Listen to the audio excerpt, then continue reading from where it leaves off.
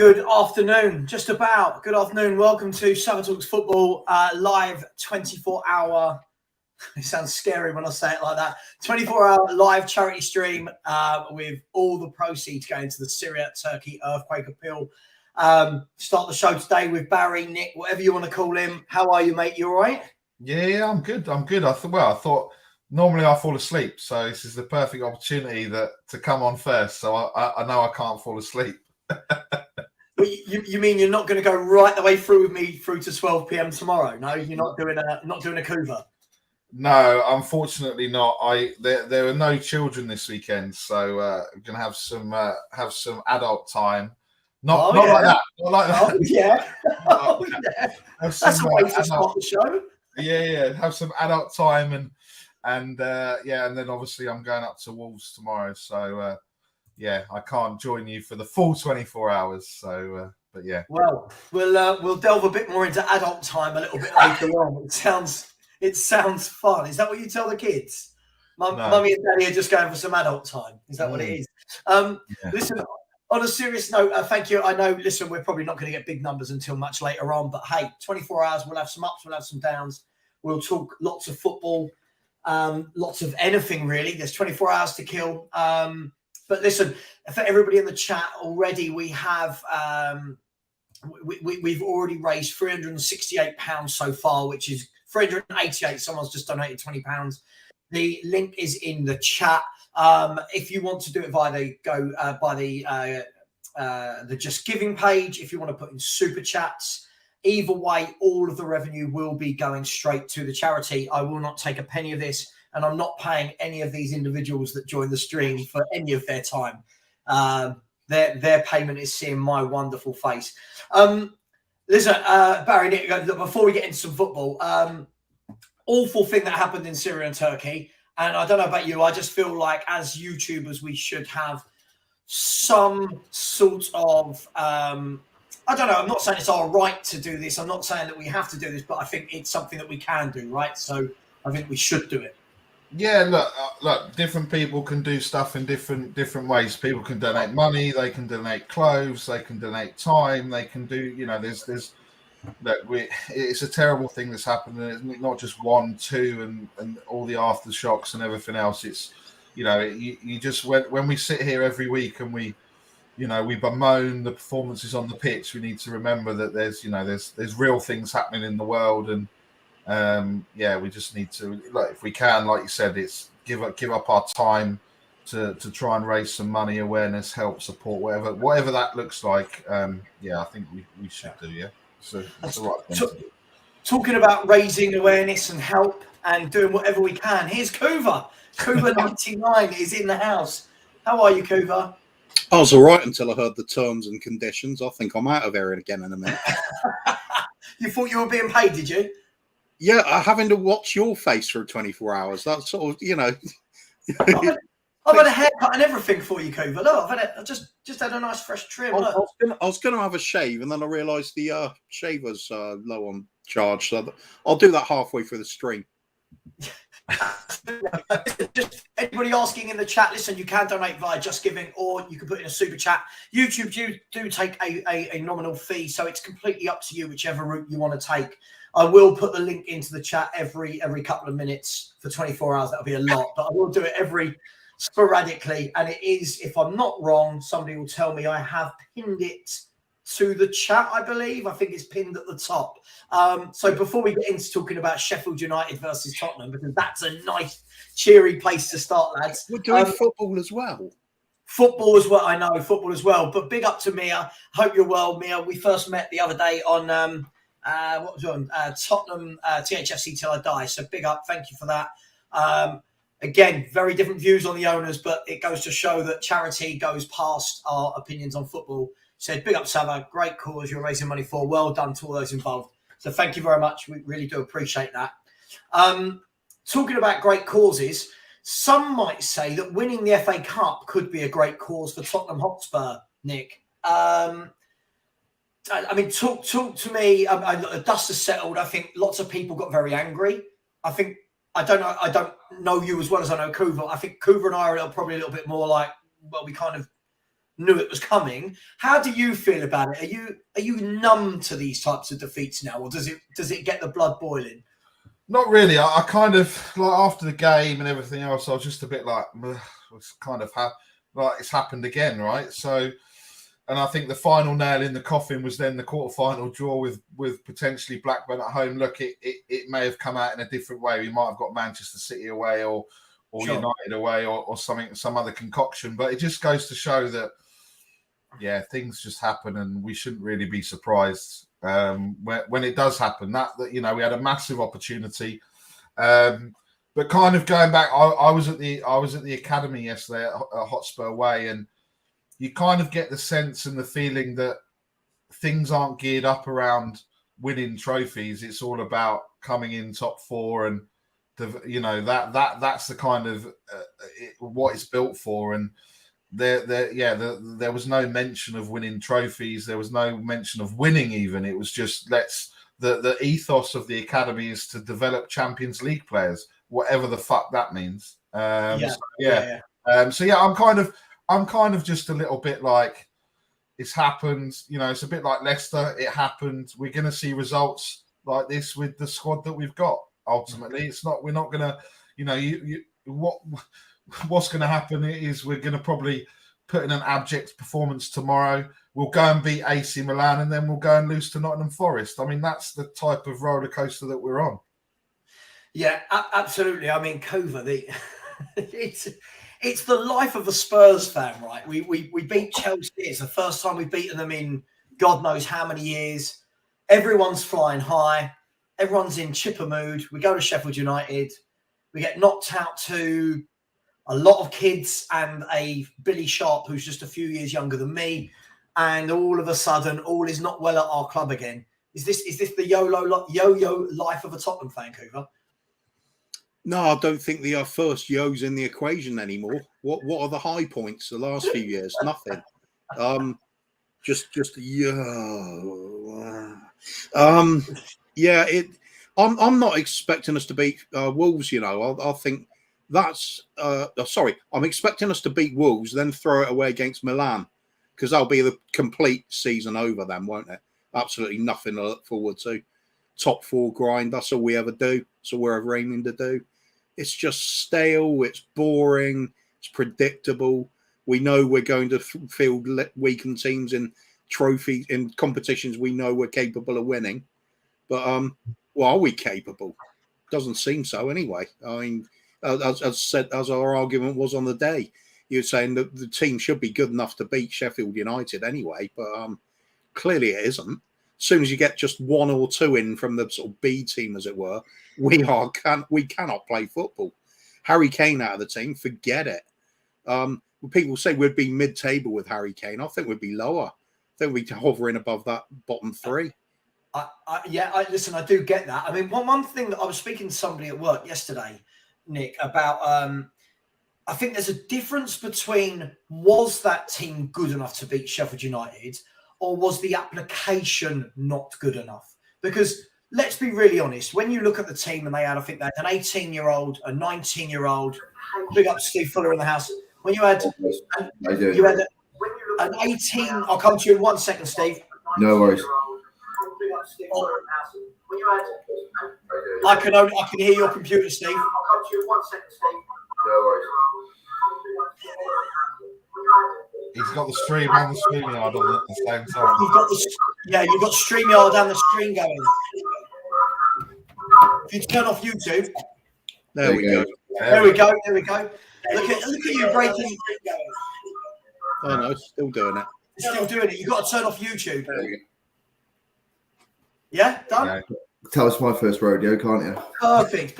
Well, welcome to losing your virginity on StreamYard. Well done to you. I'll come to you in a second, Steve. Nick, look, as I was saying, for me, I think the team was massively good enough to beat Sheffield United, but it always feels like when we play those types of games, it's the application of the game.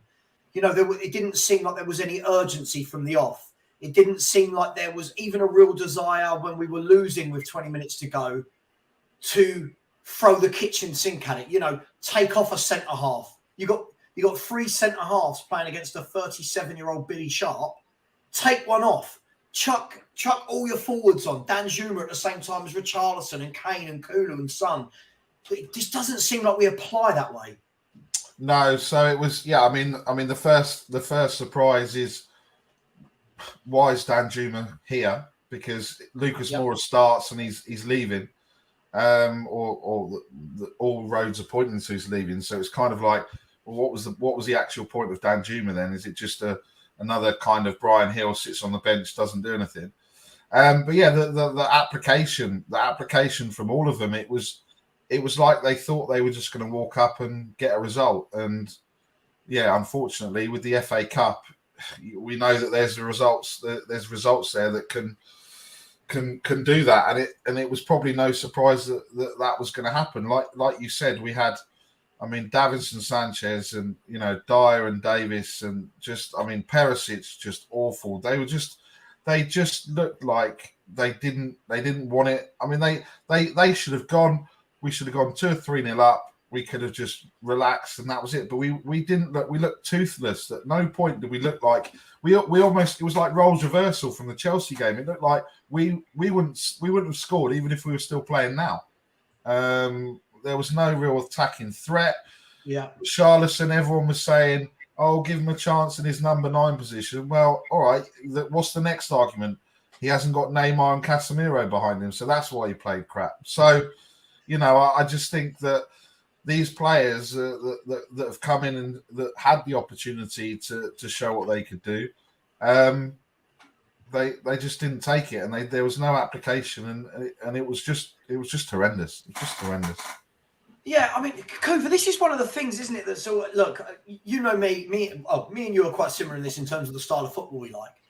What baffles me is I'm not saying we've got the world's best players at all, but we go to a Sheffield United team that are absolutely decimated by sickness and injuries, and we didn't attack like we did. It didn't even look like we were having any pop shots. You know what I mean? It didn't look like we were going to whip crosses in.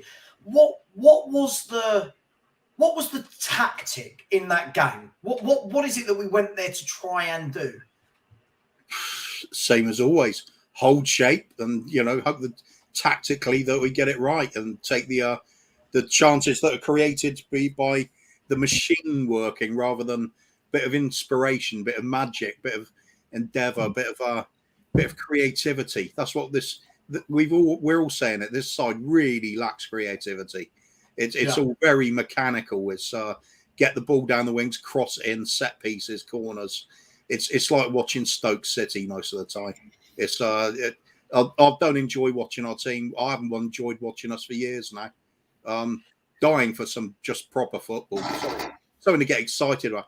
I can take it's painful being on the receiving end of a giant killing in the cup, but I can take it if we're actually playing football and they've played out of their skin to get the result.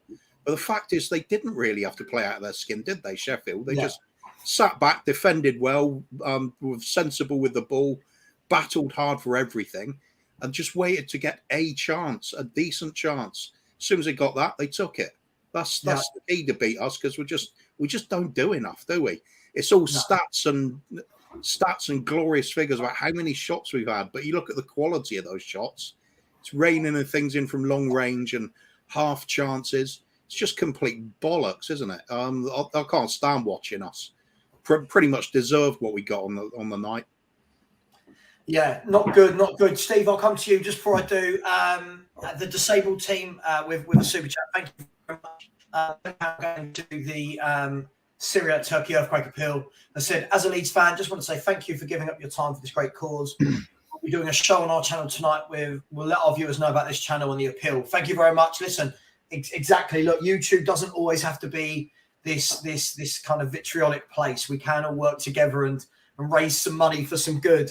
So thank you so much for that. And for anyone else that would like to donate, you can do so via a super chat or via the link that I've just put into the chat and that is pinned. Steve Fuller, how are you? You good? Yeah, good, mate. How are you? I'm good. Look, you know me. I don't get upset by Spurs losing anymore. And some people see that as a sign that I'm not a very good fan.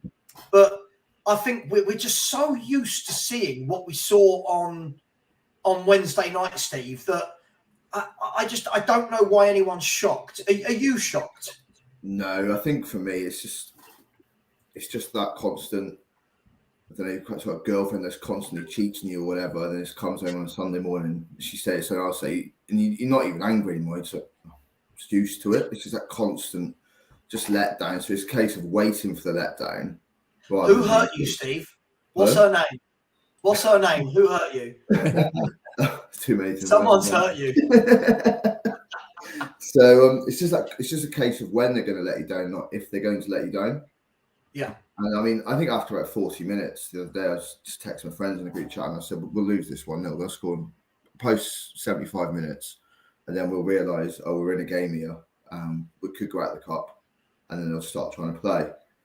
And to be honest with you, we didn't even show that in the last 10 minutes or so either. I don't think. We just sort of went back to front with it a little bit and just tried to win sort of second balls and knockdowns and try and go from there. And I just sort of thought it was just really, really poor. I don't understand why we think we're such a big club and we've got such a good squad that we can go away to Sheffield United and rotate in that manner. It should have gone there with all the big hitters playing, Kane, Romero. I mean, Royal was injured. Can't believe it's called him a big hitter. Is that where we're at now? People are crying out for Emerson Royal to save us in the cup.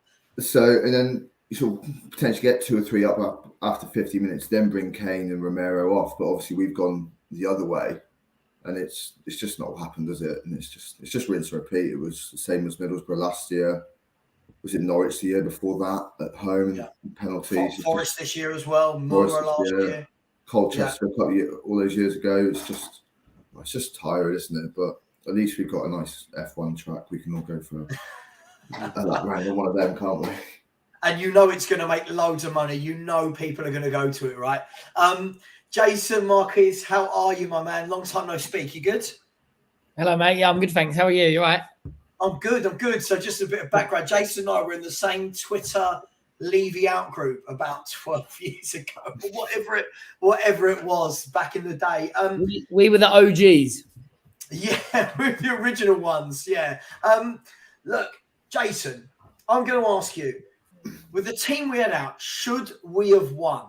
Should we be worrying about Sheffield United's B team when we've got South Korea's Player of the Year for like the last decade, Brazil's number 9, Champions League hat-trick hero Lucas Moura, Højbjerg, Sars generational, Davis and Dyer play week in, week out.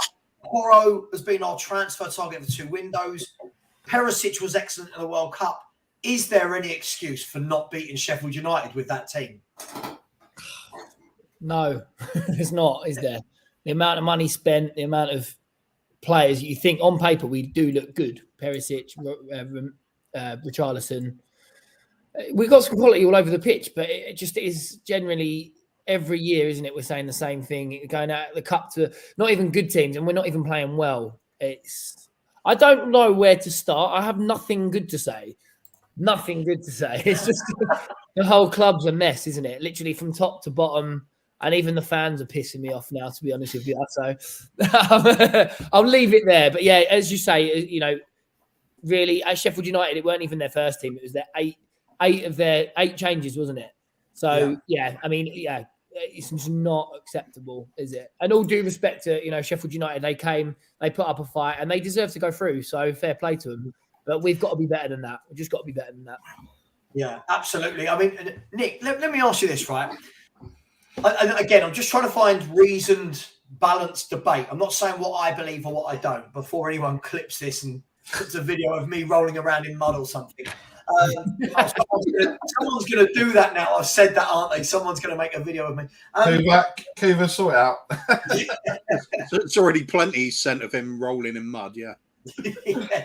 Shh, don't tell people about that. Nick, Harry Kane, lots of people are saying, oh my God, you've got to go there. You've got to play Kane. You've got to play Kulu and we win the game. But just playing devil's advocate, Harry Kane played when we got knocked out to Nottingham Forest beating in the City Ground in the League Cup. Harry Kane and all the big hitters played when we lost to Middlesbrough in the FA Cup last year. it's not a foregone conclusion, is it? I know it's obviously more chance of winning, but it's not as simple as Kane plays, we win, is it? No, I think it's yeah, I think what would be the reason if he had played, and I still think we'd probably have put that performance in. So yeah, look, there's more of a chance, but I don't think if you look at what we did from a creative point of view, we didn't create anything. So putting him there instead of what would he have done? Maybe, obviously he had that header right at the end, but maybe that chance that Richarlison had that he hit the corner flag with, maybe Kane would have put it over the bar. So I kind of think it's if buts and maybes, right? So sure, of course. That's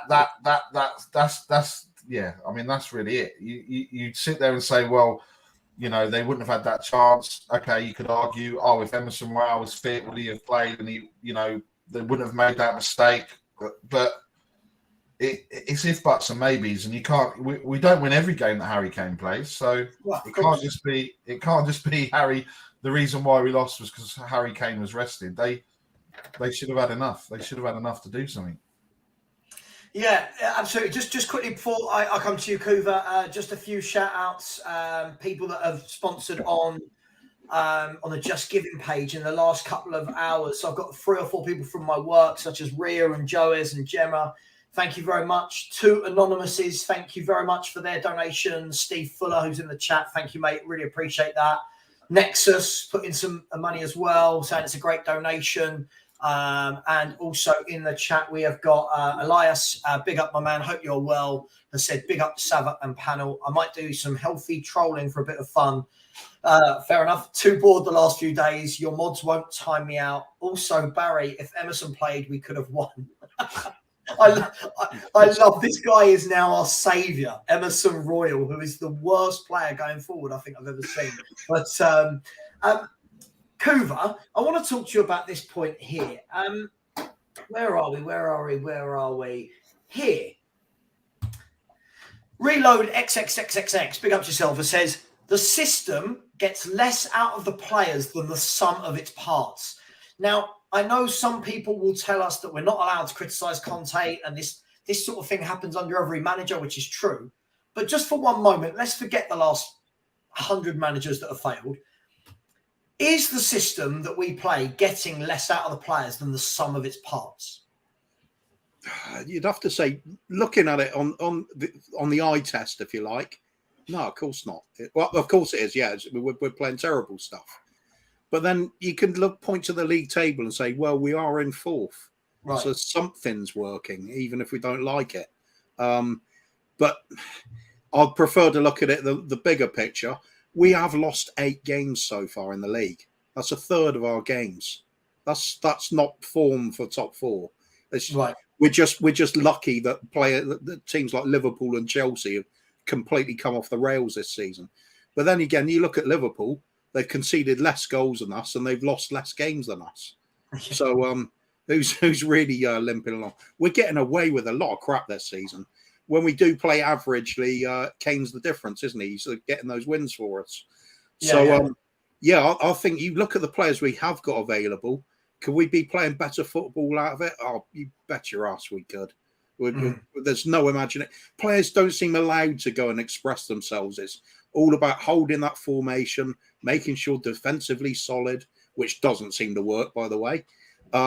We conceded more goals than anybody else in the top 10 now, haven't we? I believe so, yeah. Yes, it's pretty ridiculous.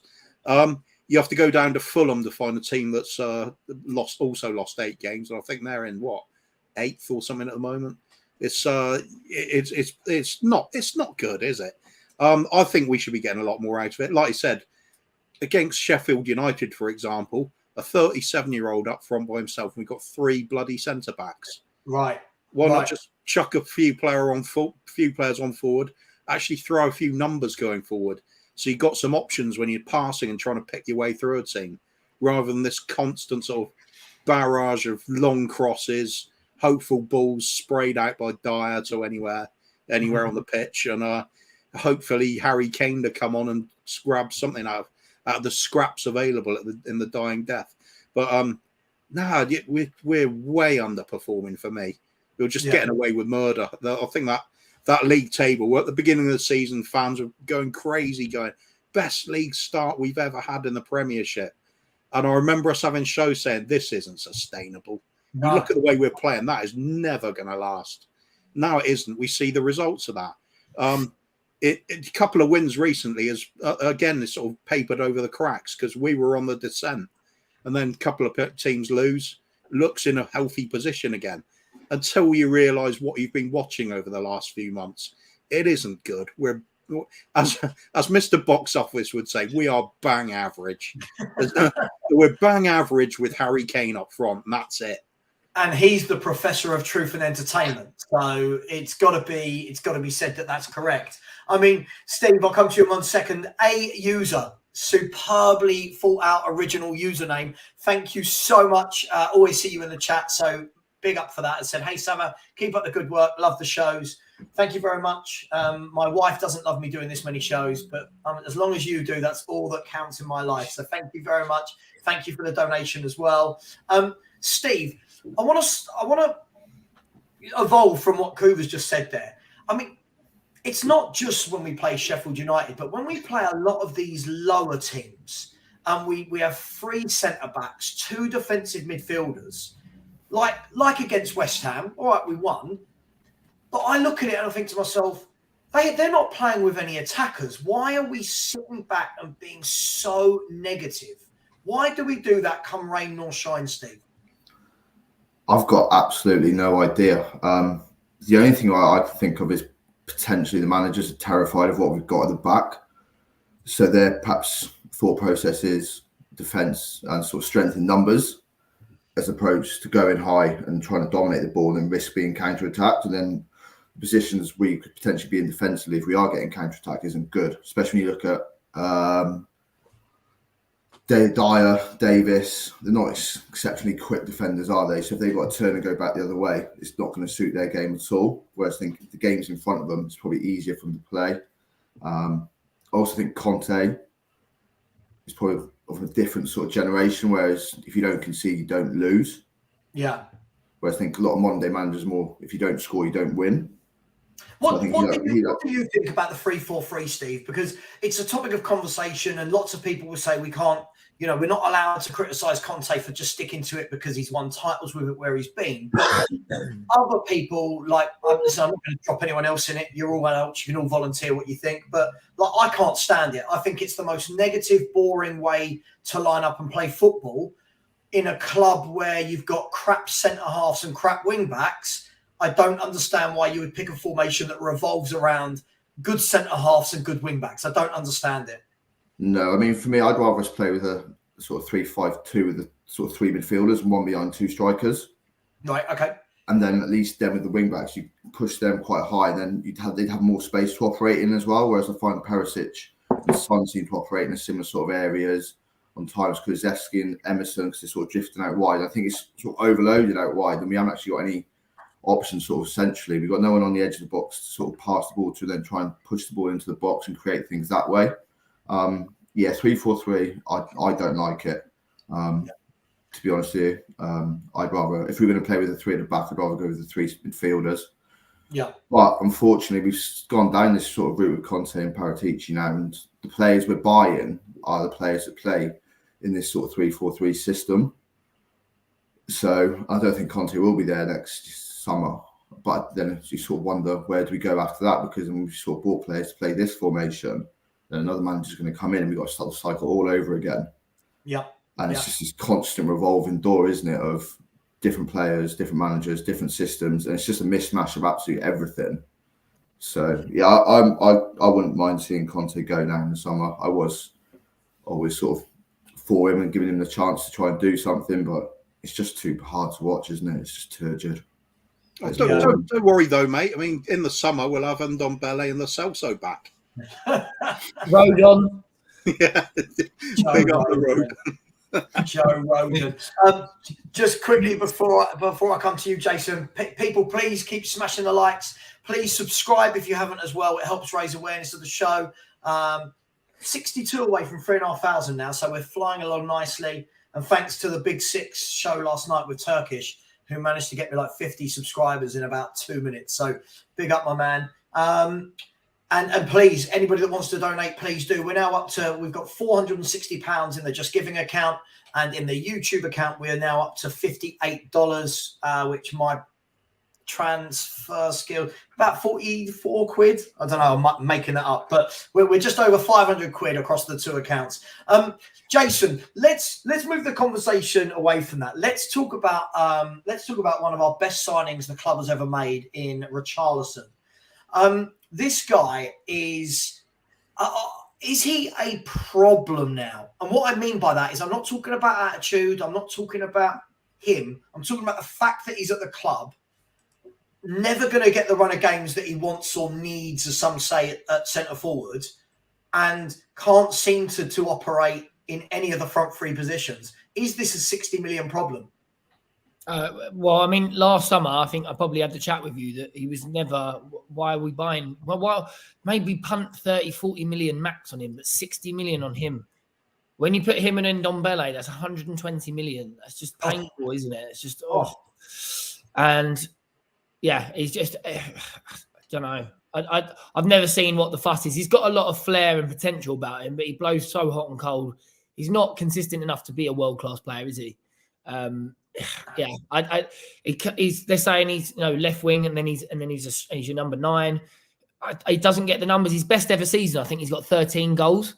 That's not a 60 million pound player there, is it? It really isn't. I mean, I just don't see the potential there, unless they're saying it's a Levy signing. Conte never wanted him. I don't know. Maybe the appeal that in Brazil, he's probably the second biggest name to Neymar. That's the only. I'm thinking it from a business perspective. That's why we signed him. But I really don't see. There's not enough quality there for me at all. And I don't know where we go from here with him. I don't see him fitting into the side. He's not a winger, and I don't think he's good enough to play. He's not good enough to get the numbers, goals wise. Doesn't he look like? For me, he's more of an old school centre forward. Where, like, if we're looking at Harry Kane as like a kind of new mould of centre forward, someone like him, Benzema, Ibrahimovic, these type of players that can come deep, collect the ball, start off their own moves. Richarlison, for me, looks very much like he's not going to do any of that. That's not his game. Yeah. And we don't have a playmaker, right? So it just, where's that creativity? Like, we don't have a playmaker. We don't go to the byline and whip crosses in. Where's that creation for a player like Richarlison ever going to come from? Yeah, exactly. Since Eriksen left, Kane's been dropping deep, hasn't he? So, I mean, I love Kane dropping deep. I think he's absolutely unreal. We all do. My mate said it to me yesterday about possibly playing Kane behind Richarlison and seeing if that works. Yeah, I don't know. I don't know if that's the answer, but do you know what? I don't think it is the answer, but do you know what? I'm literally at the stage of this football club where I just like to see something and then it not work, rather than us just same going old. Yeah. So, for example, I keep being told, guys, that the reason we play 3 centre halves is for safety in numbers. I've said this to you, Kuva, a million times. For me, 3 centre halves isn't safety in numbers. It causes more confusion at the back by having players that aren't comfortable playing it. And it just surely means you're overloading an area of the pitch with worse players, doesn't it? I don't know. That's just it depends on the 3 players you've got. I mean, if you got players like a Rio Ferdinand or a Bastoni or someone like that cruises up the pitch, they're playing more in the other half anyway. It's irrelevant then. But when you've got Dyer and Longley and Davis, it's not quite working like that. We've seen it from Davis a few times, but very rarely. Remember when it first happened, when he goes charging up the pitch last season, and we were all going, what the hell is he doing? That's part of the plan. That's part of him doing the Bastoni role, getting forward, supporting the attacks. It's kind of a surprise element. We haven't got the players to really play this very well. That's the trouble. It doesn't matter which formation we pick and what style of play we pick. We're lacking players of quality in certain positions. So it doesn't matter to me. I think that I'm against playing 3 at the back as well. I don't think it's sheltering our team in any way. We've still conceded 35 goals. It's a lot.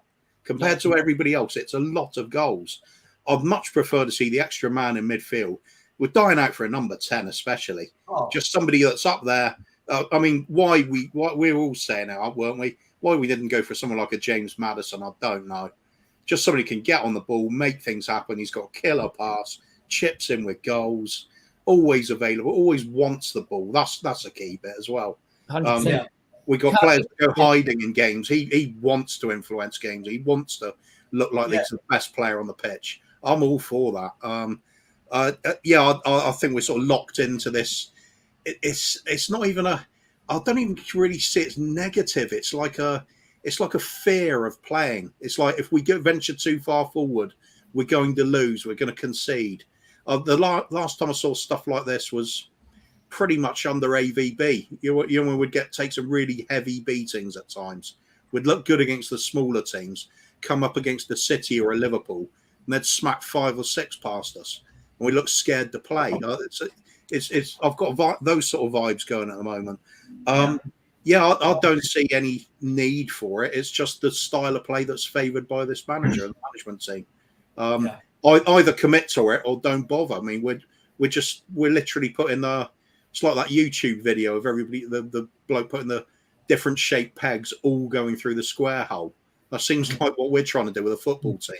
It's just constantly, stubbornly trying to get it to fit when it clearly needs to go a different way. I'm not a fan of Conte football. Never wanted him in the first place. But if you do have him, you've got to go full out to back him. We don't. That's the trouble with every manager, though. We just do not give them what's required. We'll go to a certain point. If it looks like top 4's secured, that's it. Funding's cut. On to next season, just coast it along. That's all that seems to matter.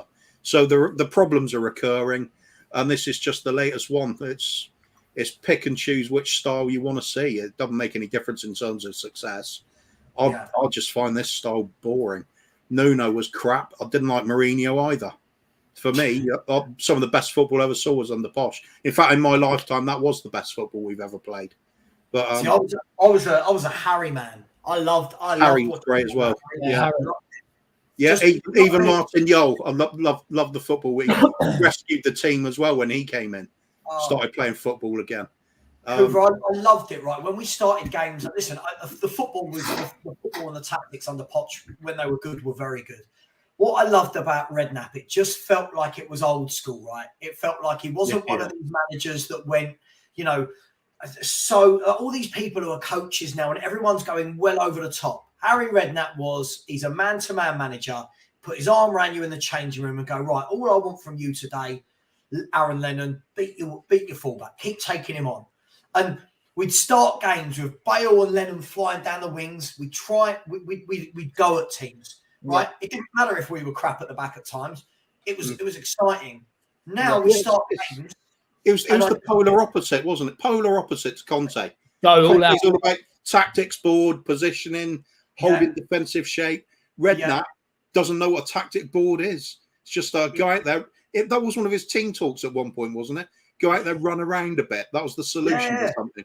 Run around a bit, see what happens. He just filled the players with loads of confidence and just said, you're great footballers. Go out there and play a bit. They found the way. You could even say Wenger was very much the same sort of manager. He didn't worry about the tactics so much. He didn't need to shout at them from the touchline. He knew they were good players. He just said what the sort of football that's expected. Go out there and play it. They gave him license to play. Get some beautiful football teams doing that sort of thing. I'm all for it. I mean, if we're not going to win anything, I'm going to at least enjoy what I'm watching. That's the position I'm at. Listen, we'll come back to Redknapp and Richarlison in a minute. Just a few chats and a few super chats. First of all, let me clear this up. Matthew Hayden has said, Savva, you said you won't take Arsenal seriously next season. This is an Arsenal team that is young, that will only get better. They will have Champions League football, attract top players and be more dangerous. So what Matthew is referring to is this is the problem. When you go on other people's channels and people remember everything you say. When I went onto Rance's channel earlier this week, I said, what I actually said before I misquoted is, I will not worry about Arsenal if they don't win the league this year, because what I think is, for them, it's crucial. For them, not for us Spurs fans. For them, I think if they don't win the league this year, I think next year the two Manchester clubs are going to be huge, and we don't know what Liverpool and Chelsea are going to do. If they do win it, I can see confidence skyrocketing. So let's not take what I said out of context. Top four and a trophy has said strikers need consistent game time. Fail to see how you can write him off how many games has he even started. We'll talk about this in just 1 second. Elias has said, Savva, thanks to you, I'm going to get like 30 new connections on LinkedIn. I don't know what this has got to do with LinkedIn, but I saw you look at my profile the other day, you little stalker, and you are welcome. Elias again says, seriously, why we want to get Conte out? He is a serial winner.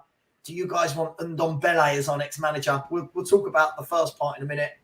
And a super chat from Jack Konecki. Big up, my man. Hope you are well. It said, hey, lads, give me the first player you'd get rid of this summer and your ideal replacement for that guy. Non-football, give me your favourite dessert and one meal you could eat every day for the rest of your life. Steve, let me start with you. If you would like to answer all of the below. First player out the door.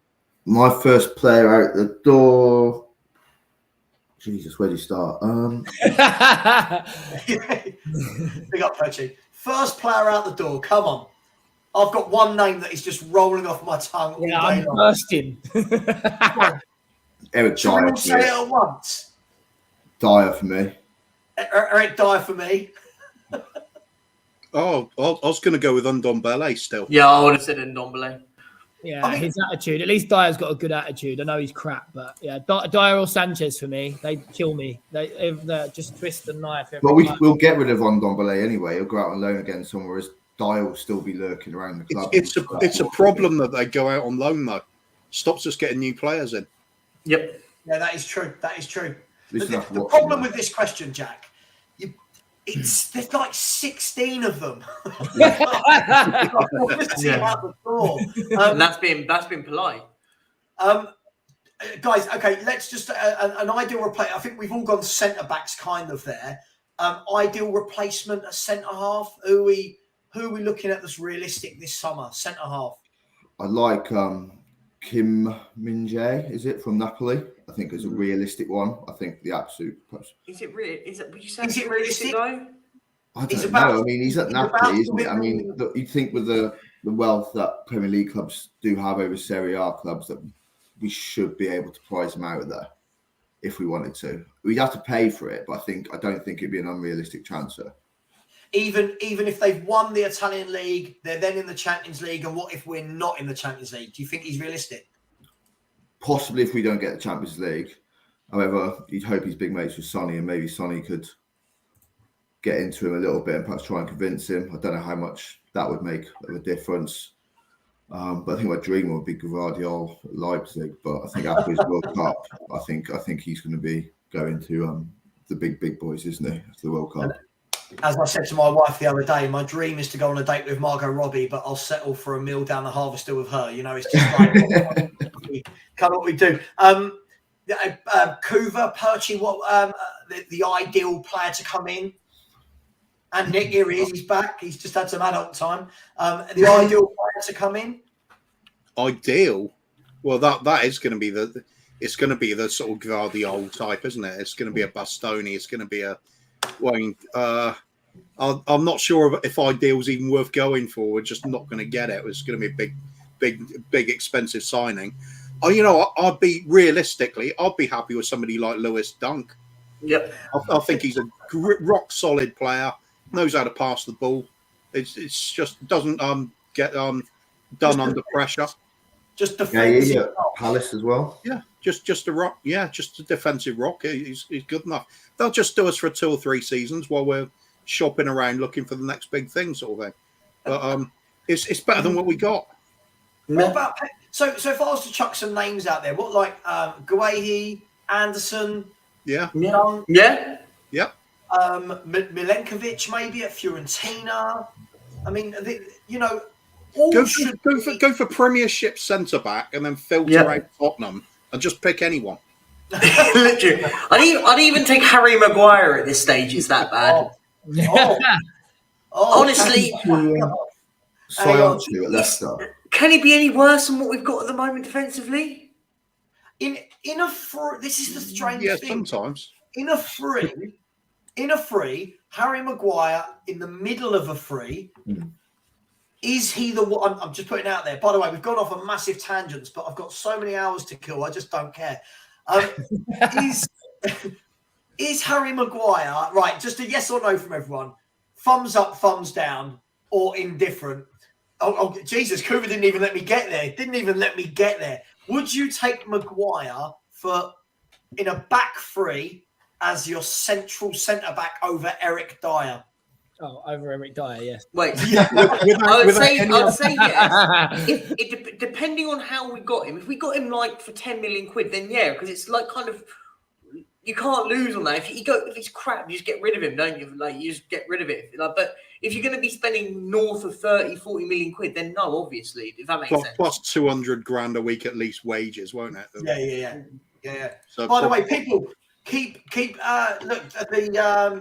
the donations in. Right there. Sorry, I forgot to talk, which isn't going to be a good sign, is it?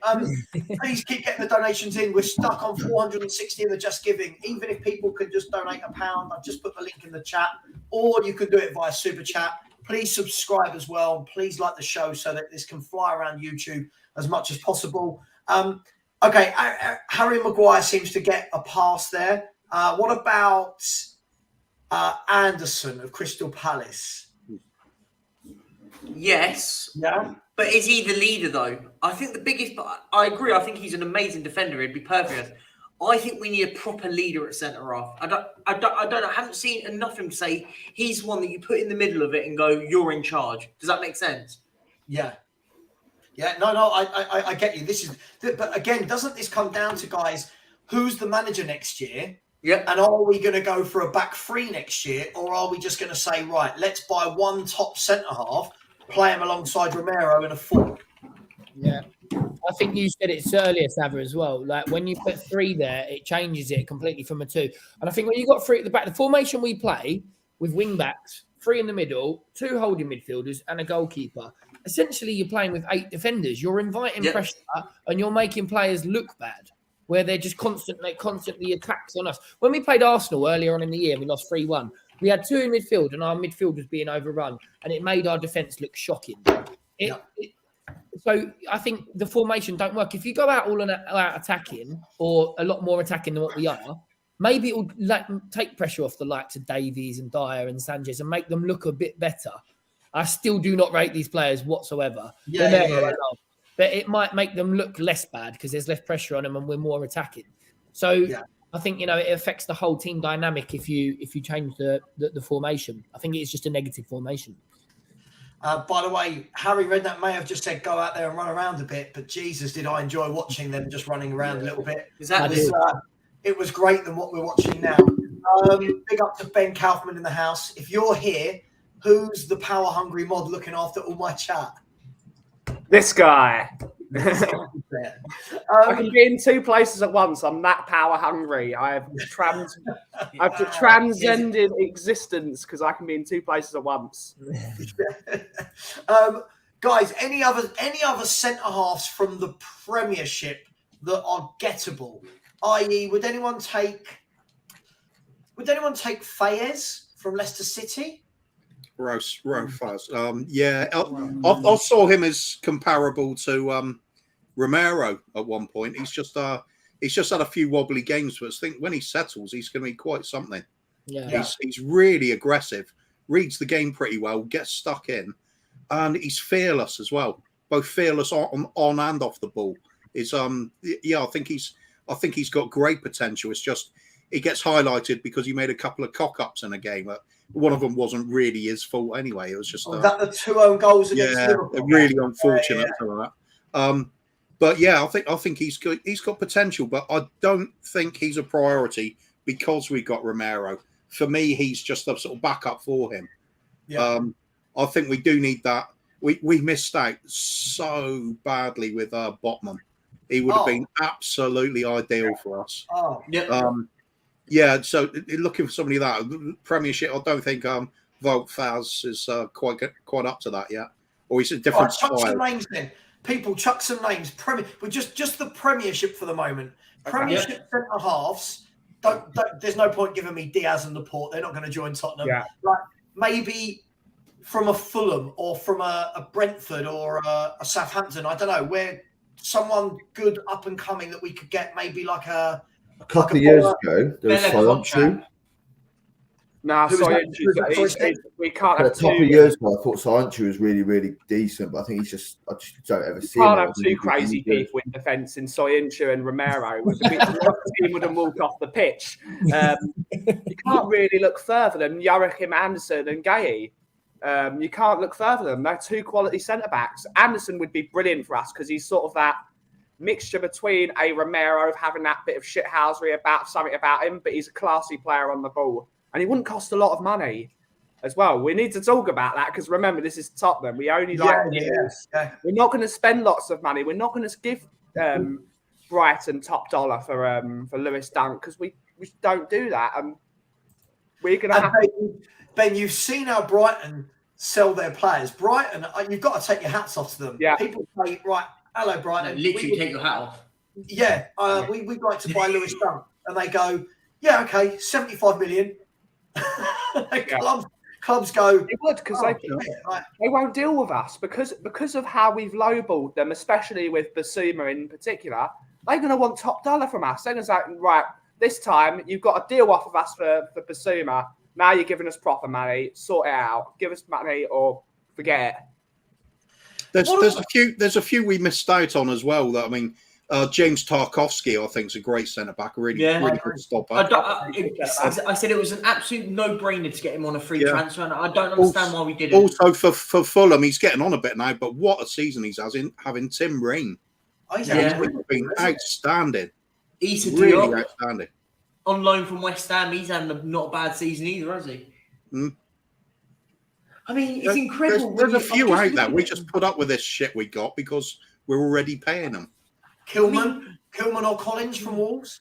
Yeah. Would you have Connor Cody? Yeah, Cody. All day. I'm just talking to Fulham. Cougar mentioned Fulham. I'm looking at their defenders.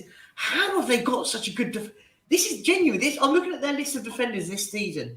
Anthony Robinson, Cedric Suarez, Issa Diop, Kenny Tete, Larvin Kasawa, some lad called Lucio, Shane Duffy, Tim Ream and Tosin Adebayo, and they're defending the way they defend. Work that out. Yeah. I want to bring up a comment from Top 4 in a trophy saying Palace have conceded 31 goals this year and you want their centre-backs. They've still conceded less goals than Tottenham. Yeah, exactly. Work that out. Yes, I would take their centre-backs. They're better than ours. I mean, what about is it Bolakachak? Bella Kotchak? Yeah, Bella Kotchak from Southampton. That's a good one. Yeah.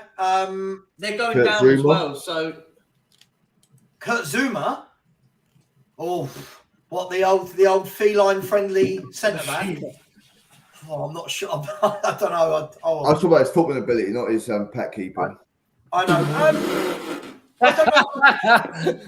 I tell you, the player I actually really rate at West Ham, he's a girl. Oh, the Moroccan lad. Yeah, he looks good. He does. He scored an own goal the other day, unluckily, but yeah, it's Man United. But yeah, he's had a good season.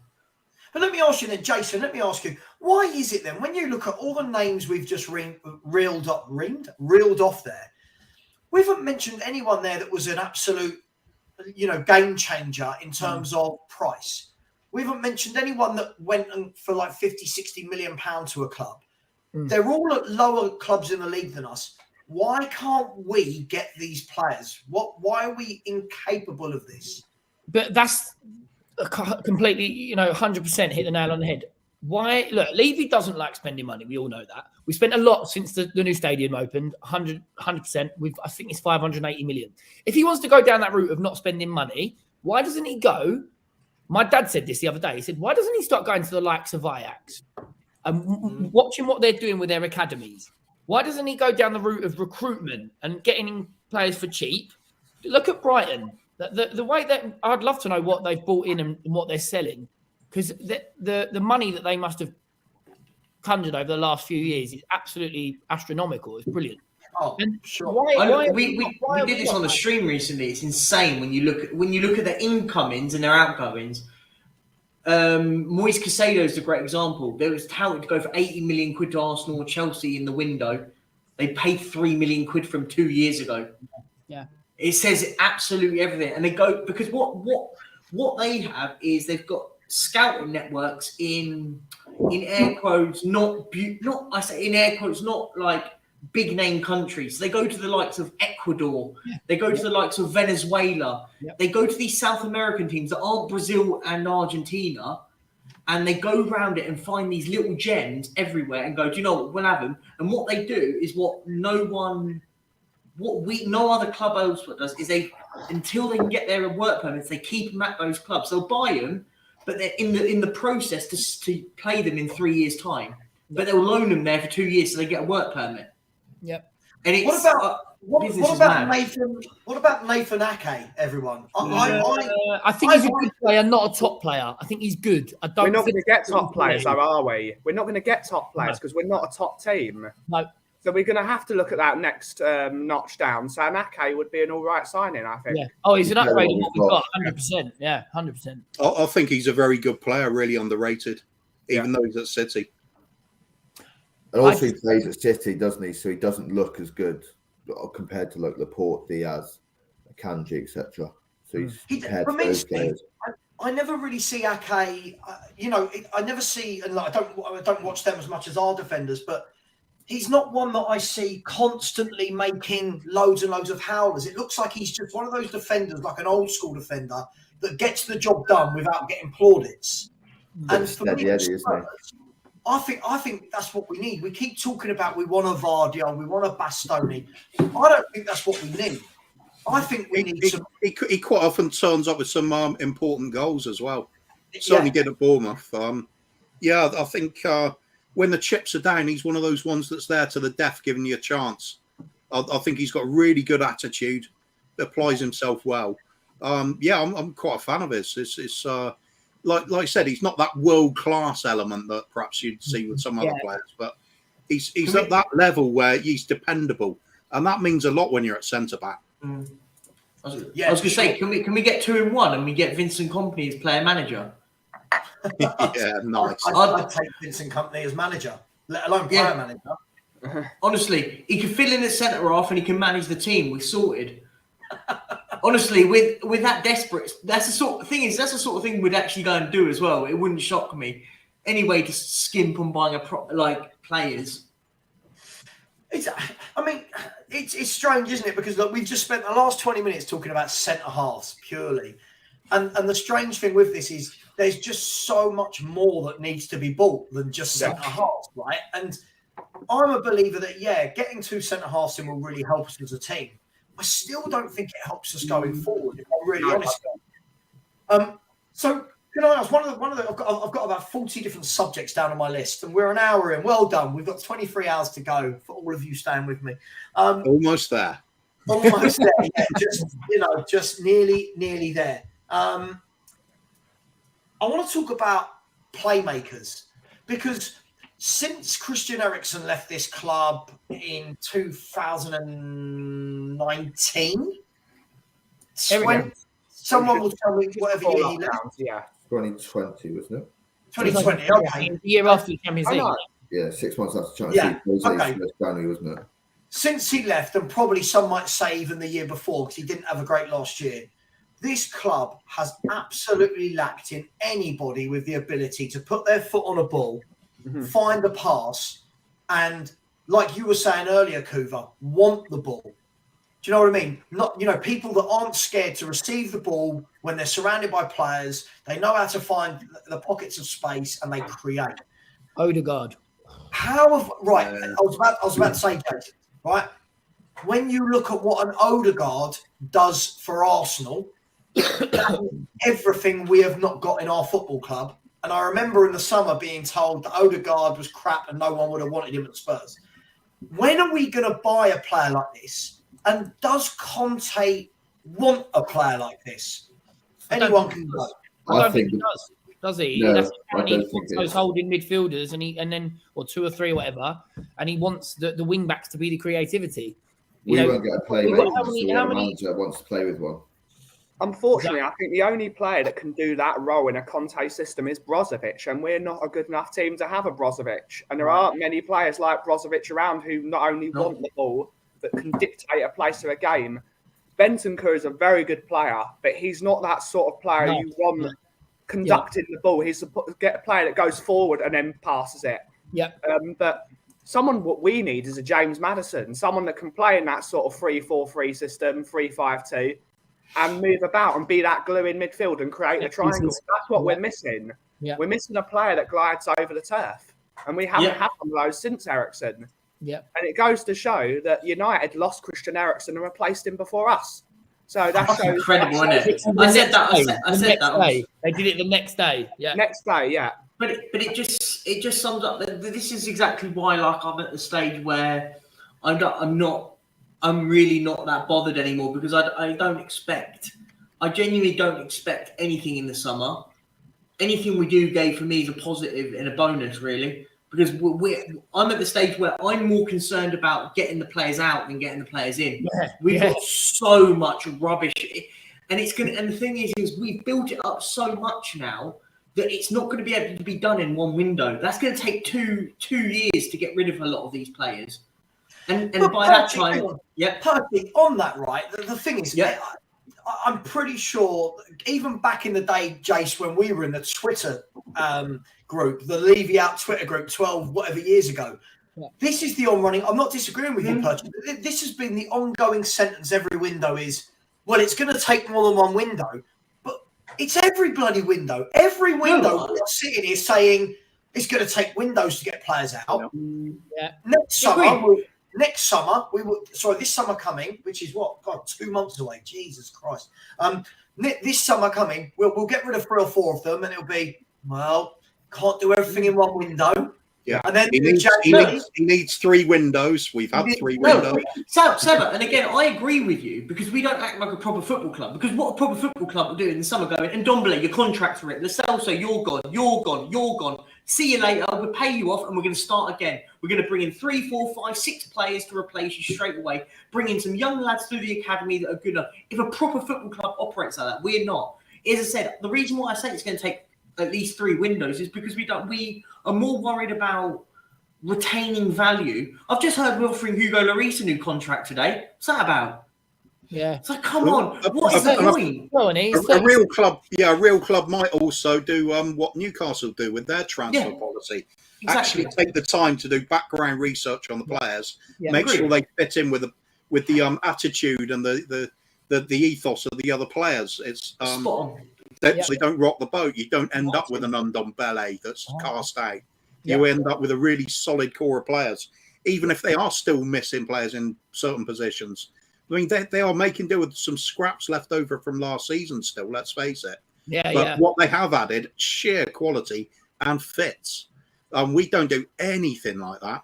It's the only thing I can think of to compare our transfer policy to is, the game Kaplunk? What a game.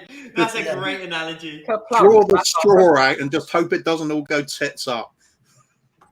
Listen, and you're spot on that, but that's also why I've kind of gone to the point where, listen, I'm not expecting anything miraculous. I don't, the saying about taking the brass rings. I don't take any more of the brass rings anymore, because it does. I've taken so many now that I expect it. Do you know what I mean? I expect we're going to probably offload 2, loan the rest of the other dross out, and crap.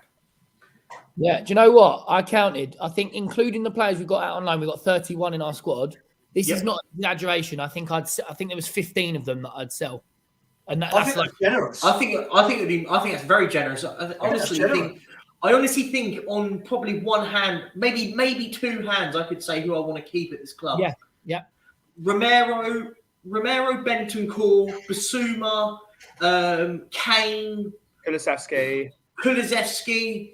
I'm debatable on Son at the moment. I'm 50-50. I think about any more. Porro has just come, so in fairness, give him a chance. Udogi's, look, he's like... Udogi's not even played again. Another one, 7. What's that, 7? And don't forget, though, Percy, don't forget, even then, when we're talking about when we're talking about Bentancur, for example, he's going to need to be replaced in the summer. Yeah. Because let's But be will fair, we? We won't. We probably won't. We probably will think, oh, he's of coming course back. we won't. Of course we. What do you mean? We haven't even replaced Christian Eriksen or Jan Vertonghen or Toby Alderweireld yet. Yeah. We all know who we're replacing Bentancur with. He's a really talented lad. He's playing in Italy at the moment. You might have heard of him because we all have a cheap. He's the washing machine. We're going to replace Bentancur with Harry Winks. Sideways turns. I thought you were going to say Ndombele. No, it's even worse. I mean, quickly, people keep smashing the like button. This is for charity, people. We've got 78 likes. Let's get, come on, we've had no donations for the last 15 minutes. Let's get a donation or two in via Super Chats or via the Just Giving link. Please subscribe as well. And thank you to everyone in the panel for giving up their Friday afternoons to do this. Nick, let me bring you in for a second. This is the worry, right? I keep hearing people say, oh, well, if Conte leaves and, if Kane leaves, they don't realise how much trouble we're in. I'm of the opinion that I don't think it matters even if those two stay. The club is in this, at the moment, fourth for me is absolutely papering over a lot of cracks. And I think the next few years, Spurs fans need to kind of hanker down, get in the bunker and realise that it's going to be a very difficult few years with lots of poor players going out, new players coming in. If it's a new manager, a new style of football, it's just going to be another few years of up and down, isn't it? Yeah. Yeah, I think like Kuva said, we've been very fortunate. The likes of Liverpool, Chelsea, and the way that they've been. Obviously, we know Newcastle are going to be, they're going to potentially be a force. Arsenal, both Manchester clubs. Look, it's going to be a worrying few seasons. Let's just say we're already behind, and just out of good fortune, let's just say, a bit like the season Leicester won the league, right? And we were challenging until there. Everything sort of came together where teams weren't playing well. So yeah, if you look at where we potentially could be, and obviously look, you've got teams like Brighton, the teams like Fulham, Brentford that are kind of closing the gaps out of nowhere. You're always going to have teams that kind of will do that. It could be a 10th, 11th kind of seasons that's where we're going to be kind of looking at. And then does the Carabao Cup and the FA Cup become a priority, because that's the only thing that we can go for. So we go full on flip reverse. Priority at the moment is top four. The priority then will be trying to win a domestic trophy, because there's nothing else to go for. So yeah, it's a worrying time. And I said this probably, I don't know, maybe 6 to 8 months ago, that it could all unravel very quickly and we could be in a really bad situation. And then what are people going to say then? It's, we're not going to go and drop 400-500 million just to kind of chase that top four. Right. And the same reason why we don't, the same reason with the FA Cup. If we win the FA Cup, we get 2 million quid. If we get into the Champions League, it's miles more. 38 million for qualifying, then plus all the revenue, plus everything else. So yeah, it's not going to be good. I think you can simplify how easily things unravel at this club with a simple question: what do we do when Kane leaves? Yeah. When do you think he'll go this summer? Because I think he will. If I had to choose yes or no, I'd probably say if he gets yes. off, he'll become. I think for selfish reasons, I hope he stays, because I love the bloke. But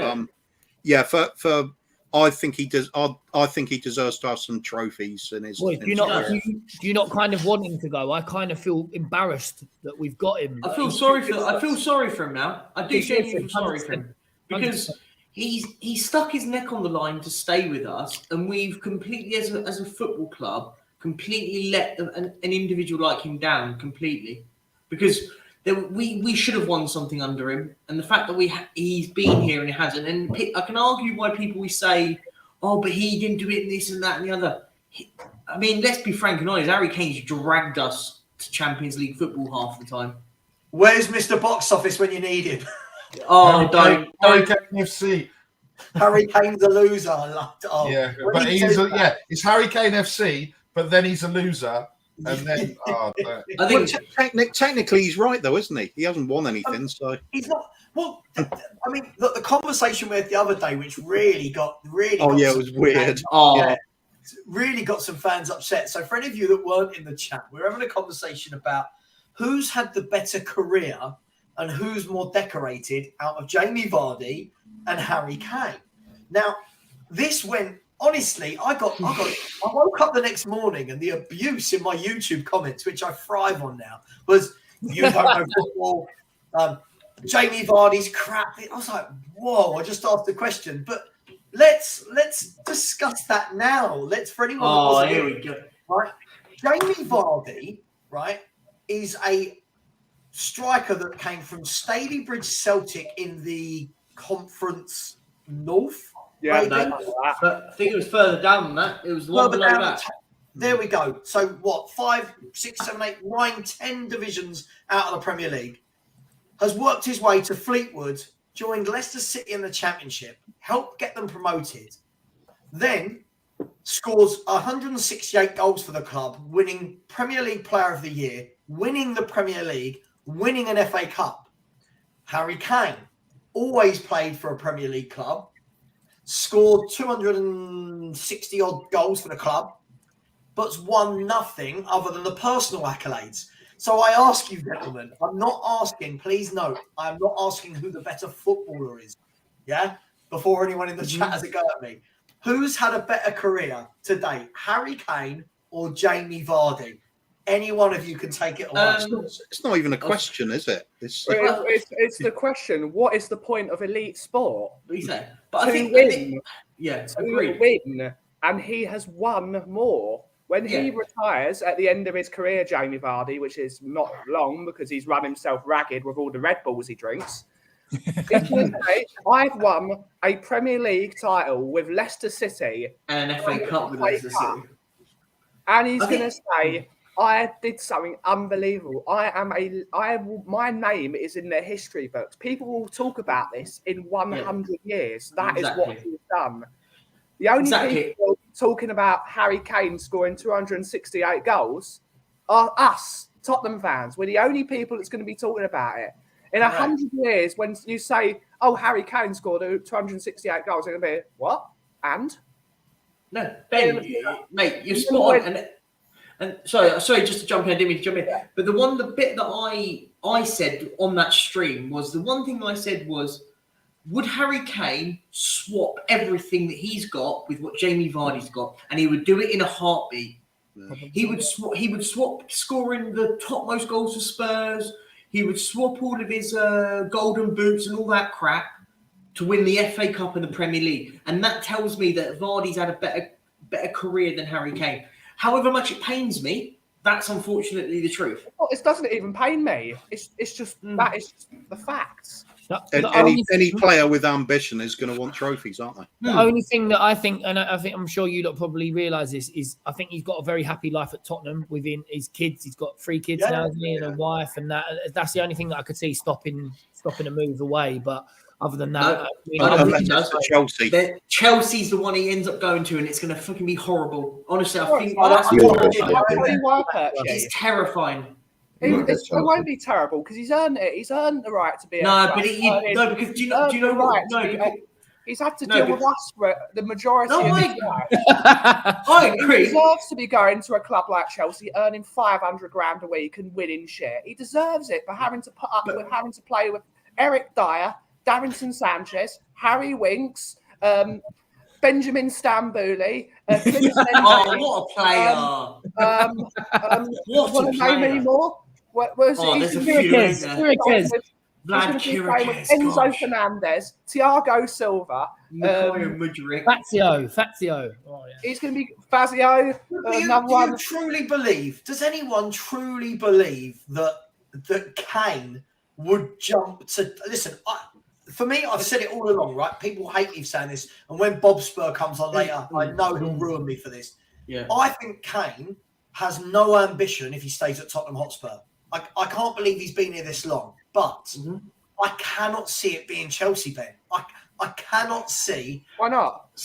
Why not? Question. I can't see it being Chelsea. Campbell going to Arsenal, but it happened. If Chelsea, how much would Daniel Levy, with a player with 1 year left on his contract, turn down a deal? If Chelsea said, "Here you go, we're going to offer you 100 million quid," we are snapping their hands off for it. Yeah. If we're offered 80, I think we're snapping their hands off for it. We'd For a player with 1 year left on his contract, we'd be asking RBS or NatWest. That's what I'd be asking. Even though that's the same bank. That's what we. Which account are you going to be paying out of? Are you going to be paying Amex? Or are you going to be paying contactless or in cash? That's what we'd be asking. I mean, Dan's saying he'll win F all at Chelsea. What? Like I guarantee you, Chelsea win a trophy before Tottenham do. End of story. End of story. It's not even a joke. Like people go, oh, because they've had a crap season. It's the history of Chelsea to have a shit season and then go and win the league next season. Yeah. Happens all the time. Happened with Conte, did it when he took them over when they were 10th. Went and won them the league next season. Mourinho did the same thing. Yeah. I can see Sunderland winning a trophy before we do. Newcastle definitely will. That's not even a debate. I can see Salford, obviously the club owned by Neville and getting promoted, having another 15 episodes or seasons of their club life on TV and winning a trophy before Tottenham do. I mean, look, I've got Kane down as one of the topics, and I've just literally written down Harry Kane. Why would you stay? Now, look, this always happens when Spurs get knocked out of a competition like the FA Cup. Obviously, TalkSport and all those guys and girls start having these big debates about have Spurs let Kane down? Has Kane come to the end of his kind of expectancy with Tottenham? And then the conversation always turns to where will Harry Kane go? So I'm going to chuck this out there in any particular order, guys. First of all, does Harry Kane have the ambition to go elsewhere? If you were Harry Kane, would you go elsewhere? And realistically, where can this guy go? I don't just mean like, oh, he gets into any club in the world. Realistically, who's going to buy him? It's going to be one of two teams, isn't it? It's either going to be Chelsea or Man United because they're the only teams that will put up the money and they play the system that will suit him. He won't go to Man City now that Haaland's there. He won't go to Arsenal because I think that would be a disaster for him if he went to Arsenal and did a Campbell. So it's one of those two clubs. It's either Chelsea where they're going to play a style of football that suits him, or it's going to be Man United, go there, play with Ten Hag, who adapt him into his system of needing a striker. And I don't see him going to Newcastle because it's too much of a risk at the moment to go to Newcastle. We don't know who they're going to be playing. We don't know if they're going to combust in a couple of years, like Everton did when they had super rich owners. Ben, I've got a curveball for you. I bet you. The curveball would be. Listen, and this is all dependent. The curveball, Bayern Munich. What do they need right now? Is they need a goal scorer. It's going to be.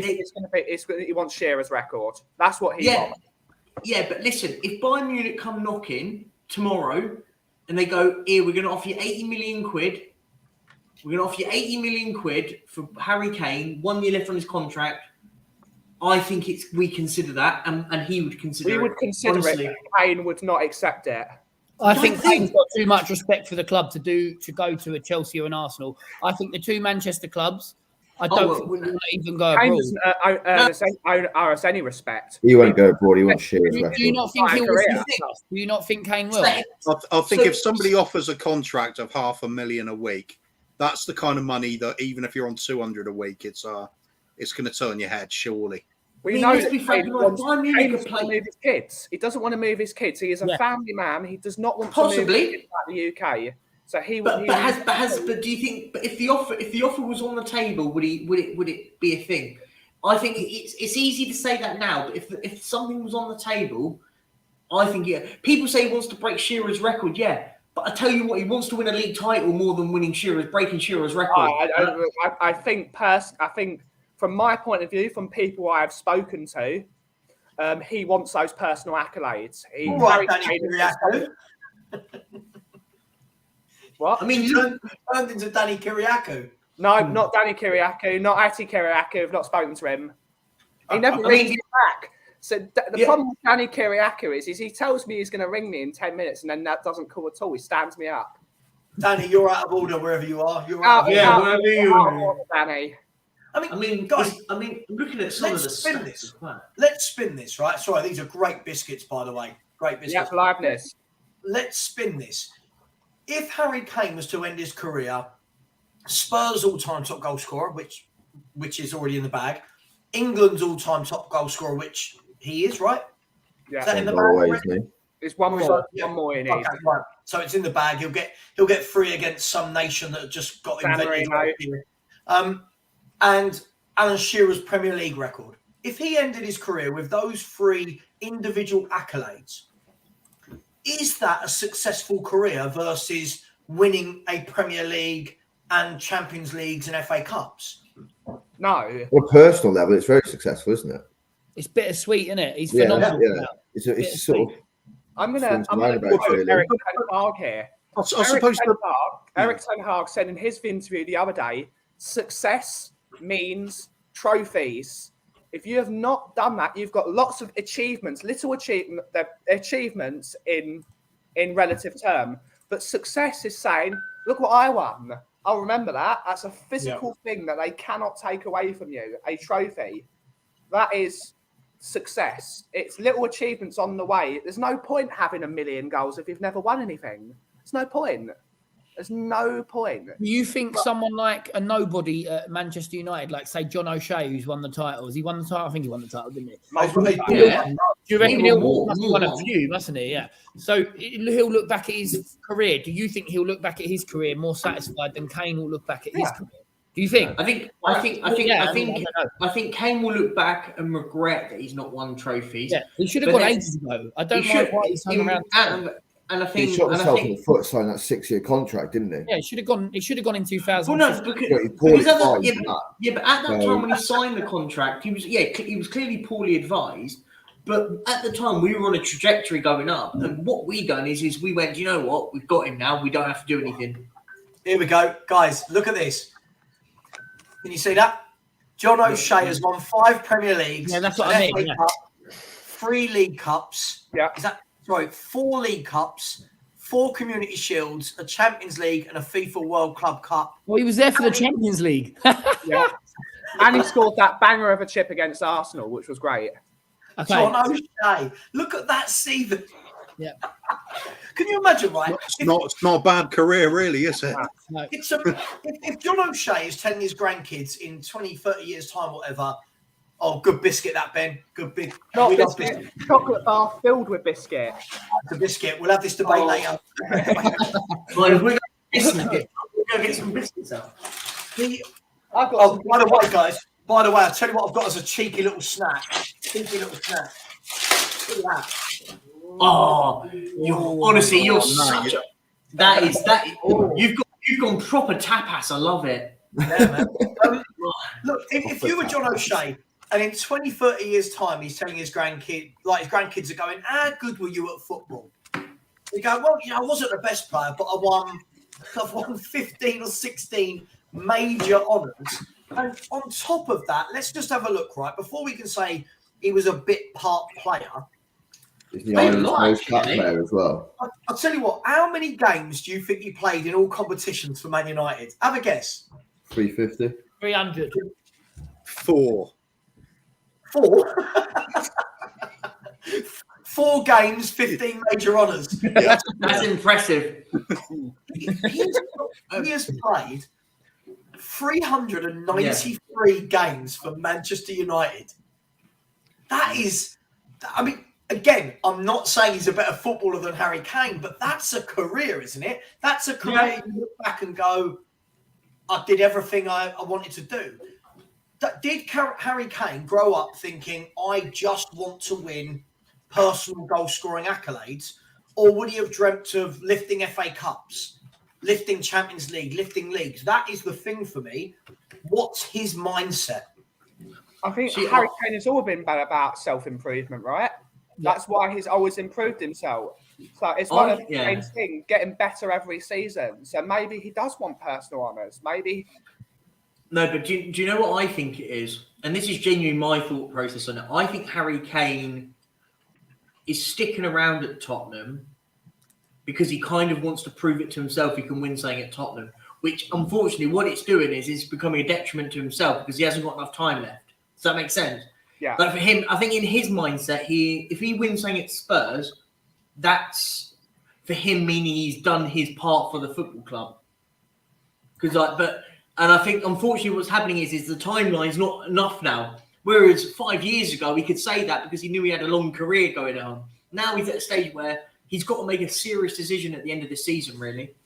He's still got another 5 or 6 years, though, isn't he?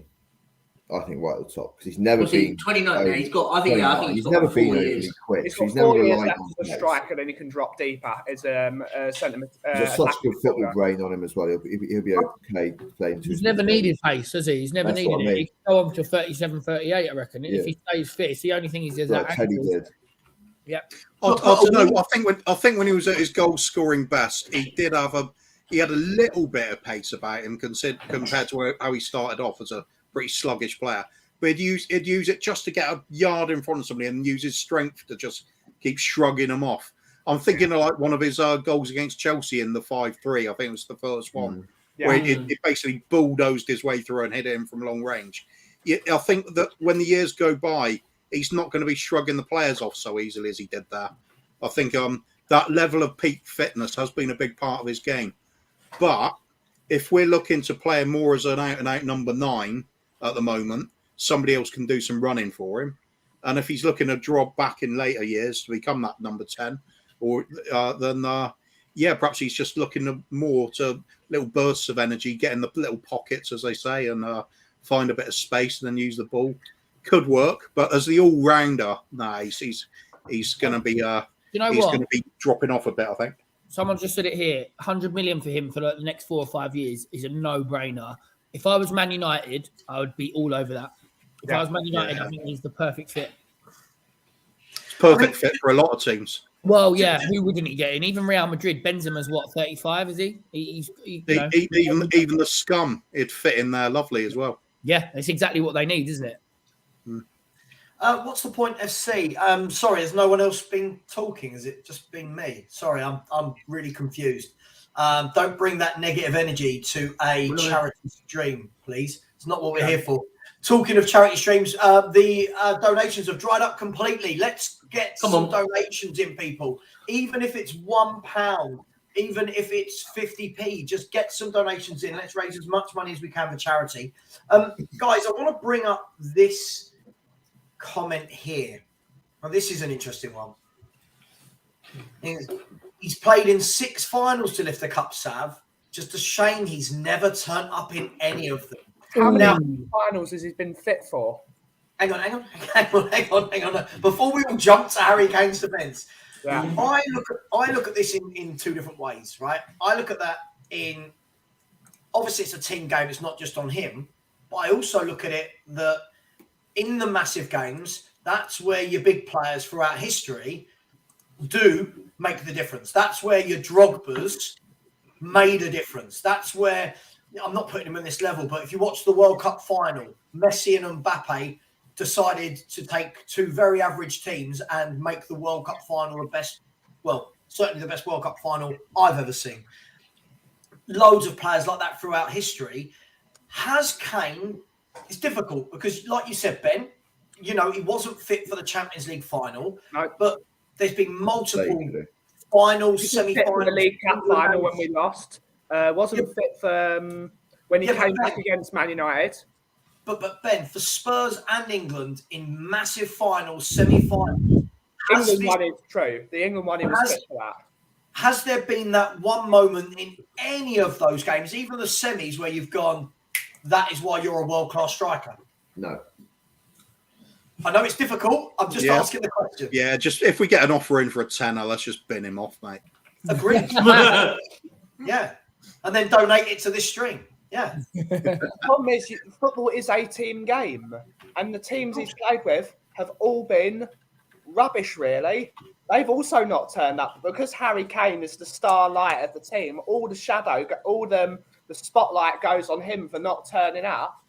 But why are we saying Son Heung-min didn't turn up in a final? He didn't turn up in the Champions League final. I agree. Son doesn't. In that Champions League final, only one player turned up, and it was Harry Winks. Ben, It was only player that turned up. This is the problem I always have, right? This is the issue I have. Is as a fan base, if we want to put players on that pedestal, right? We make that decision to put them on that pedestal. Then when other fans base their opinions off of that elevation, those same fans get upset. So for me, if people are going to tell me, for example, with Son and Kane, these are two world-class players, right? I expect to see between them in semis and finals something, a moment where you go, that's why you guys are rated better than anyone else in the team. But like a Lucas Moura moment. Never seen that from Kane or Son in a great big semi or final. I know it, Anyone else? That's the game, isn't it? Ericsson turned up in a semi-final for us, put in that wonderful ball against Man United, which Delhi scored. And then no one else turned up after that, all went to sleep. And it's just, that's what happens. When the team doesn't turn up in a final, the people that should be putting a head over a parapet are the people that get slaughtered. And that is the nature of football, unfortunately. But people don't seem to remember that football is a team game. And I think we're too busy looking at individuals rather than the whole facet of the team. And there's a problem with football. Maybe it's the problem with football as a whole. We're too busy trying to look at, MVPs, player of the match, the best player of all time, this. Why aren't we saying, why did the team not function in the Champions League final? Was it because it was bloody hot that day? But again, Liverpool scored immediately and put 10 men behind the ball. So it made it really difficult running around in 38-degree heat playing football. It's a whole facet. Should the ref have given that penalty? Foxy's just made a good comment just very recently. Yeah. 1:33 p.m. Yeah. A lot of good players lose many finals. To be fair, Messi lost 9. Sure, 9 finals. But now, I know what you're going to counter with. That's because he's been in more finals than anyone else. All of those players mentioned there now add up for me how many finals they've won between them. 4. Because for me, this isn't about Kane and Son. It's only we're talking about them because we're Spurs fans. If you turn up in that many finals and do nothing and don't ever get over the line, the question mark for me is, are you a big game player? Listen, I'm not knocking him. Harry Kane's a world-class striker, but are you a big game player that's going to do that one thing? It's a team game, Ben. On the other way of looking at it would be, if he does leave us and go to Man United and he wins trophies then it was never him that was the problem, was it? Yeah, we already know that, though, don't we? As I said, we know that. But maybe your big game player isn't the person that puts the ball in the back of the net. Maybe it's the person giving the ball to him, putting the ball in a place where he can't physically miss. This But is as a team, we go into our shells. Didier Drogba is a big game player. He scored in the best games. He still needed someone to put the ball in his head in the 90th minute of the Champions League final. He wasn't putting the ball on his own head. He needed someone to put a ball on his head. And we never have players that put the ball somewhere on a silver platter. There you go, Harry. You can't miss it. Back of the net. And that's maybe what we're looking for. We need. Hang on. Let's for fairness. Let me sit on the fence here, right? Recently, yes, I agree, but also look at all the Poch teams that everybody creamed their pants about that played this amazing football that was the best 11 in the country at the time. Everyone told me. Look how many semis and finals that team got to with Wanyama, Ericsson, Ali, Son, Kane, Rose, Walker, Alderweireld, Vertonghen. We can't now go that all. Yeah, and then a bench of Mason, Bentaleb, Yeah. Hang on, Dyer, Davis. Kuva, yeah, but you're NG. no, hang on. Nkudu. Hang on, guys. That's not what we're talking about at all. If we're talking about is the depth good enough, we know that. But the 11 that plays for the majority of the game, 70, 75, 80 minutes of the game, was good enough, and they didn't turn up again and again and again. So whether we've got game changes is That's why you need the depth, isn't it? You need those ones on the bench that can turn the game around. Like the likes of Liverpool with Liverpool last season, Jota coming on, doing exactly that. But that's not what we're talking about, Kuva. Hey? That's not what we're talking about, though. We're talking about how he plays on the pitch. We've only ever had a top class final winning manager, and we sacked him 6 days before our final. Like when we got to the semi-final versus Chelsea, you think, all right, play the same team that's got you through the entire season. Oh no, we're going to play Son at left wing back. I agree. It's also the manager has to take some of the blame as well. If you're playing Son, one of the best forwards in the league, at left wing back in a final, and not playing someone like Trippier there instead, it's you can't really blame a lot of the players. It's the manager has to set the impetus. Yeah. Right.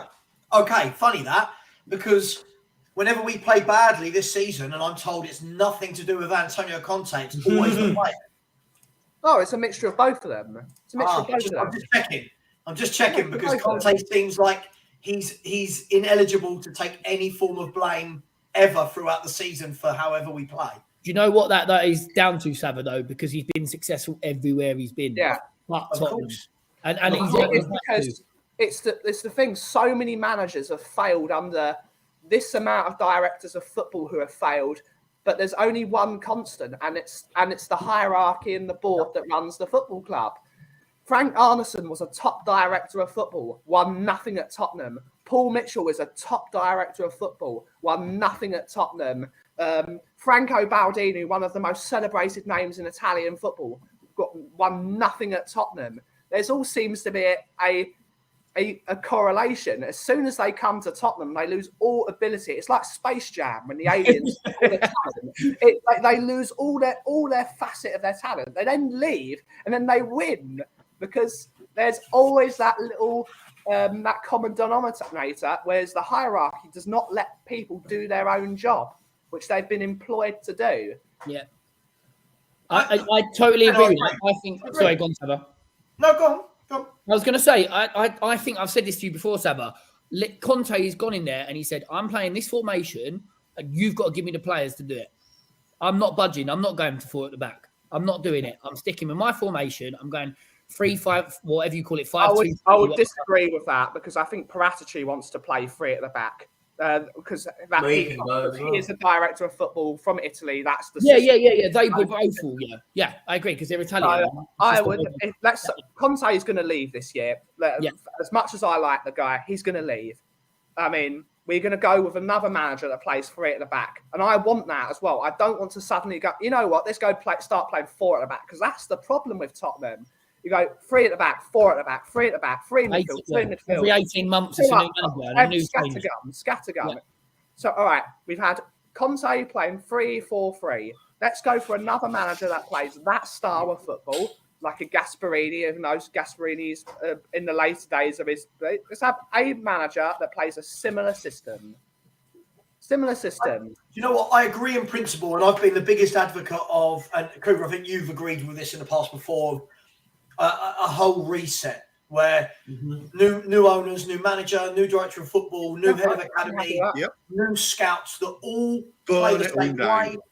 That all play the same way, that everybody coming through the academy knows what they're going to get when they go into the first team.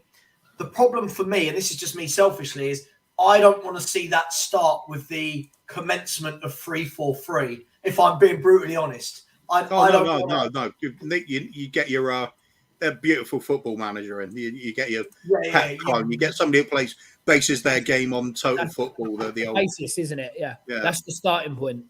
I think you would be all right if we brought in someone like Gasperini and we just bought the entire Atalanta team like Melee and just say, you know, we're going to play 3 at the back, we're going to play 50 forwards. Let's just attack. I think we'd be happy with that Because it'd be Spirit of Aussie Ardelas. Yeah. Well, sure, but also play Romero at the back and everyone in attack. a 1-9 formation.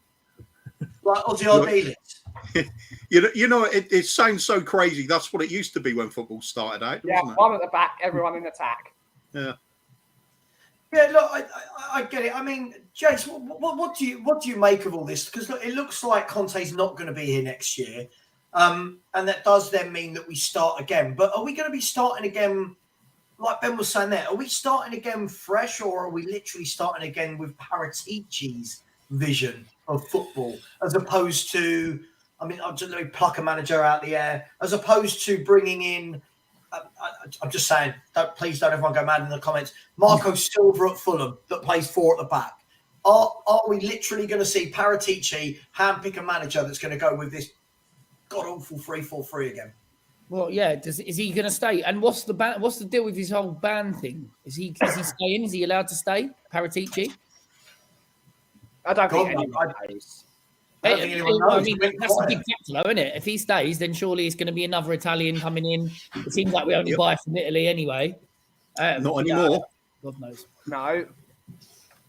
That's gone out the window, hasn't it? So we can't do deals. Paratici's knackered. He's trying to get on the phone to Juve at the last minute of the transfer window, and like, sorry, not taking your call. Just quickly, a big plug. Guys and girls, there's 143 of you in here. Even if you can put £1 into the Just Giving, just £1. Put a quid in, guys. We've stalled on £475 for the Just Giving page, and we're at £125 on the YouTube page. Just £1. The link is in the chat. If you've got more than that, please do. And I will read out a few super chats. Kuva, I'm going to save yours for a little bit, if that's okay. Yeah, no worries. Nexus, thank you very much. I said, will Conte return from Italy, guys, or has he gone? We'll talk about that in a second. And big up to Mark Cousins, as always, big supporter of the channel, who has sent a donation to this wonderful cause from someone with a misfunctioning pancreas and no gallbladder. P.S. I'm available for centre back tomorrow. Mark, even with all those issues you just mentioned, you can't do worse than Eric Dyer and Davinson Sanchez. So get over to Wolves, and we'll see if we can get you onto the team sheet. Please keep smashing. Oh my God, dude, this is a charity stream. Can you just relax, man? This is a charity stream, and you're coming on being really, really hateful. Just relax. Oh, chill, guys. Come on. What is wrong with you? Hammer. Jeez, it's so weird. Like, listen, if you want to come on and talk about. What's the point being so angry? Sorry, I'll leave it there. So strange. He's missing the point of this. Trolls will be trolls. Guys, the super chat there from Nexus. Will Conte return from Italy, or has he gone? I keep hearing conflicting reports. Who wants to start? Is he going to be back at any point this season? I've read today that he won't be back for tomorrow, but he's back for the AC Milan game, which is terrifying. It's like, but that's what I've read, is that he's meant to be on his way back. He won't be taken in charge tomorrow, but he'll be back in training as of this weekend. I don't know if it's true or not, but I think he'll be back as well. I don't think he's going to whimper out on the grounds of medical reasons. I think if he's going at the end of the season, head held high, and just going out on his own terms. He's quite a man of his word, I think, and he's quite a strong character, isn't he? What I don't get is, I mean, have I missed something? He come back and then he went again. What happened there? Supposedly he rushed back. He rushed back. Come back. He was not. It's ridiculous. They were saying he's out for like 6 months or a couple of months, and then he come back a couple of weeks later. Like, what's all that about? It seems, I don't know. It's. Oh wait, so. Sorry to jump in. Mailer Sport reported Antonio Conte is not expected to be back for Tottenham versus Wolves. The delay is another step closer to his exit at the end of the season, what I've just read. Daily Mail, isn't it? That must be true. I'm just reading it off like reports that are coming out, because there's a few saying he's not coming back and a few saying he's coming back. I don't think Marco Silva is a bad manager. He's done well. The only problem with Marco Silva is he's a mercenary. As soon as a bigger club Yeah. comes in for him, he leaves immediately. He's not like when he was at Watford doing really well. And the moment Everton put a bit of money under his nose, he ran. That's Marco Silva's problem. He plays decent football. The the funny football thing world's is like that, isn't it? I was literally just plucking a manager out who plays 4 at the back. I was like, Yes, Savva. Good manager. unbelievable. He's done well at every club he's been at. Unbelievable. But yeah, I mean, guys, is anyone here actually bothered? I know there are people that seem to love Conte and they don't care about style, but can anyone here tell me that they do want him, actively want him here next year? I did, and then now this season, I mean, his record speaks for itself. I'm going back to my Daniel Levy hatred, and that he's the root of the cause of his lack of success. Yeah, I don't think he'll ever fully back any manager, will he? So, it's that question, isn't it? I personally want Conte to be here if they give him the tools to do his job. If they're not going to give him the tools to do his job, go back to Italy, manage Juventus next year when they eventually sack Allegri, win the title with Juventus next year, because you know that's going to happen. He's going to go to Juventus, win the Scudetto, and then fall out of the board again and leave again. It's what always happens. It's what's going to happen. You know he'll be successful wherever he goes next, don't you? You just know. Yeah. Mourinho won the league. What does that mean? But like, again, when we're talking about, and Kuva, this is something we've talked about a lot, and Paratici, we've talked about this. When we're talking about give him the tools he needs, the thing about this where I'm a bit conflicted is lots of the reports in the summer were that the only 2 centre-backs he was willing to take at Tottenham Hotspur were Vardial or Bastoni, and that if he couldn't get them, he'd want to wait a year. Now, if we're going to say that the only tools this man can work with are 2 centre-backs that are worth 70 million and 90 million, and we're Tottenham Hotspur, and they're not going to want to join us anyway, isn't that a complete worry that is the tool this manager needs? No, I wouldn't call it an oxymoron, but Conte won the Serie A with Victor Moses and Ashley Young at wing back. He doesn't always have the cream of the crop players. He just needs a player with the mentality to do his bidding. But this is what we do all the time, Ben. You've plucked 2 players and forgot the 9 superstars that surrounded them. But we're all saying he's playing a system which requires amazing wing backs, and he won the league with Victor Moses and Ashley Young at wing back. Ashley Young was a very good player. I feel there's so much hate that goes for Ashley Young. He was a great player, but not at 38. Nothing wrong with being over 38, Ben. It's when you're a professional footballer playing wing back. But then I could argue that then he's gone in and signed Perisic, who I don't think has been that great this season as a wing back. I don't think he is a wing back. I don't think he is a wing back. But then why have we signed him then? Perisic should not have been playing the amount of games he's been playing, and that's because Ryan Sessegnon is the worst player at the football club. There are youth team players better than Ryan Sessegnon. We were all arguing and talking about Emerson Royal. Emerson Royal is like Messi compared to Ryan Sessegnon. Yeah, agreed. But guys, that's what I'm asking. Like, Kuva, what? That's what we heard in the summer, wasn't it? That he had these 2 options that were Vardial and Bastoni, and that apparently he wanted to wait a year to see if he could get them. But straight away, when Vardial goes on that market at £90 million, we've said this before. Yeah. Right. But even if by hook or crook, Kuva, even if Spurs turn around and went, all right, 90 million on the table, we are going to get outbid by massive clubs that will put down 400-500k a week. And secondly, if you are Vardial, you're going to have Real Madrid, Man City, Man United, Chelsea. Why are you joining Tottenham? So for me, the question is, what else did Antonio Conte want that we don't know about? Because I keep hearing that it's all these top players that I genuinely don't think would join Tottenham Hotspur. Any top player, you ask any coach in the world if they want them, they probably will. So it's all speculation. It's wild speculation. Of course, I know why Guardiola would come. Kuva 99 came out with an amazing idea why he'd want to come. You put the Formula One track on the top of the stadium, the Sky Track. That's why Guardiola was going to come to Tottenham. That's it. Could be. Yeah, I think it's a question of working with the right tools, isn't it? As said, Conte's used to working with the best. That's why he's not doing anything with this team. What he's got, the tools he has to work with here are Paratici and Levy. Yeah, sure. Absolute tools. It was a joke. But doesn't that go back to when I see a lot of people get slaughtered for saying that this club needs a project manager, and I know that sounds awful, but we keep getting winners in that winners want tools, certain tools that we can't provide. And that's been my whole point from day one. You know, I've said this, Kuva. My whole point has been there's no point Antonio Conte being at this football club. His ethos is so far removed from where we are as a club.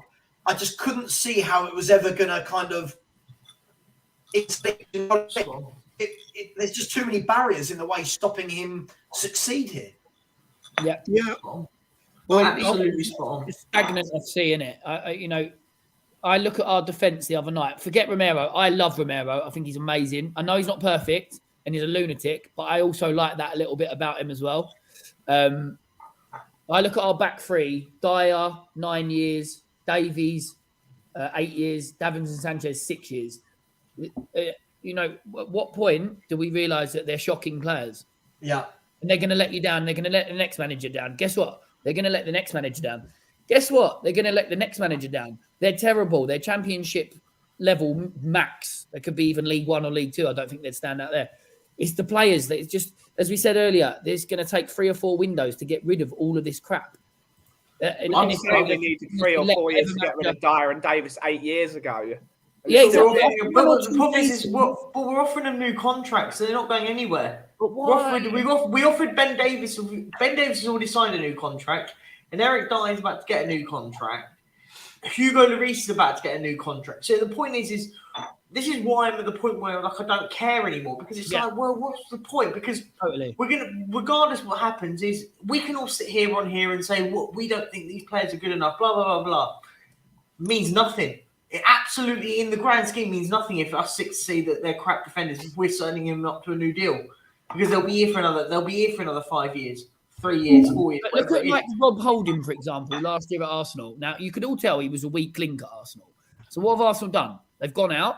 They've dropped him. He doesn't play anymore. He only plays the occasional cup game, and they buy better players. We persevere with crap, and they not 1 or 2. It's not 1 or 2 years. 1 or 2 years max, 3 years max, and then they're gone. With us, they've been at 8 or 9 years, Davies. So why the other question then is, why does... listen, but by the way, I've always said this. Look, I don't like Conte's style. I've always said that, right? Yeah. That's different to me thinking he's not a good manager, right? There's a huge difference, okay? I think that he is brilliant when he can go to a Juve, a Chelsea, and Inter Milan, get these tools and win a league. Sure. I've always said he would have been brilliant to come in the year after Poch finished second with Spurs. Yes. And we needed a little nudge over the line. That's your guy. Yes. Yeah. He's not your guy to come in when you've got this mess to try and sort out, which is why people keep saying to me, it doesn't matter what manager's at the club. For sure. But it matters in the conversation because Conte's not going to be here in 3 months' time. Hence why the conversations take place. Now, this is my point, right? Are Spurs, we all know the answer to this, are Spurs going to go and back this man to the level he needs to get the success he wants? No.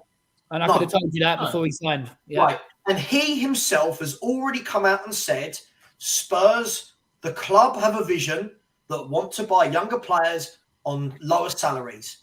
He wants to buy Vardials, Lautaro Martinez, these type of players. So if I'm looking at that, any sensible human being will go, he's there, the club's here. So why are so many fans going, keep him? Exactly. It's got disaster written all over it from the start. The manager and the owners never matched, did they? They never matched each other in the first place.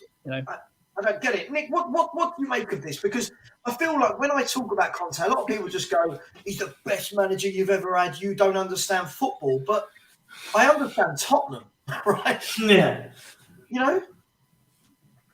Yeah, look, I think it's a lot of. I seem to have missed a lot. It's all kicking off in the chat. Ben's killing people and blocking people, and causing absolute mayhem. Yeah, look, I think not only with Conte but with a lot of these managers, are they not seeing what we're seeing? Do they walk through that meeting with Daniel Levy and all of a sudden they believe everything that him and his advisors are telling him? Don't worry, mate.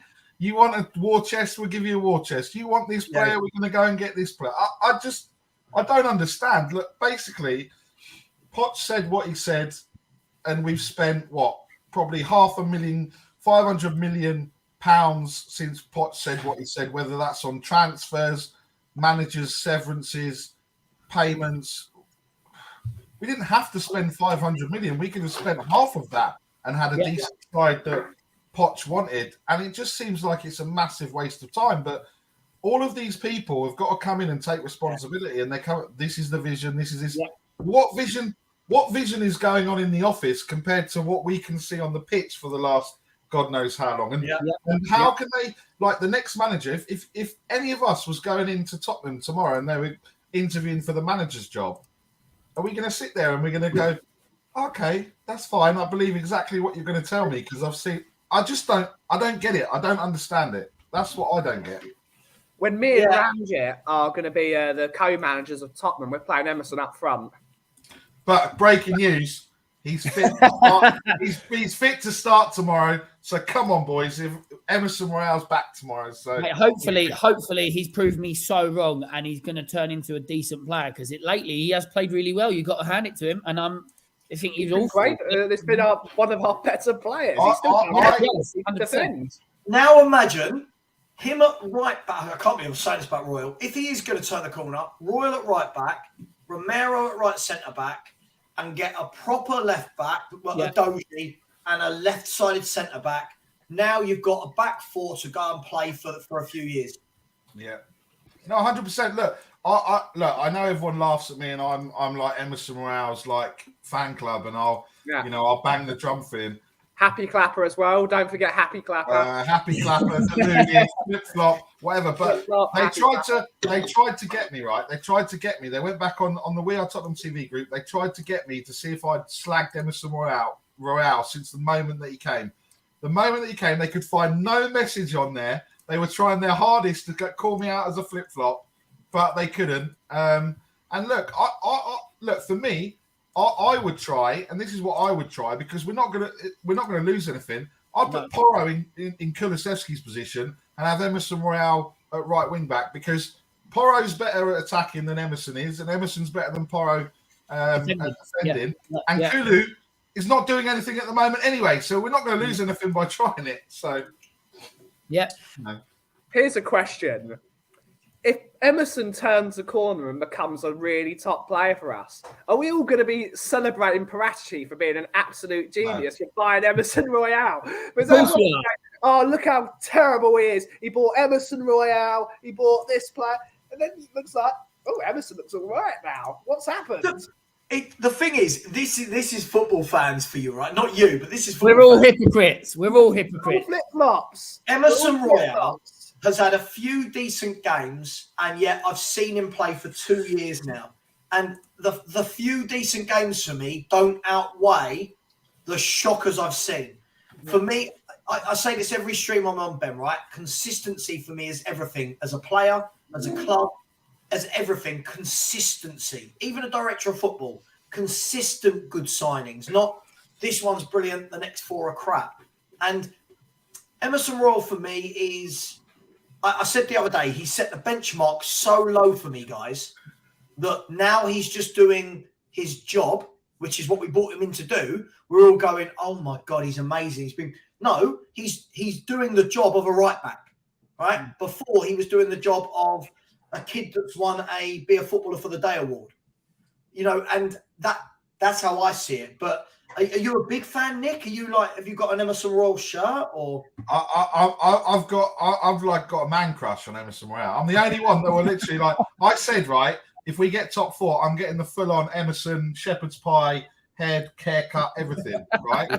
He's got Emerson and everyone that sits there, everyone sits there, and I was like, sitting there the other week where obviously Porro started against Leicester, and I'm just sitting there with all my receipts going, oh, Porro's the saviour, is he? Okay, didn't look great. But, you know, and look, Emerson Royal, yes, I agree with you, Savva.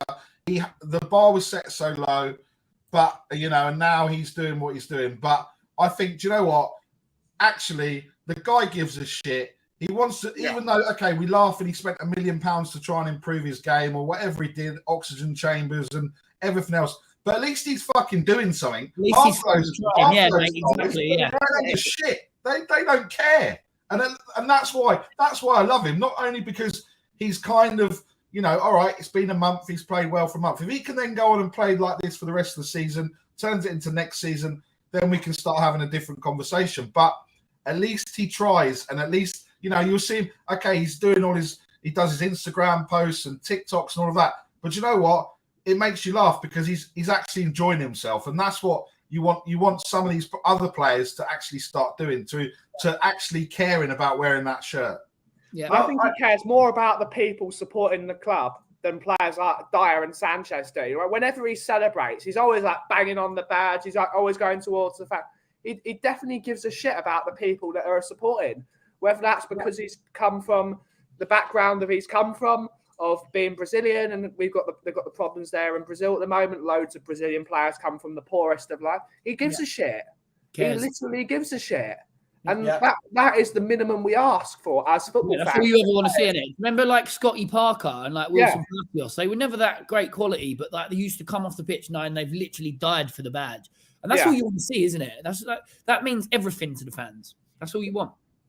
And also, Savva, just the final thing, he was up against Matt Doherty and Jed Spence. So there was never any competition. He knew that he was always going to play, right? Because Jed Spence, we've seen the nonsense that is happening in France and him getting absolutely slated. So that then proves why he wasn't playing. Everyone going, oh, give Jed Spence a chance. Jed Spence is the answer. And all of, like everyone kind of normally does.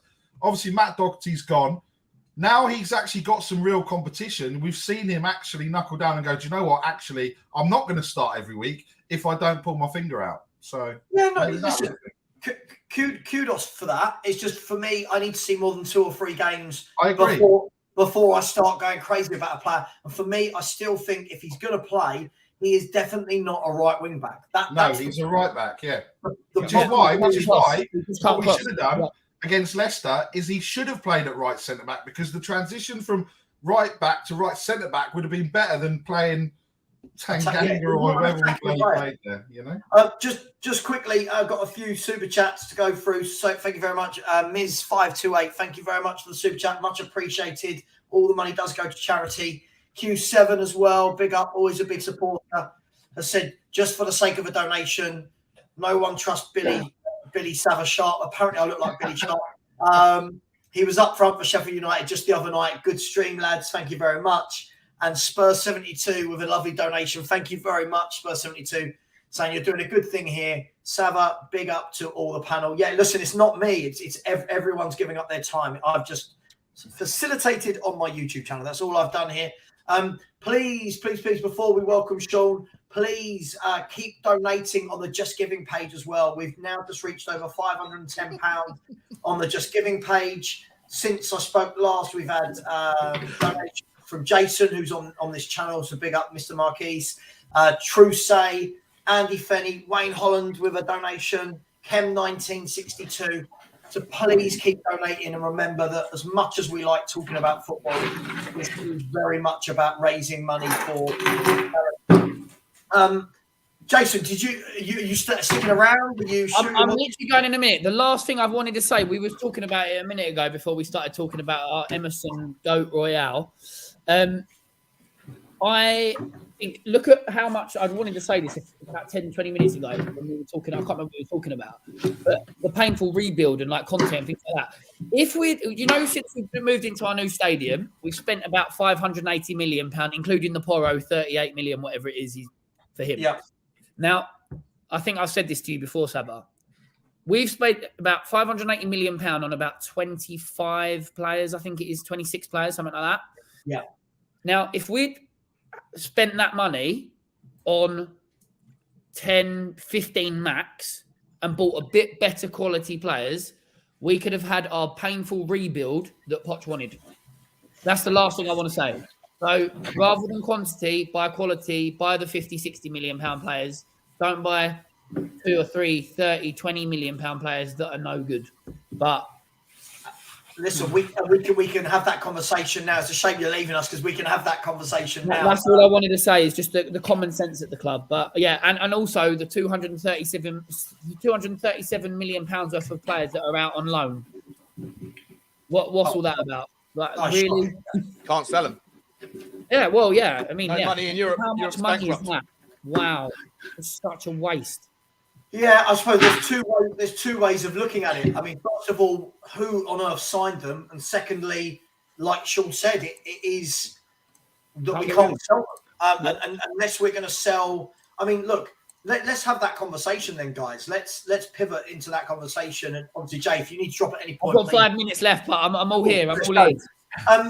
Look, the difference is, you know, how much are people going to pay? How much is someone in the Premier League going to pay us for Harry Winks, for Joe Roden, for Ndombele, Lo Celso?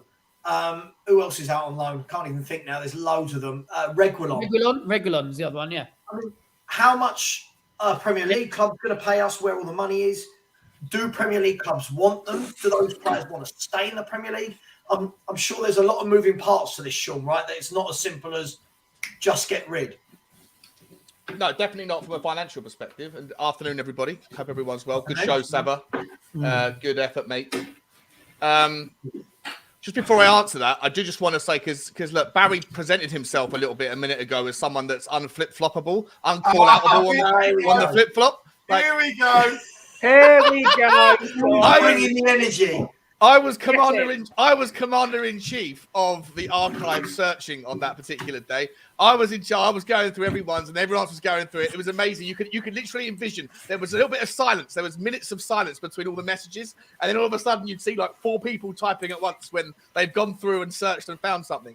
And there was one that was brilliant from Barry Ranjit. I think it was like August the 1st, 2022. I can't even do this, Sean. I didn't say Sean. I didn't say I didn't flip flop over Emerson. I didn't say I didn't flip flop. Oh, okay. No. It's okay. It was just a beautiful one. It was. I haven't got it in front of me, but I'm going to paraphrase. But it was essentially something like Richarlison is going to transform and revolutionize our strike. No. And then about 5 months later, Richarlison's the biggest waste of money that Tottenham ever.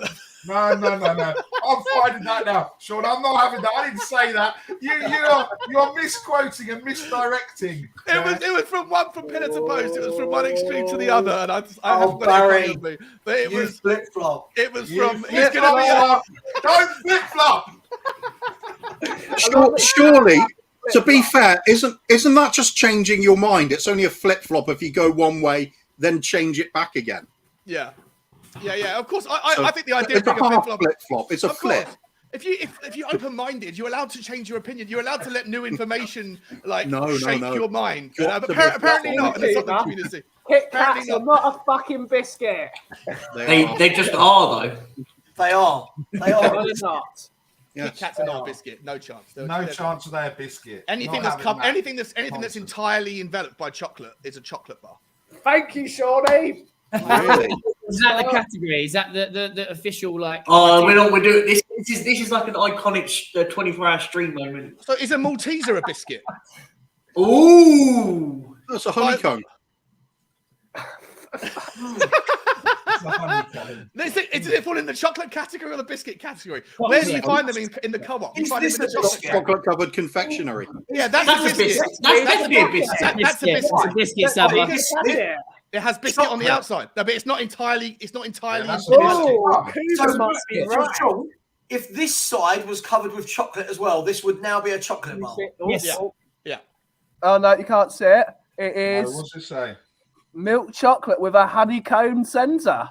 I don't believe it. 23%. 70% milk chocolate. Anything that is entirely chocolate on the out. If all you can see is chocolate when you hold it, and you have to bite into it to get something else, it's a chocolate bar first and foremost, 100%. If I covered you in chocolate, are you a chocolate bar? Yes, he's a chocolate bar. Yeah, that would be for the time being. Yeah, for sure. If it exists in its own right before chocolate is applied, as Kit Kats do because they're wafer biscuits, then it is a biscuit that's been encased in chocolate. Oh, 100%. Let me ask the chat. Everyone in the chat, is a Kit Kat a biscuit or a chocolate bar? Do you put it in your biscuit tin? There's only one man that can actually tell us this answer, and it is, of course, the undeniable Mr. Paul Stewart. That's it. He's the only man that can tell us. Tweet him, ask. Oh, yeah. Everyone's got to tweet Paul Stewart now and ask him, is a Kit Kat a biscuit? Yeah. You know what? It's a charity. Who actually thinks it's a who's making the argument that it's a biscuit, by the way? Coover. Is that it?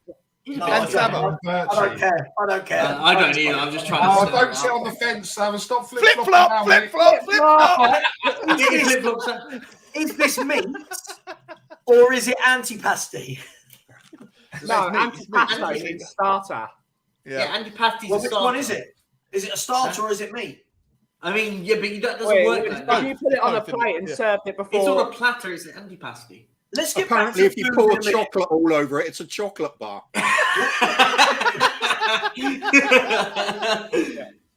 Let's get back to food in a minute. Just Okay. quickly. Yeah. Paul Stewart, the last Spurs player to score in an FA Cup final, by the way. Wow. Of course, if you're not counting Des Walker's own goal. I mean, look, guys, we'll talk more about biscuits in a minute because it's fun. Everyone likes eating biscuits. But does anyone want our players? Is it a case that does Levy want too much for them? Does no one want to buy them? It's the wages, mate. It's the wages more than anything else. I think it started off as the 2-3 years ago when you're trying to get rid of Ndombele, you're trying to get rid of some of these players that have come in with high price tags. Levy doesn't want to suck on the kind of depreciated asset and take 10 million if he pays 60. But I think that ship has sailed a little bit. I think he's at least woken up to the idea that the market's deflated in certain areas. But you're under no obligation if you're Tanguy Ndombele to sign a new contract in Fenerbahce or to Napoli if you're only going to get 30 grand a week, 40 grand a week in Europe and give up your 200 grand a week here. And nor should they, right? They've only got a shelf life of 13, 14 years in their career. Make as much money as you can and look after the next 3 generations of your family. If he's on 200 grand a week and all he's going to get by moving on is 40 grand a week, 35, 40 grand a week, he's not going to go and nobody's going to pay 200 grand a week. So I've got a really bad feeling that he's just going to be with us all the way. He's going to run his contract down and it's going to be the most expensive, £100 million. It's because it's going to be by the time he goes, it'll be 110 million quid worth of, and how many appearances, how many goals, how many sevens or higher out of 10? I think we're going to end up paying off his contract. I think that's going to be the worst part. Well, what's the point of doing that? You might as well just run it down, right? Because don't want him here. Is it worth having him here for the sake of it? How many years has he got left? 3. Right? We signed him on a 6-year, and that was 6-year contract at 200 grand a week. Yeah. Wow, it's good work if you can get it. Yeah, amazing. He's getting 60 million quid in salary. And let me have a look. I like doing checks on it. Unbelievable. That's why I worry about Chelsea as well. If Chelsea's how much they signed Mudryk on an 8.5-year deal, right? And he looks like an absolute flop at the moment, a flip flop. If he, how are they going to get rid of him? If he's getting paid 150 grand a week, who's going to pay for that? They're going to cover him in chocolate and cut him off. And sell him to Cadbury's. Yeah. What about these? Chocolate bar or biscuit? You can't say it's really like a It's a chocolate. It's not even. I was going to say it's not even got a biscuit in it. Yeah, but it's fully encased, so it's definitely chocolate first. But it's also got the best PR in the world. It's positioned itself as if you want to get someone a nice present, you go and give them a box of Ferrero Rocher, and they go, "Oh, thanks very much." Whereas you give someone a bar of dairy milk, they're like, "What the fuck is this?" But Ferrero Rocher has got himself up there in the. And if you give them a Kit Kat, they say, "Well, what the hell? I wanted a chocolate, not a biscuit."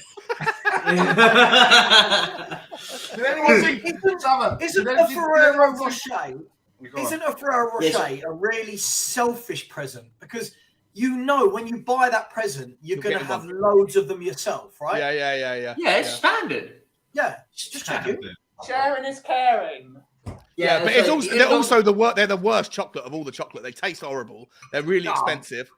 What, Ferrero Rocher? Ferrero Rochers are awful. They are awful. Oh, get a grip. No. I'm not having that. No. Get out. What are you talking about? They're elite. Then get out. You want me to leave the stream, Perchy? Yeah. Okay. Honestly, All right, come on. We can have a little vote here and put this to rest.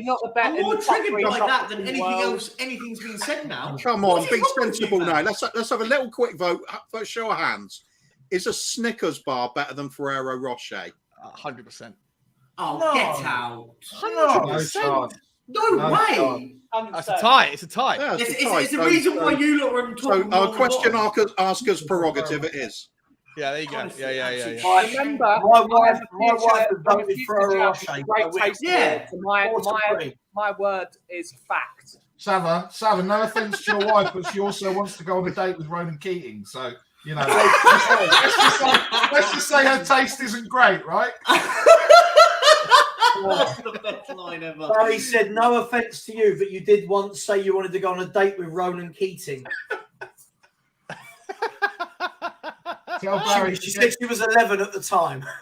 Okay. That's still kind of weird. He's moved on to this guy, so we're all right. Don't worry about that. Your dog in the background, Savva's got a really weird stance going on right now. He's like his left leg is kind of stretched out, his right leg's tucked under. He's on the lean, but not really. He's got a massive dong. That's why. Yeah, get it out of the way. You want to know why he's sitting there? The food's there, obviously.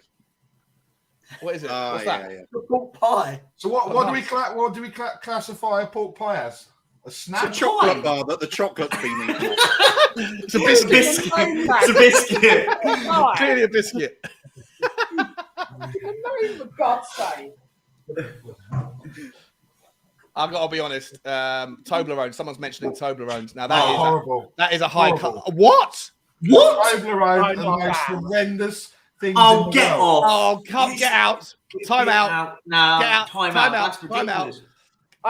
Is there a way you can time out the guests rather than just the people in the comments? Can you time them out? If there is anyone that likes Polish delicacies, Vedal, they are fantastic. For anyone that goes to the Polish section of a supermarket, get this. It's the best chocolate in Poland. It's so good. It's dark chocolate, but it's so sweet. Get Vedal chocolate bar. Is there a big Polish community in Tottenham? Because when I walk down the Seven Sisters Road, there's a massive Polish supermarket there, isn't there? Yeah.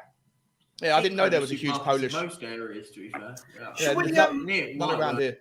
Should we get back to some form of football here? Absolutely not. Absolutely not. What is wrong with you? I'm fed up with football. I spent You've got all of my 21 and a half day hours to talk about football. We can spend some time talking nonsense, surely. I'm still going to talk food.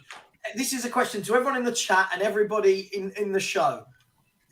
If Spurs players were a chocolate bar or a biscuit, what would they be and why? Oh, Eric Dyer would be a Cadbury's cream egg. Aero. No, it'd be a double decker because they just No, I mean you all bite of into them them. together, individually, like Individually. Eric Dyer makes me sick like a Cadbury's cream egg does. So I feel like it would be Agreed. Poor quality street. They'd be like the co-op version when you get the tubs and you get your quality street and then you've got the like own brand like tin of chocolates and they're just horrendous. Absolutely. What would Daniel Levy be? A massive disappointment. It'd be a biscuit. It'd be a biscuit. Maybe a biscuit. Licked a biscuit. For me, it would be a packet of. Do you remember? I don't know if they still do them, but at the end of the aisle, when you'd finish shopping, you'd have a bag of broken biscuits. Yeah. Don't I remember that? They stopped doing it. No, I think he'd be a bag of Revels, Savva, because you know when you bite in, you get that horrible, like either the raisin or the orange one. You'd be like, "Oh, leave it out." Wait, the raisin one's one of the best in the Revels. Yeah, I was going orange to say, one. and the orange one's nice as well. It's the coffee one you don't want to get. Oh, the coffee one. Yeah, the coffee one. Yeah. And that is why Sean is Levy in. Or when you think you've got one of the soft ones and you bite and you've got the toffee one, it like just rips your teeth out because you go. Yeah. It's why I was always a The only thing worse would be a Turkish delight one. Oh God, yeah. that's what Daniel Levy is. He's a Turkish delight from I'll tell you France. what, Absolutely horrible. Talking about Turkish things, look, this stream is a charity. Let's see what I did there. This stream is a for charity. So look, of course we will have serious football debates, but we're also going to be talking some nonsense as well. We've got 24 hours to do it. Thank you to everyone so far. Just an update that so far we've made $150 exactly in YouTube revenue, and we have made 500 and let's see if it's moved. We have made £505 from Just Giving. So far we're probably just at about £650 in about 2.5 hours. Desperately want to get to 3K throughout the 24 hours, and that would be much appreciated. So please, even if it's £1, there's 150 of you in here watching. Please, I've put the link in the chat. You can do it via a super chat. Please please subscribe. It just helps get the video around the YouTube. And moving on, guys, let's talk a football subject at the moment. I've written a few subjects down. We've talked about Harry Kane staying or going. I know, I'm so sorry. Bloody football. Can't we just talk about? I didn't come in for football talk. I came in for chocolate and biscuit talk. Chocolate and biscuit are good. So I've got a few super chats I shouldn't miss out. Kuva, we're going to go to your super chat in a second. Just quickly, Mr. Pads sent a super sticker. Thank you very much, Mr. Pads. Much appreciated. Someone who's always in here donating generously, Tim Man 007. Big up, my man, has said, question for all. Why do managers like Poch, Jose, and now Conte insist on playing these crap defenders like Sanchez, Dyer, and Davis in big cup games?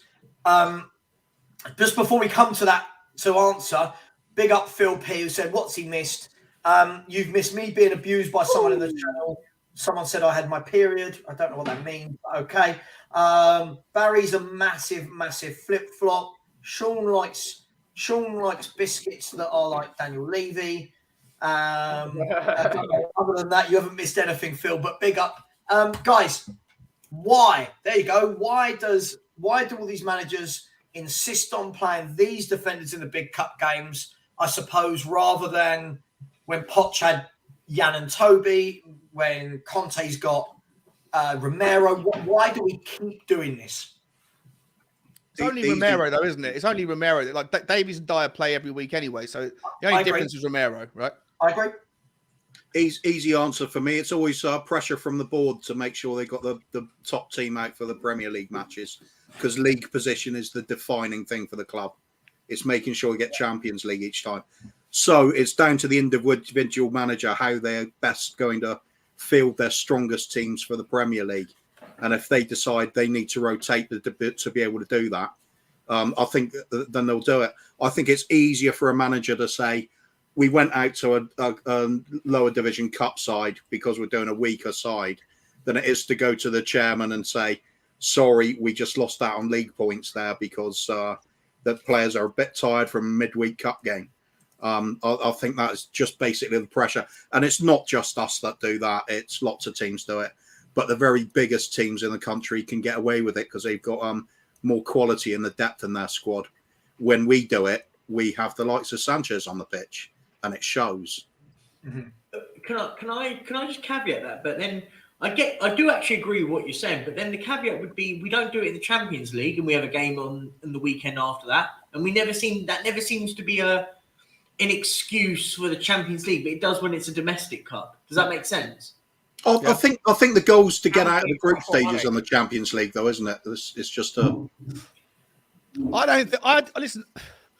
The argument that Tottenham should be able to beat Sheffield United's reserve team, I think, is more than strong enough anyway. Yep. That you shouldn't have to worry about. You should have been able to put any particular 11 out. The other thing is we had 7 World Cup players in that team, and every one of those players that played yesterday, with the exception of Lucas Moura and Sanchez, have been a mainstay participant in Tottenham's Premier League team throughout the season.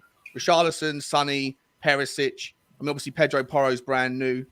Højbjerg, Sarr, they're all first team players Sanchez is the only one that came in for Romero. And I know that the goal was conceded down that particular side of the pitch. But, that stat that's been banded around about the last 5 or 6 embarrassing exits from cup competitions. Look at the common denominators, Dyer, Davies, Sanchez, in most of them. Dyer and Davies are also the defenders that got us to the 4th spot last year, that have kept us in 4th spot this year so far. And where's the allocation of accountability to players like Sonny, to players like Richarlison, to players like Højbjerg? I mean, Højbjerg had an absolute stinker on Wednesday night, yet seemed to escape all accountability because the stat was pulled out about the defense again. But we didn't lose the game 5-4. It's not like the defense leaked 5 goals. We didn't score. We can't win a game unless you score. And yet the guys at the front end didn't seem to get any of the same treatment as the guys at the back. Can I back you up on that? I think this is the key thing. I think when those types of stats band around, it would suggest that we were awful at the back on the day and Sheffield United were peppering our goal with chances. It wasn't that. Sheffield United weren't even good. They battled. They worked hard like you'd expect. But the one moment where we conceded, for me, I thought Højbjerg should have done a lot more to stop that happening when he did. But there never seems to be any accountability on us going the other way. Yeah, exactly. Ever. We had more than enough of the ball in that game that you could turn around and go, okay, well, what about Sarr, Højbjerg, Lucas, Richarlison, Son? If that 5 with Porro and Perisic, that 7 isn't good enough to score against a Sheffield United B team, that for me is the bigger worry than constantly saying defence, defence, defence. Or saying it's Daniel Levy putting pressure on the manager to play a weakened team when it wasn't really that weak. It was just Romero that was rested for Sanchez, and everybody else was to some extent a mainstay in the first team. Or Lucas Moura, obviously, maybe for Harry Kane. Only 2 real changes from what you'd see in most of the weeks. I agree. Sure. But I'm just saying the directive will be there to make sure that we've got the strongest team possible for the league games. Whether that means resting 1, 2, or even none. The manager's going to have to play it by ear, aren't they? But the priority is definitely to get those league games won. Yeah. But I think that I saw the other thing that was shared around about the cost, like how much you get 2.2 million for winning the FA Cup. Tottenham will make 10, 11 million, whatever it is, just if we qualify into the quarterfinals from the Champions League, right? And so, like that stat that was thrown around about and somehow it's Tottenham's never prioritized the priorities of the club, not the same as the fans. That same accusation could be thrown to every club because it's the same for every club. You're going to make more money from the Champions League. And I think that stat kind of finished it on a nice note that the Champions League has diluted the value of the FA Cup because of the amount of money. The Premier League would do better to find more money and to put it into the FA Cup and the Carabao Cup to have more incentives for the bigger teams to take it more seriously. I'd say you're the only clubs that isn't really the factor in is the ones that are just happy to be in the Premiership. That's the goal, staying in there. And if they get the 40 points margin and they happen to be in a cup, they can afford to go for that and throw away league games and concentrate on those cup runs because that's their only chance of a trophy. So there are some that can do that, but if you're one of the bigger teams, they're not going to do it, are they? Then nobody's going to sacrifice top 4 in going for an FA Cup when they could be winning the Champions League the next season. The likes of Liverpool, United, Chelsea, they're all Man City. I mean, they're always looking at that. They are always looking at potentially a Champions League and league double in a season. We're not. We just hope to be. But our management, well, quite clear where we're at. We think just secure the future in a financial aspect. Football doesn't matter in that respect. So, can I ask a question? Though? Can I ask a question, guys? Like, if we had won that game 1-0, let's be fair. Like, for as much as we're saying we put a weakened team out, Sheffield United put an even weaker team out for a team that's already weaker than ours.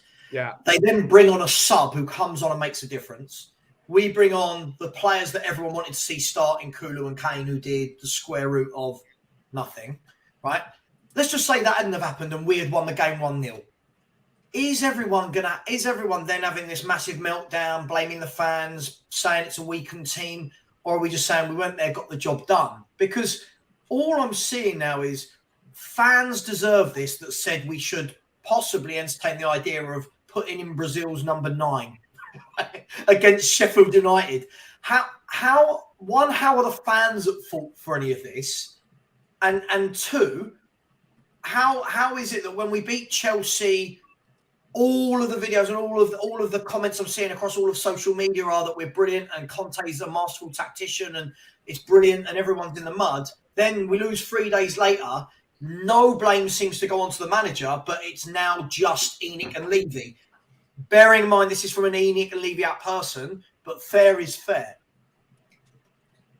Well, it's at the end of the day, it's just it's application. The players don't have any application about them, and if they can't apply themselves in an FA Cup, 2 games from Wembley, then they shouldn't be at the club. There's a reason why Manchester City win the majority of FA Cups and League Cups. It's because their players want to win. Our players don't care about winning. They don't care, which is why we don't win anything. In regards to Sean's point that the Champions League is diluting the FA Cup, which it most certainly is, because everyone only cares about finishing the top 4. I was speaking with my friend, Mr. Graham Levine, as I usually do.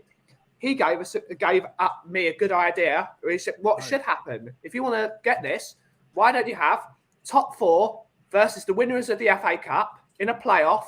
The winner of that game goes into the Champions League.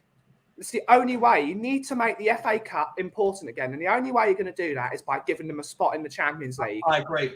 So what, top 3 in the league plus FA Cup winner winners? Of the FA Cup versus the 4th place player.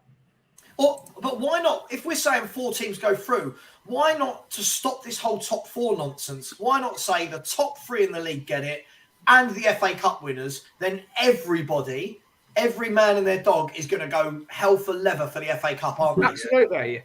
Because again, in the words of Chaz and Dave, the FA Cup is an occasion next best to Christmas Day. And it should always have been that. Bring it back. There is bring back the FA Cup day of Saint and Greavesy coverage starting at 9 a.m. in the morning. Bring back the magic of that FA Cup final day.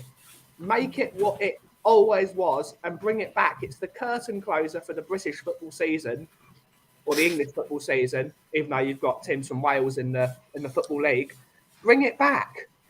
Because there is another way I thought of a while back as well. FA Cup games count as league points as well. 3 points for a win, point for drawing. It's in your interest to stay in that and not throw it away then. How would that work? You win a game, you get 3 points. What? So that's it. Just flat 3 points. So if Spurs played Sheffield United, if Sheffield United win, they get 3 points towards their championship total. No. For the Premier League. It would just be for the Premier League teams. So if we win that game, we get 3 points. So we've got more chance of winning than the teams that aren't in the Premier League, that aren't in the FA Cup still. Yeah. So basically, clubs that have been knocked out, we can get an extra 3 points on them by being in the cup. Exactly. So it's important to stay in it then, isn't it? And another, is that financial fair play should come in. You should get points for hitting financial fair play targets. I think it's no. Because there'll be bonus points if you don't spend any money, and then that'll be even. We'll win the league. We'll win the league. Yeah, give us points for that. No, I think we should get to a stage where the 4th play. We should only have 3 teams that go into the Champions League, and that's how you get in. Because and then also winning, and they should put it so both domestic cups allow you, if you win it, to go into the Champions. Actually, it should be 2 teams. First and second should get it, and the two domestic trophies should get. I love that. Because realistically, it gives an opportunity for everybody, and you don't, and it gives the teams like, I want to say, your West Hams, your Evertons, all that lot in that sort of mid-pack kind of thing, an opportunity to get to the and it will stop teams getting to that level of, well, I'd rather stay up in the Premier League, so we're not going to bother with the FA Cup because we want to stay in the Premier League. But then you've got an opportunity to get to the Champions League for next season. I think what was the take? You saying that the winner of the FA Cup, there should be only 2 spots for the Champions League in the Premier League for first and second, and the other 2 go to the League Cup winners and the FA Cup winners. That way, it will stop any teams from basically fielding weaker sides. Yeah. Because you've got the opportunity to go and make all your money back. Because you know what, there's too much variance in cup competitions. Who you get drawn against, who others get drawn against, individual moment. Yeah, but you shouldn't be a participant in the best competition in the world if you're someone that is a very, very bang average team, but happen to get super lucky with the draw and make it through in a bunch of individual little moments that just went your way. Over the course of the season, all that stuff is to some degree ironed out. Right? But what you're then saying is that then finishing in 4th place, you get a better prize for finishing 4th in the Premier League than you do for winning the FA Cup. For me, it doesn't seem fair. Well, it's hard. It's harder though, isn't it? It's harder to finish 4th than it is to win the FA Cup. If that's the case, how have we managed to we sustain getting 4th place and not ever get an opportunity winning the FA Cup? Well, because of the variance of what happens in the cups, but also because of mindset. Tottenham have a way to figure it out over a season, but you say variance though. It's not like the only times we get knocked out. I was going to say, it's not really, you can't use variance because the times we get knocked out, we haven't just got knocked out to the Man Cities, Man United and stuff. Sheffield United. You're looking at, well, I don't mean variance with a TS, I mean variance with a CE, right? It's like the variables that can influence how well you do. A lot of it's outside of your control, and a lot of it's outside of anyone's control. It all depends. There's so many things that are coming into play that can affect you on a one-off. Whereas over the course of a season, those things are less influential. But don't you think then if a Champions League place comes to the FA Cup and the League Cup, it would allow it. You're already being rewarded.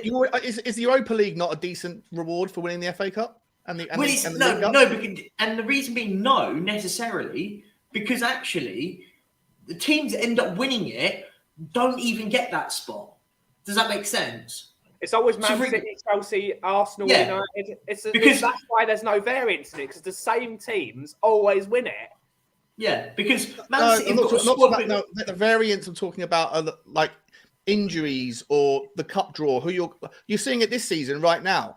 Like Grimsby has got through to the quarterfinals. Yeah, but we have that all the time though. There's always the third round because of who they got drawn against. Yeah, but that's you can't use that. That happens like in general though. You always it doesn't happen. It doesn't happen in a league season. In a league season, you have to play everybody twice, home and away. Okay, if that's the case, then what's the variance that Brighton, Fulham, and Brentford are 4 or 5 points behind Spurs this season?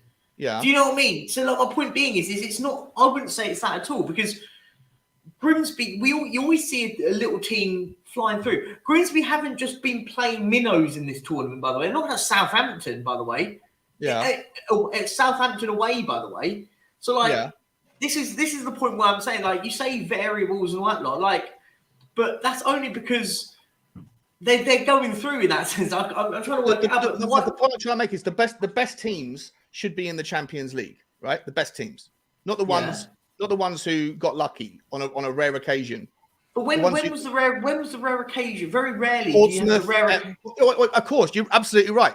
91% of all trophies are won by the same 5 teams. So it's a much of a muchness anyway. It's a bit of a moot point. The same teams that win the FA Cup qualify for the Champions League by right anyway. So it's a bit of an irrelevant thing. But on the odd occasion when it doesn't happen, you're going to end up with a team like Wigan or Cardiff or Portsmouth or Middlesbrough or whoever else that are in the Champions League. And they're taking. But isn't that like the magic of the sport though? Yeah, because fair play. They're getting rewarded with a cup, and they're getting rewarded with European qualification. They're just not getting into the very best European qualification. They're getting rewarded with the second best tier. But the third if you count the league. It's usually ruins their season, Sean. All the teams that go into the Europa League after winning the FA Cup, have terrible seasons because playing in the Europa League. It's not just like flying to Spain, Portugal, France, where it's like 2-hour flights. It's always flying like 7 hours to like corners. It's not always. Azerbaijan. Is it? It's not always. But yeah, I know. Like fighting a bear in Siberia to get. No, but I don't understand the point, right? So if you're saying if you qualify for the Champions League, then what you get to, so you should be rewarded more for finishing 17th in the Premier League, but getting lucky on the draw and then somehow lifting the cup in the one time in 20 years it happens. Champions League, it would actually be the Champions League then if a champion of a cup Yeah, won it. that's fair. But it's not the Champions League. It's not. It's the best four teams league. It's the best 4-team league. So really? So what you're saying? So the team who finishes fourth should go into the Europa League and take the place of the team, and the team who finishes in the FA Cup should go into the Champions League. Yeah. I think so. To me, look. First and foremost, it doesn't matter because it happens once every 20 years. If you want to think that that's a better, more fair way of doing it, fine. I personally don't think it makes a blind bit of difference because 90% of the time it's one of the top 4 teams that win it anyway. But for me personally, I think the variance is an issue. I don't think you should be necessarily rewarded with a Champions League winning spot, just a Champions League spot, just because you. Can I ask a question though? You've won the cup. Because I'm gonna ask a question, Jerry, on this thing, and I do kind of get what you're trying to say. I do get that, but the biggest problem with the FA Cup and the League Cup, and the reason why, in air quotes, they become very devoid now and a bit. I'm going to say pointless. I don't think they're pointless before anyone says that. I don't say it, but they're becoming pointless financially because they're irrelevant. I worked out, I think you only win like $1 million if you win the League Cup or something like that, and you win 3 or 4 million if you win the FA Cup. The money is in the Champions League. Because if you get to the Champions League, you make proper money. So surely it's to build the incentive of winning the FA Cup is to get an achievement to win the financial stability to get into the Champions League, where you can at least improve it. My point being, you get a lot of money in the Europa League as well. But I just don't think not the same level. You don't. Not the same level. You don't. No way. Of course not, because the Champions League is supposed to be for the very best teams, and the very best team who wins a cup is not necessarily the very best team.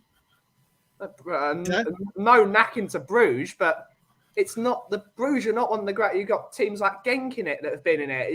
Tottenham are fucking in it. We're definitely not the best team. We're shit. Yeah, exactly. We're in the Champions League. We're better than any team below us in the league, right? The league never lies. At the end of the season, the league never lies. Tottenham were the 4th best team at the end of last season. We're currently the 4th best team right now.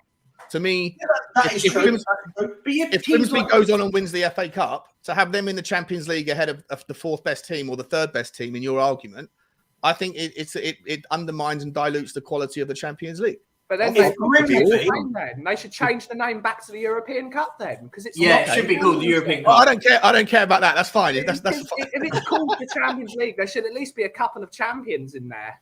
If Grimsby make the Champions League, they have to be led out into their first game by Sacha Baron Cohen. I'm going to be watching every second of the Champions League. 100%. And I'd go. One of my mates, who might actually be joining us a bit later, his friend plays for Grimsby, and he went the other night as they knocked out Southampton, and I think that's a pretty cool story. Like it's good, the underdog story, right? I like it. It's good. I just think to at least give an incentive to an actual proper incentive. I think that's the key point. Make it important, because the thing is, you look at teams now. And this is the disparity of it. And this is what really bothers me, because clubs now look at it financially. And of course, and I get that, by the way, I totally get that. But teams now are more worried to stay in the Premier League than they are to win the FA Cup. Because financially, staying in the Premier League is more important. And it's not just that now. It gets to a stage now where we're slowly trickling down, where clubs are now in a stage where they would rather get to the playoffs in the Championship than compete in the FA Cup. Sorry, and unfortunately, we're getting to a stage where we've ended up getting about 20 to 30 teams now that don't really care about the FA Cup, because the dreamland is to be in the Premier League. But we've lost the magic of the FA Cup now, and it's horrible. And it's nice seeing teams like Grimsby go through, because in essence, for them, every game for them is a cup final. But you sit and look at the Premier League teams that just discourage it. Arsenal didn't really care about it, and and they're going, "Oh, we'd rather focus on the league." I get that to a certain extent, but why can't you do both? These clubs have so much money. These clubs have so much resource. Why can't they? Well, they don't have that much money, though. Some of them do. They 90% of football clubs lose money every year. 95% of people clubs lose money every year. You look at Italy, Serie A. These are only 2 teams in Serie A that break even: Atalanta and Fiorentina. And Atalanta made something like £600,000 in profit, and Fiorentina made something like 5 million. Everybody else was on a sliding scale from broke to dead broke.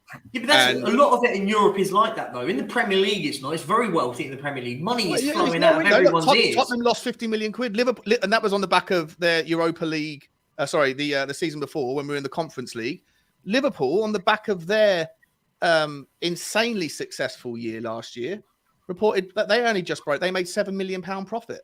So it's not as easy, even for the best teams, to survive with the structure of money the way it is, with the money in football, the amount of money that players get paid, all this, that, and the other. It's understandable that teams prioritize competitions or methodologies where they can make money because they're trying to survive. They are, like it or not, businesses. And, as much as I understand the romance of what you're saying, like, it's never going to fly with teams because they're not going to want that unless there's a way where you can. I personally don't believe that you should reward an FA Cup winner with a Champions League spot, especially as like I said, 90% of the cases anyway, the teams that win it are always the teams that are in the Champions League. But on top of that, unless you find a way to give the FA Cup winners more money, like find a way from the football pyramid, from the way that money is diluted and distributed throughout the system, find 20 million, give the winner of the Carabao Cup 10 million rather than 1 million, give the winner of the FA Cup 25 million rather than 2 million, whatever. Sure. Do it that way. Can I just say, I think this is an interesting one, right? Because we sit and have the conversation about people not focusing on the FA Cup and the FA Cup losing its edge and people not going for it. But when we actually look at this list, you can all see this list on the screen, right? Yep. When you actually look at this list, and since 2001, so what's that? 21 years. In the last 21 years, other than 3 seasons, other than Portsmouth, other than Leicester, and other than Wigan. It could just be those 2. And Wigan. So 18 of the last 21 have all been won by the biggest 4 clubs in the country. Yep. And Arsenal. Have all been won by Man City, Liverpool, Chelsea, Man United, the biggest 5, and Arsenal. So, look, Perchi, whilst I agree with what you're saying, I feel like this is more a Spurs issue because if you actually then look at the runners-up, Chelsea in there again, Man City, Liverpool, Man United, Arsenal again, Chelsea again. No, sorry. I was going to say it's not just a Spurs issue. I do get what you're trying to say, but the thing is it's not just Spurs. I would say Spurs down.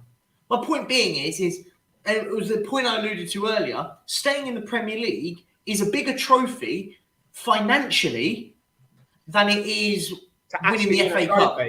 Than winning a trophy. You get a better incentive finishing 20th in the league than you do winning an FA Cup. That's the disparity and that's the problem. You get paid more money finishing bottom. But in Spurs terms, what does that mean? Because we're never in a relegation battle, right? Yep. We're always in a top 4 battle. I say in the last 15 years, how many times we've been outside the top 4, maybe 4 years in the last 15 or something like that. I don't know, 7 years. So we're always in and around that top 5, 6, challenging for top 4. So what's our excuse? Because we want to be in the Champions League. Hang on. When the other big 5, if we're gonna include ourselves in the big 6, which I think we should, of the big 6, we're the only one in that 21-year history that's not won it or got to. It's not really a top 6, though, is it? It's a big 5, and then we're the best of the rest. We're in our own little pool, aren't we? Okay, but fair enough. But I'm putting us in there purely through. If you looked at the big 5 clubs, I reckon we've been in the Champions League in the last 15 years more than some of the others have. Right, so I'm putting us in there purely from that perspective and for the money that we spend. For me, I get it with lower league clubs. I get it. If Southampton, for example, are in a relegation battle like they are, they're a great example. They're in a relegation battle. they're going to make loads of changes at home to Grimsby. And if they go out, let's be fair, their fans aren't going, oh my God, we should have won the FA Cup. They're saying we need to keep Premier League status, right? But what I don't get the excuse for Tottenham, we're a top 4 Premier League football club. That's why equally, I don't think in any way, shape or form, all of these people saying that's why you don't change your 11. No, sorry. We played a bunch of kids and a 37-year-old striker. You've got to be winning that game. So is it that the players aren't up for it? Is it that the managers aren't getting stuck into them enough in an FA Cup game at that level, saying, go out there, fight for every ball, pepper their goal? Where does this... No. Why? Do you know what I mean? I don't know if I've made a point there, but... No, I answer your point. I do agree with a lot of what you've just said there. I completely agree. What I said it to you on the stream after the game, and I said it was a mentality thing. It was that notion. You know, when you look at the team sheet and go, boys, they've got a 37-year-old up top. They've got a couple of lads who've played one game all season. Just got to turn up today and we've won this. They're all looking. And I made the quote about what Harry Redknapp said when he was at Bournemouth when they knocked Man United out all that time ago. And he said, we heard him in the dressing room before the game. He had an interview. It was a really good interview. He said they were in the dressing room and they were all placing bets on the horses. They couldn't care less. So I just told my boys, they don't want it today. You just work your arse off and you'll beat these. And they went and knocked him out of the FA Cup all that years and years ago. I remember watching a thing about it. It was really interesting. And so it was similar to that for us. We kind of looked at that team sheet and went, we're better than these. We don't have to. As long as we play, we'll win that. And I could tell.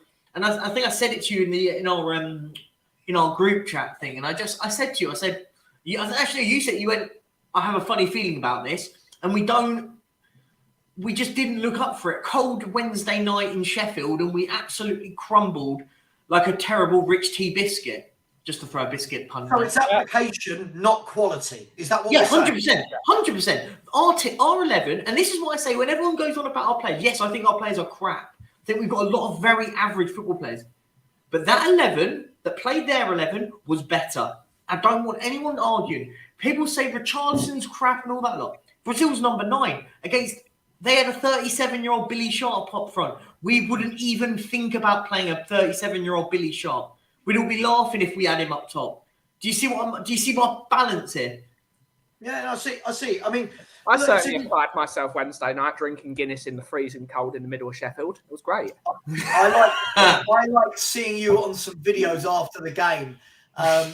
You were in a video with Henry Wright, and Henry come to me, right? Henry comes up to me on Tuesday and goes, "Sam, I've got a ticket. Do you want to go? Do you want to go?" And I'm like, "Henry, I can't. I can't just take the annual leave." He went, "Oh, can I?" I was like, "Yeah. You take the annual leave and go." But I mean, there's no way I'm giving up a day and a half annual leave to go and watch Tottenham at Sheffield United and watch Conte. Anyway, I see all your videos throughout the day, and everyone's happy and they're having a pint. Then the video afterwards, you and Henry like this, just like, yeah, that was me and Henry. And look, as I said, I did a video yesterday. Fair play to all of you that went. Yeah. But you just, Kuva, let me ask you a question, right? It might have been different for you being there, Ben, but I'll ask Kuva, Barry, and Percy this question. At what stage in the game, watching it, wherever you were, did you get that Spursy feeling in your stomach where you go, oh, it's one of them? Mine was after about 20 minutes. When did you guys get that feeling? Yeah, I think you're right. It was starting to hit about 20 minutes. It was a very stale looking performance. Yeah. You could tell it was going to last at least till half time. And then it was a case of, are we going to get the second half response, or is it going to be more of a Villa game, or some of those other ones where, AC Milan even. We didn't really create a lot against them either. We can put in a performance that's got effort in it, but it's not like there's a difference between putting in a shift in terms of running around a bit, or actually putting yourself on the line and really taking chances and taking it upon yourself to, be the difference. And I just don't see it with this team a lot of the time. And it was that same feeling this time. Just didn't look up for it. Didn't look like it really mattered. It's like the players don't realise what the fans want. You want to see superhuman effort. You want to see if they're being dragged off that pitch, having lost the game, they have to be dragged off. They have to be carried off because they can't walk anymore. They've given everything on the pitch. Never see that with our team. No, it's spot on. It's comments like big up Tony. Hope you're well, my man. When he said like when I saw the starting 11, I'm sorry, I just can't buy this. 2 of that back 3 played in the back 3 against Chelsea and West Ham where we won, right? And played against West Ham, Man City where we won, right? You've got Porro, who should have been out there trying to show everyone why we bought him. Saw everyone is saying how excellent it was against AC Milan, but can't do it against Sheffield United. Højbjerg again against Man City, an absolute warrior. Awful against Sheffield United. Ben, I don't get this, mate. I don't get how 1 week we're celebrating them for they've put in a shift and this is why everyone loves them, and then the next week, let's be fair, it is putting in a shift because we know they're not the world's best players, Ben. But if we see them put in a shift and we get knocked out 5-4 to Sheffield United, and you like fair play, right? You like fair play. You know what I mean? Yeah. But I was with Henry and Co in the Head of Steam pub, which is by the Crucible. That's had to prove that I wasn't totally shit-faced. I got back. Henry showed me the team, and he went, "We're losing, aren't we?" Yeah, another drink. It's just like, we're losing 1-0, aren't we? And then Henry puts a 40 quid bid on that we're losing 1-0. So Henry's happy because he won 80 quid. Yeah. He's happy. But I liked Henry getting in at about 4 a.m. and deciding to WhatsApp and tell me he got in at 4 a.m. At 4 a.m. That was wonderful. How did it take him that long to get home? Is what I'm asking. I don't know. I mean, it's best not to ask Ben where he ended up. All I know is I got it. They dropped me off at 2 o'clock in the morning. I got in my room and I collapsed. Yeah, look, it's difficult. Just quickly before I come to you, Barry. Guys and girls, there are 276. No, there aren't. There's 176 of you in this chat. We've been going for just 2 minutes short of 3 hours. We haven't had a Just Giving donation for nearly an hour. Come on, people. That's the whole point of this stream. If you want to do a super chat, Just Giving, even if it's £1, £5, please. I've put the link in for the Just Giving. You know how to do super chats. Please please subscribe. Let's do our little bit. It's the least we can do as people. Let's do our little bit for this great cause. A lot of people giving up many hours of their time. Just please, even if it's £1, come on, let's put in £1. All right. Barry, look, we've talked about the Nottingham Forest game earlier. I want to move this on to what sort of reaction are you now expecting to see at Wolves? Because our last 3 away games, unless someone tells me I'm wrong, just off the top of my head, have been Leicester, Milan, and Sheffield United. Is that right? Yeah, I think. And we've lost all 3 against, and all 3 of them for me are not great. Do you expect to see that trend continue at Wolves, or are we going to see a bit of fight? Well, we should see a bit of see some fight, but yeah, I mean, I'm guessing Romero, Royal are going to come back in. Skip's going to come back in for Sarr, and you will then have, well, what are you going to have up front? Who knows? Who knows what you're going to have up front? So yeah, you should see a result. Look, Wolves are going to be.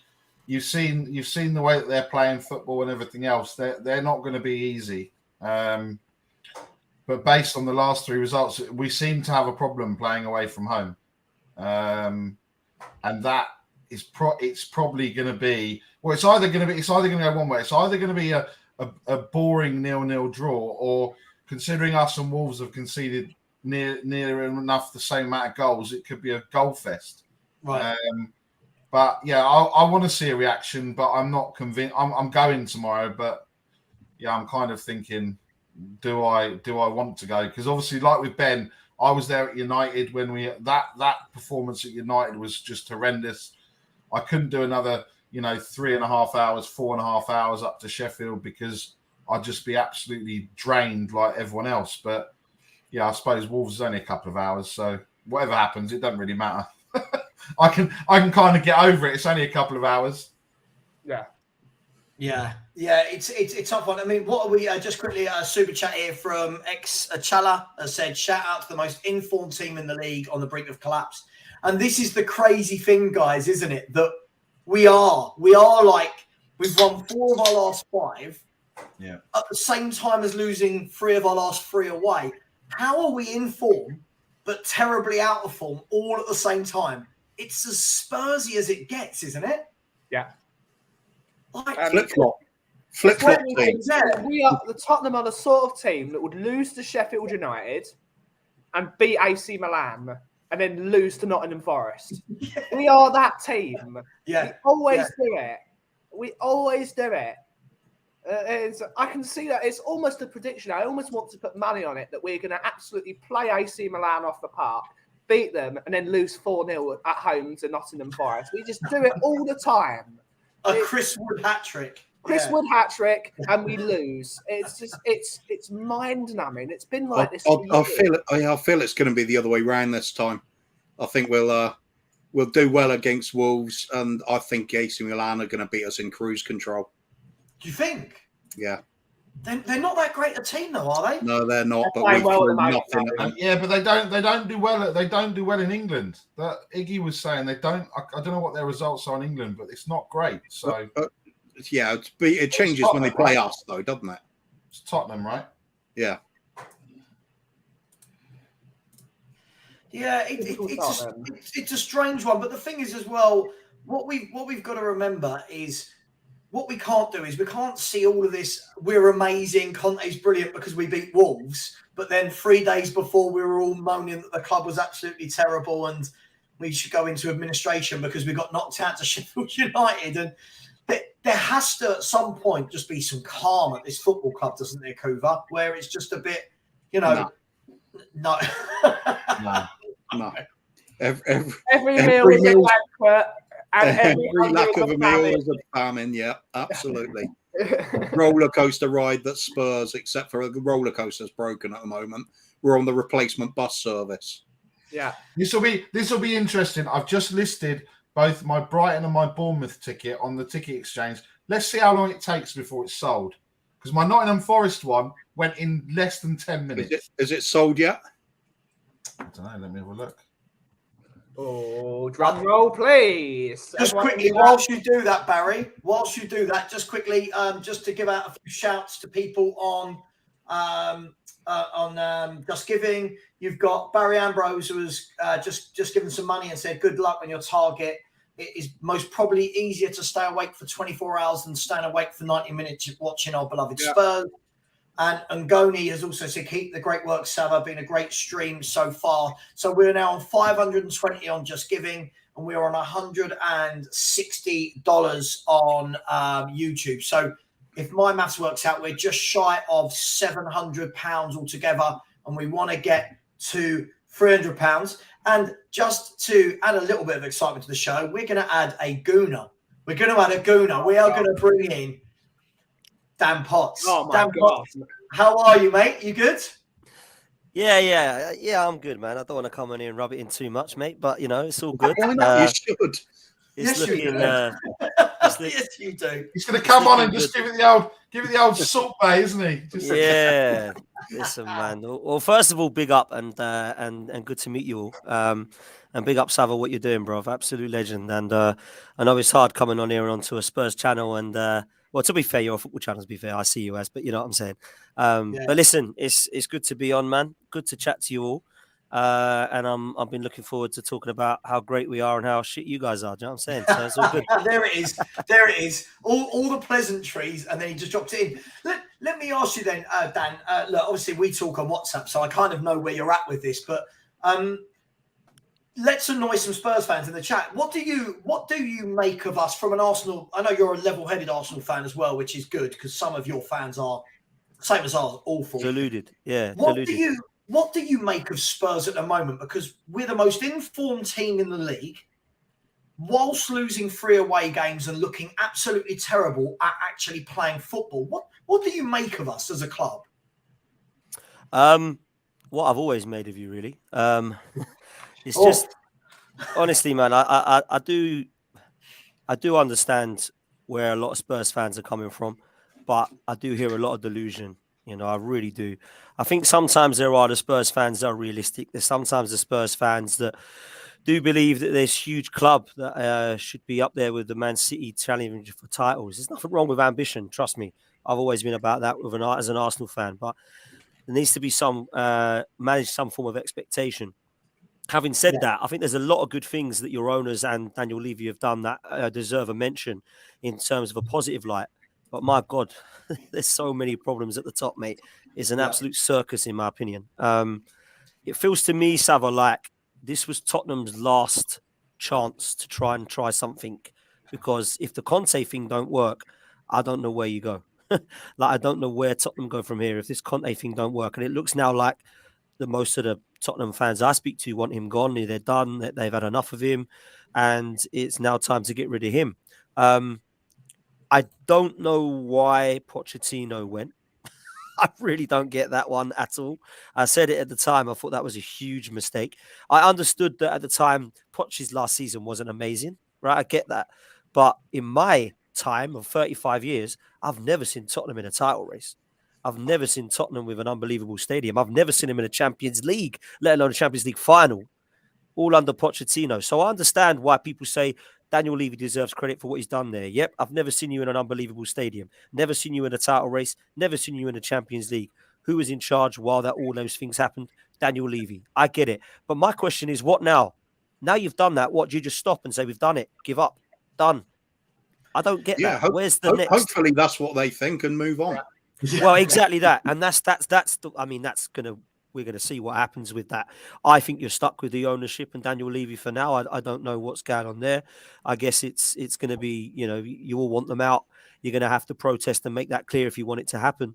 Otherwise it won't. But for me, I look at what Tottenham are doing right now. They've tried the Pochettino project manager effect. It was working, but what did it win you? Nothing. Then you went to Mourinho. Your CV's there. He couldn't win you anything. He's managed 7 clubs and he's won something everywhere but at Tottenham. Then you try the Conte. Do you know what? CV's brilliant. Do you know what Conte does? He wins now. It's not about 5 years. It's about right now. All the players you got to give him, bring him in, win now. And then he can't do that. And it looks like another trophy this season unless you win the Champions League. So for me, I don't know where you go from here, bro.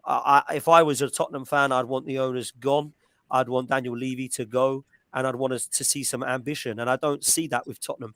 I understand where some of the Arsenal fans I speak to be fair, a lot of it is just looking at Tottenham with a lot of hatred. I know me and Lee Judges are close, and I know you know Lee Savva, and, Tottenham are ungrateful. I can't believe that they want their owners out when they've got a huge stadium and they're in a title race and they're in Champions League final not long ago, blah, blah, blah. But my argument back to that would be, so what do they do then? Just sit there and say, there's nothing more we're going to get. We might as well just fold the club. So what happens? Do you know what I'm saying? So there needs to be some form of ambition, in my opinion, moving forward. It needs to be, do you know what? Like, owners, for me, I don't think that you've had back to Conte. I don't look at that team right now. I know Conte hasn't been great. I'm not saying he's done a great job. But I don't look at that Spurs team and think, how is Conte not getting somewhere with that team? It's quality. It's not. Take Harry Kane and Son out of that team, and I don't think it's that great. I like Bentancur, I like Romero, I like Kulusevski. After that, I'm struggling, Savva. I can't lie to you, man. You've got a dusty goalkeeper. You've got fullbacks I don't rate. You've got centre-backs other than Romero I don't rate. Your midfield doesn't look amazing, if I'm honest with you. Højbjerg and Bentancur are okay. I don't look at them and go, cool, look at that. Everyone's jealous of that midfield. There's no creative midfielder. Do you know what I mean? There's a lot wrong, man. See us as an immediate threat, then, Dan, to what Arsenal are building. In a roundabout way, yes, mate. I don't. I did at the start of the season. I can't lie to you. I mean, last season, I think it was justifiable to question where we were going in terms of a young manager, a young project, and I was wrong to kind of question that we weren't going in the right direction, because I think there's a lot that Mikel Arteta has got right this season and learned on the past couple of seasons. But if I'm comparing the two, it's a complete chalk and cheese, because you're trying to win something now. we're trying to build something for the future. And I know what club looks in a better place, mate. And it's a hard one because there's talk of this Qatari guy coming in, and he's not going to be a total owner. The reason Arsenal have actually in the last couple of seasons gone somewhere is because the Cronkies now own Arsenal. Beforehand, it was all majority this, majority that. Now, if you rent your house, you're only going to wash the windows. You ain't going to refurbish it, are you? Do you know what I'm saying? True. So that's why you need a total ownership to come in like a Qatari owner and go, right, we own Tottenham. We want them challenging at the top of the table, and this is what we're going to do. And until that happens, man, I think it's a worrying time for you guys. I really do. Well, it's between the two clubs, isn't it? You ask questions of Arteta and you're proven wrong, and you can see how good they are this year. We say X, X, X, and X, and we're proven right on every time. We've seen it coming in for years, and we're always proven right. We've been, the Savva was saying multiple times, we're not going to do anything with these two in defence, Davis and Dyer. They're just not good enough. It's not like Davis and Dyer are ripped up trees before they had a half-decent season last year, playing one game a week in a terrible league. They prove us right every time. And until we start showing ambition like an Arsenal, spending 400 million, which is a decent amount of money to spend on your squad, buying young, hungry players, you're never going to get anywhere. Ben, let me ask you then, before I go back to Dan on this, the points Dan's just made there, with that in mind, are you surprised at how quickly the change has happened? And what I mean by that is, if you go back to May, when it was Antonio, Newcastle beat Arsenal.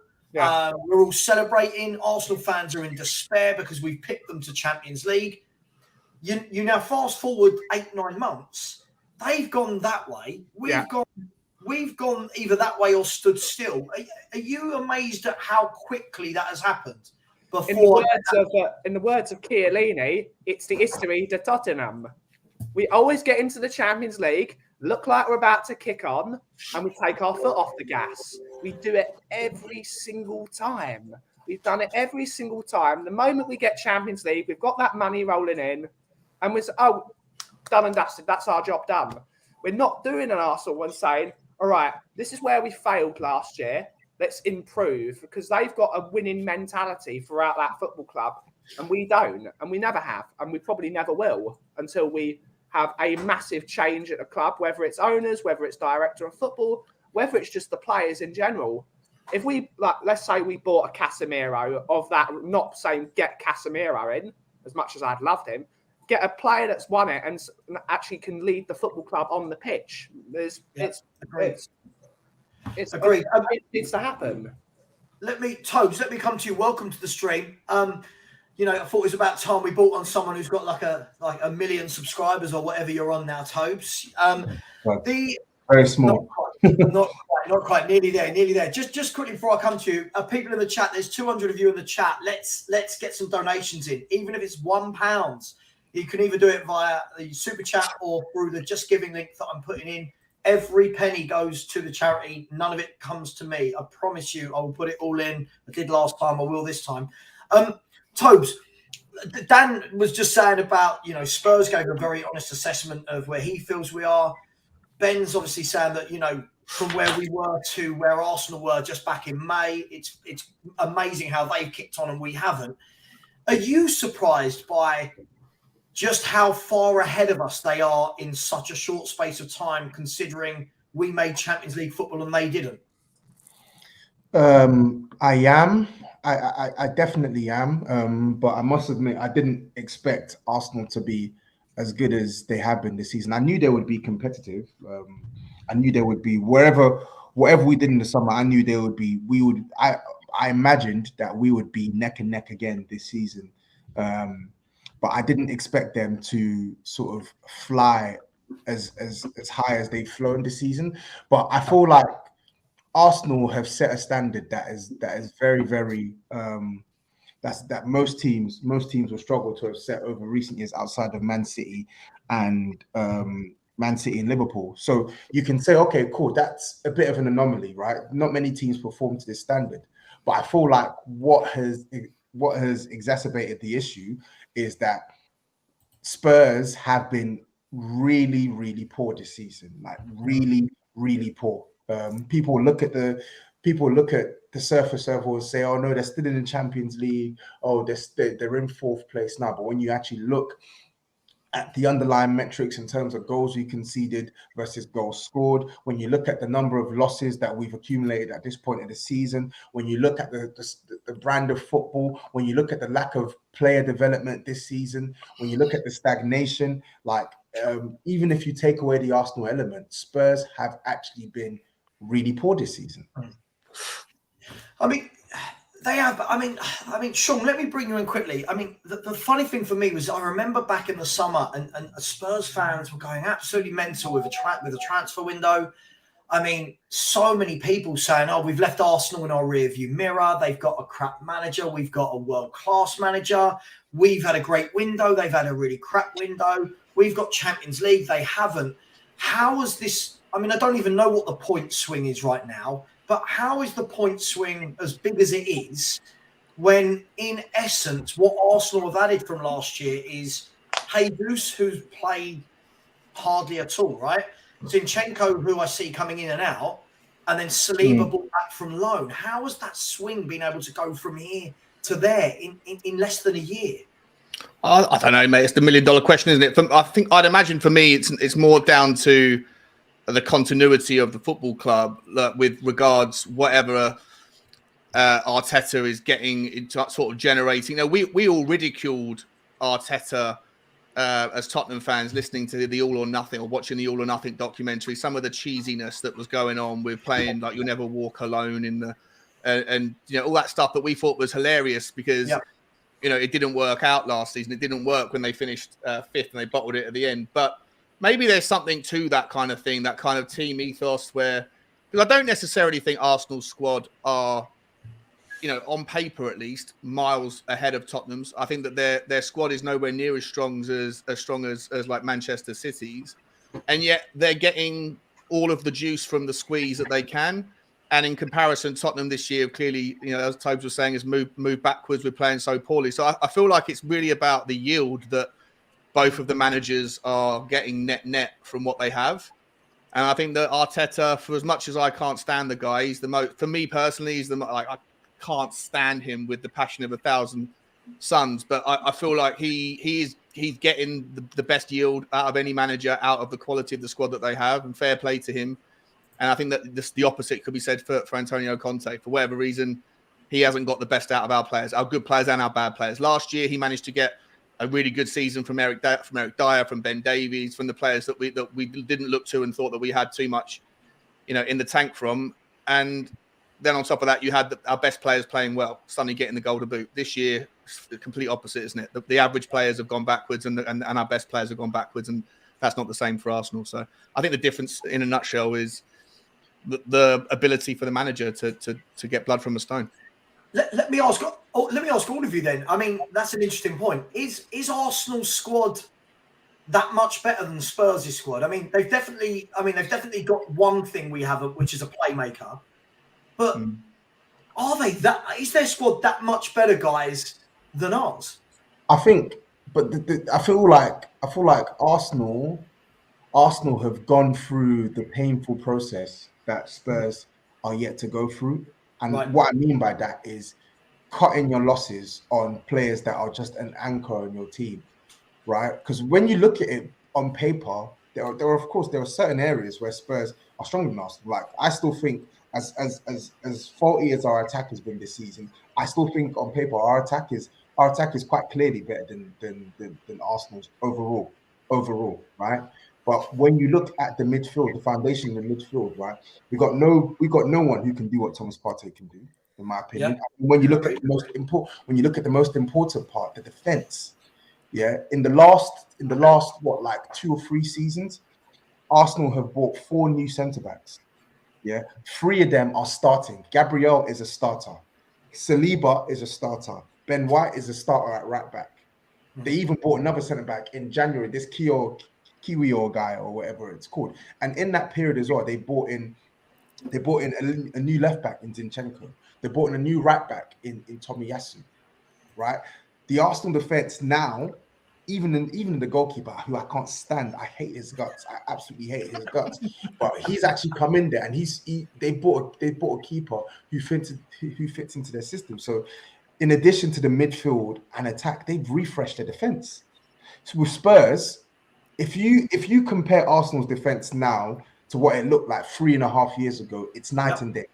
If you compare Tottenham's defense now to what it was 3 years ago, it's still very much the same faces, the same names.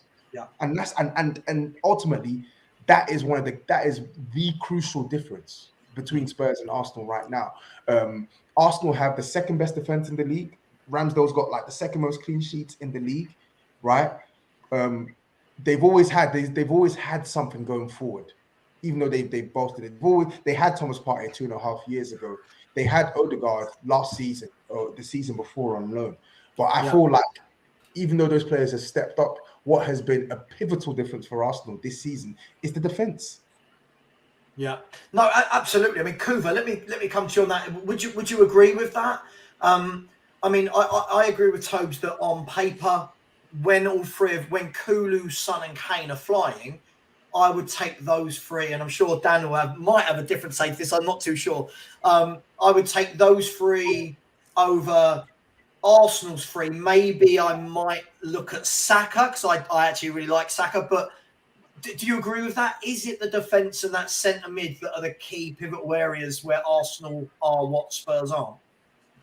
I think you've got to look at Odegaard now. He's really turning into a special player now. Saka I'd certainly look at. I think Martinelli's just looks like he's hit form again suddenly because he was off it for a while. I think what it is, it's that long argument, isn't it? Remember Real Madrid with the Galacticos. Brilliant squad, one of the best you'd ever see. Team wasn't all that good though, was it? That's what we've been tending to do with Spurs. We're getting players that are good. They don't fit together. Some for one management style, some for another management style. It's always a mishmash of things. Arsenal, over the last few years, although it's been really painful for them at the beginning with the rebuild, and a lot of their fans were really unhappy. I certainly remember that. And we're all laughing at them. They did stick by it, and they didn't buckle under the pressure. So all those young players coming in, they've given them time to gel together, kept that into it. And the players they've been buying, Zinchenko, for example, he's just a great footballer. It doesn't matter if he's a wing-back, a full-back, midfielder, whatever you want to look at him. Whatever style you're going to play, he's going to add to the team. We buy someone like Emerson Royal, and it's like, well, he can't play wing-back. He's only a right-back. It's like he's going to be a poor attacking player in either role. It doesn't matter. So they've stuck with their style, stuck with the management style, and it's paying dividends. They keep adding to it, and they keep adding to it sensibly. I think Jesus was a great signing because we sort of almost mockingly talk about versatility now because we look at the likes of Richarlison clearly can't play out of a number 9 position, and based on last performance, can't play in a number 9 either. But Jesus, what he brings to your team every single time. There is the creative influence. There's a ability on the ball. There's a talent there that's usable in any kind of formational system. We don't do that. We've got now developed this workman-like team at the moment. No flair, no creativity, no imagination, and it's like there's no trust from the management in a lot of the players. I don't know who really believes in anything we're doing at the moment. Very few fans do. I don't think the manager does. I don't think the players believe in what they're doing. There's nothing. Arsenal, meanwhile, have been breeding confidence. It's slow. It's been slow to get there, but they stuck by it and they've allowed them to flourish. And they're getting the rewards. It's such a contrast to what we do. We will no doubt change manager in the summer again, and it will be yet another rehash of what we keep doing. And who knows what the plan's going to be then? Because I certainly don't. Does Levy know yet? Probably not. Keep talking about Pochettino. It looks similar. It looks similar to how we were in 18-19, where we had Aubameyang and Lacazette, and that was it. Kind of the same with you. You had got Kane and Son, and then after that, it was some shockers. Like we had Cech in goal, dusted goalkeeper at the time. Lloris dusted, done. Get rid of him, man. He's an absolute clown. You got Bellerin. He was very similar to Emerson Royal. poor footballer. Yeah, wanted him gone. Mustafi, very similar to Davinson Sanchez. Socrates, very similar to the trash you have at the back. Kolasinac, very similar to Sessegnon or even Perisic, who's been poor this season. And in our midfield, we had Xhaka and Ceballos. It's okay. Don't set the world alight, does it? A little bit like Højbjerg and Bentancur. They're okay. Quite good, actually. But you don't look at them and go, cool, I ain't getting better than them two. They're class. No, you don't. Yeah. And then you've got Kane and Son. So they're very similar to how we were. And it has taken us a while to obviously revamp it. You know, you said earlier, I don't think the squad is that much different. I actually disagree. I think Arsenal's now, particularly this season anyway, I don't think there's many Tottenham players that get into this first 11, if I'm honest with you. Well, let me ask you then, Dan. Let's go back to Tobe's point. The front three, if fit and firing, which front three are you picking? If we're putting these 6 players in, if we're putting Son, Kane, Kulusevski, Jesus, Saka, and Martinelli, I suppose you could put Trossard in that mix as well. Who's your three? What are you picking? I'm going to ask everyone this, by the way. Well, on form, it would be different. I'd have Kane up top with Martinelli and Saka. But if you're looking at overall, it's different, isn't it? I think Kane, Son, and Saka would be my front three. But if you're looking at this season, then this season would be very different. Jesus, I absolutely love, but I'm not having him over Harry Kane. I think what Harry Kane does is ridiculous. Son, I mean, what the hell has happened to him, by the way? He looks unbelievably poor. But I think he's a quality player. But I'd have Martinelli this season over him.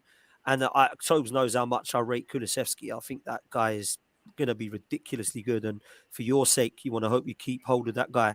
But I just think Saka's ridiculously good. I just never seen someone as good as him at that age and can do everything. And you look at how many positions the guy can play.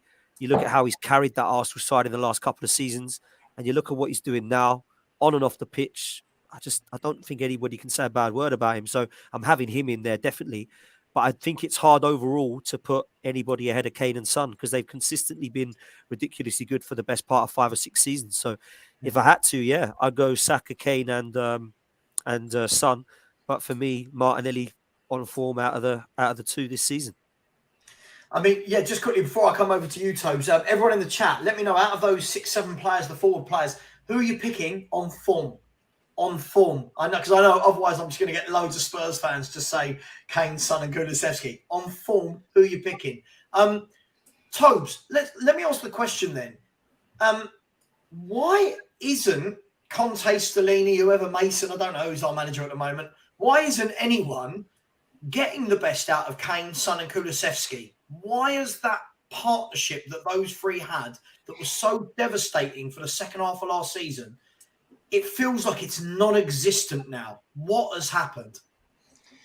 I think we're seeing a serious. We're seeing a combination of like poor coaching and players not performing to their standards. Because even Harry Kane's banged in so many goals this season, but there have been games this season where Kane has not really looked his best. I don't feel like he's played. It's crazy. I know he's scored all these goals, but I don't actually feel like he's played his best football for Spurs this season. And then obviously Son is Son, right? I don't know what it is with Son. Son is just going through one of these nightmare campaigns. It actually happens. Like we've seen better players than Son have these type of seasons where they're just empty shells for a whole campaign. But I feel like, again, the issue is exacerbated by the poor coaching. You're seeing with Son, most games now, he's having to come and pick up the ball in his own half when a lot of the times he was scoring last year, he's at the end of moves, right? We're not really getting him involved in build-up. You stay out wide, you get the ball in the final third, and you do what you do best because nobody can tell me otherwise, right? Nobody can tell me otherwise. Son is one of the best finishers on the planet and has proven that over the past couple of years. When you give him chances, even low XG chances outside of the box, he will score, right? But we've just not really put him in enough of those positions this season, man. And I really feel like, again, I just feel like it screams to me like a manager who is basically just here for his pay packet now and knows that he doesn't really want to stay at the club. He doesn't align, him and the club, they don't align in terms of what in terms of how to really build this football club. And I think that now we're seeing that lack of care show onto the football pitch, because teams sort of sussed out how to play against the Spurs of last year, and we've not really seen a coach and a staff who have been able to sort of diversify their methods to try and get that attack firing. Because there's nobody, as poor as Son has been, there's no way on earth you can have the caliber of attackers that we have, and we look so blunt at the top end of the pitch. It makes no sense. It makes no sense. You wouldn't swap Spurs' attack for Chelsea's. You wouldn't swap Spurs' attack as listen. Arsenal are doing great. I love Gabriel Jesus. I've got a lot of love for Bukayo Saka, and I really like Martinelli. I think Arsenal got good attackers, but on paper, it's a mismatch. Let's be real. It should be a mismatch, and yet it's not. Arsenal's attack far outperforming Spurs' attack this season, and you can give credit down to the individuals like Saka, who's been amazing, Jesus been amazing, Martinelli's been amazing, but I also feel like Arsenal annoyingly are being set up well enough to actually attack teams and utilize the strengths of their attackers. I think that's the one thing that you can't say about Spurs this season, whether it's the attackers, whether it's the midfielders, whether it's the defenders. Conte and his backroom staff have not been able to utilize our players' best strengths, right? Arteta has amplified what his players are good at. Conte has amplified what his players are not good at, and basically bringing out the biggest weaknesses of their game. So with that in mind, then, Nick, let me come to you and Cooper for this. With that in mind, I completely agree with Tobes. For me, I think, I know the manager from some people is above criticism, but I look at the attacking players we've got, even some of the midfielders that he's struggling to get the best out of, like a Basuma, and I think that they're being completely mismanaged and a change of formation and ethos is needed. Do you think that if Conte changed this up, we might see something different, guys? Or is this literally what we're going to do forever, all the while Conte is here with that formation he likes to play? Go on, Cooper. You go first. I wasn't listening. Yeah, go on. Is Conte going to be changing it? Are we going to see something better done with the players? No. Simple as that. I think we're stuck into this rigid way of playing football. I don't see it changing. I don't see any sort of transference of all that energy and passion for the game that Conte used to have when he's on the sideline and, giving the punch in the air and things, and fans loving it. But has that really gone onto the pitch? Do you see players with that kind of attitude on? I'm not seeing anything like it. All I'm saying is we're devoid of so many bits of attacking players. Untrue now. We're so rigid and predictable, machine-like.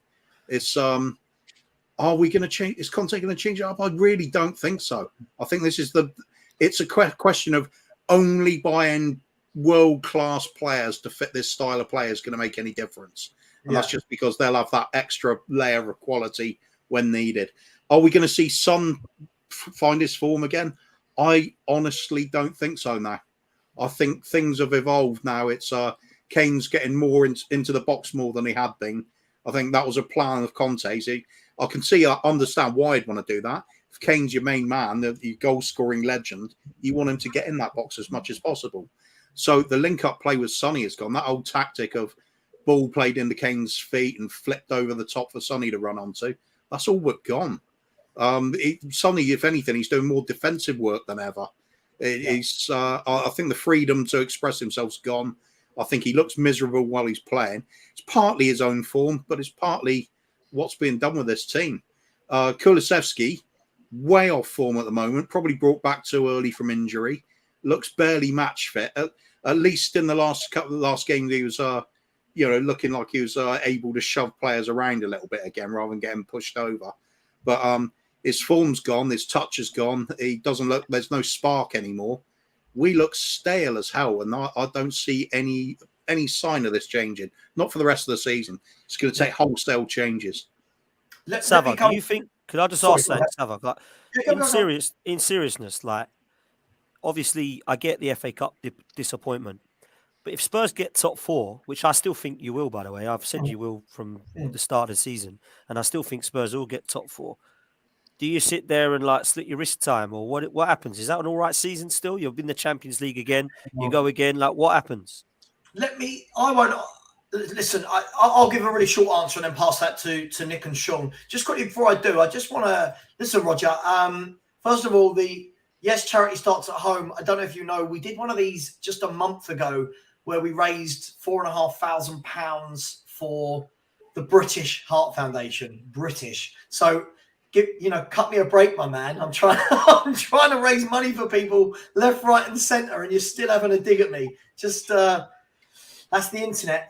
Look, Dan. On a serious note, I think for me, and I'll pass to the two at the top in a second. For me, I don't care about fourth. I think so much emphasis is put on finish fourth in Champions League. We're not winning it. We've been in it this year, and it's been horrible to watch in every game. For me, it's about I can't see what the long-term vision is and the football, Dan.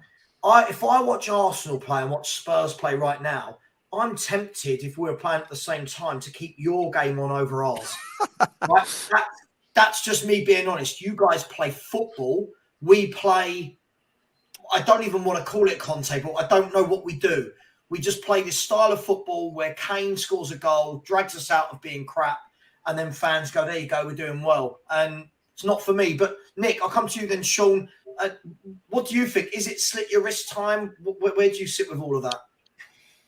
I mean, for me, it's not. We've not built on what we achieved last season. Okay, look, we know everything that happened last season, but we're never building on it. We're never going to take that next step. We're never going out and getting that player that we need to. We replaced Gareth Bale with Gareth Bale. We never replaced Moussa Dembele. We never replaced Kyle Walker. We never replaced Christian Eriksen. That for me is where we're not. There's no forward thinking, like you say. There's no plan. Look, the only way that this season is like comes to like fruition, and we sit there and go, yeah, we've done something, is if Arsenal win the league. The only way that we can say anything better is if we go and beat the Champions League. We go and win the Champions League, because obviously Arsenal will be celebrating, and we'll then go, hold our beers. We're just going to go win. We're not going to do that, right? So whatever happens, you've seen the perfect example was Arsenal last year, right? They threw it away. They had the opportunity, and look what they've done. They've come back, and that's spurred them on to go and achieve and go and play the way that they're playing, right? And I'm with you. Like I was sat there in Bulgaria, and the Arsenal game was on, and I'd rather watch the fucking Arsenal game than worry about what we were doing or anything else. So I'm not going to slit my wrist, because I think it's what we expect, right? We expect to do poorly in the cups. We should be challenging for top 4. But I think when you think about the opportunity that we had at the start, best start for 23 years and whatever it was, then we went on that, the kind of win, lose. It's just like a bloody mirror image, because what's going to happen is we're going to go out. We're out of the FA Cup now. We're going to go out of the Champions League. We'll have one game a week, and then we'll get top 4 because we've got one game a week, and these players are about good enough to do one game a week. We'll then get all excited again, and then the same thing will happen again. It's just the same thing every season. So basically, you're not. There's no expectation of a good season now, really, unless you win the Champions League. That's what you're saying. That's the only thing left, really.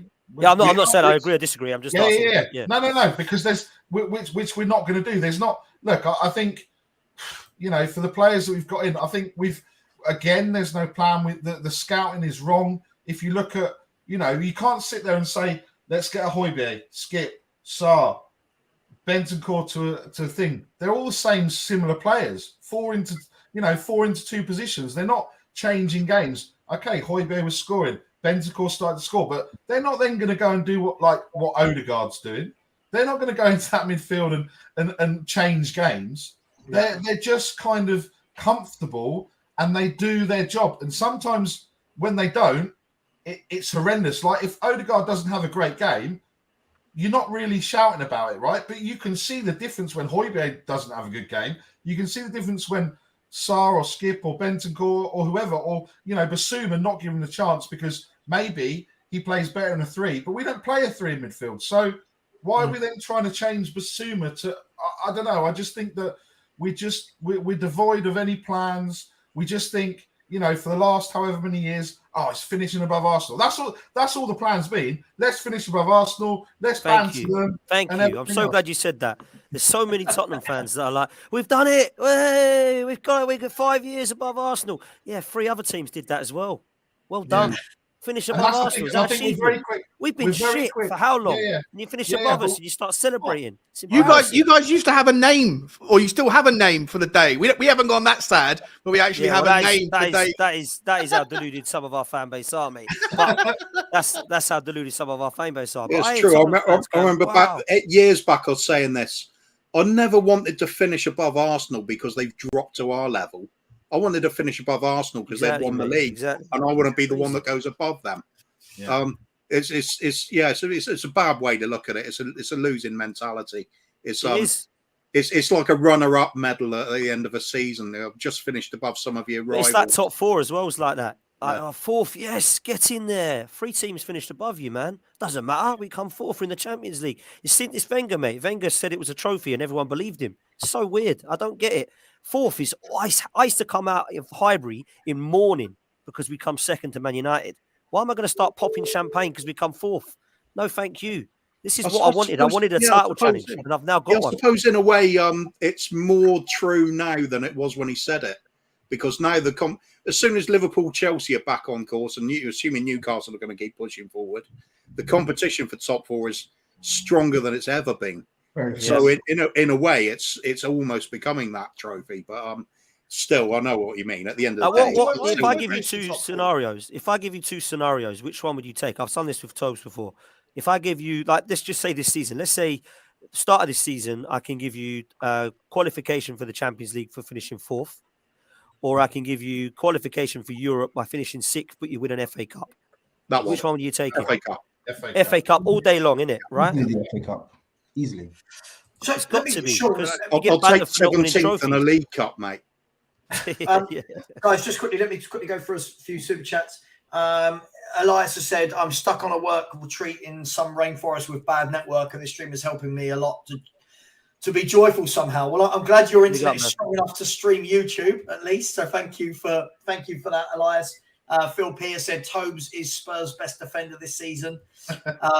Tobes, are you fit to play tomorrow away at Wolves? Can you play? I'm not good, so they wouldn't want me in that back line. So, yeah. Neither are Dyer and Sanchez. I'm sure you're better than Sanchez, Tobes. I'm sure you're better than Sanchez. Adrian Chia said, big up, guys. I will put in another super chat if one of you says Gooners sucks. Anyone? Gooners sucked. There we go. Done. He's already put it in. He said, Kane, Saka, Bruno Fernandes. Levy, please spare us the cash.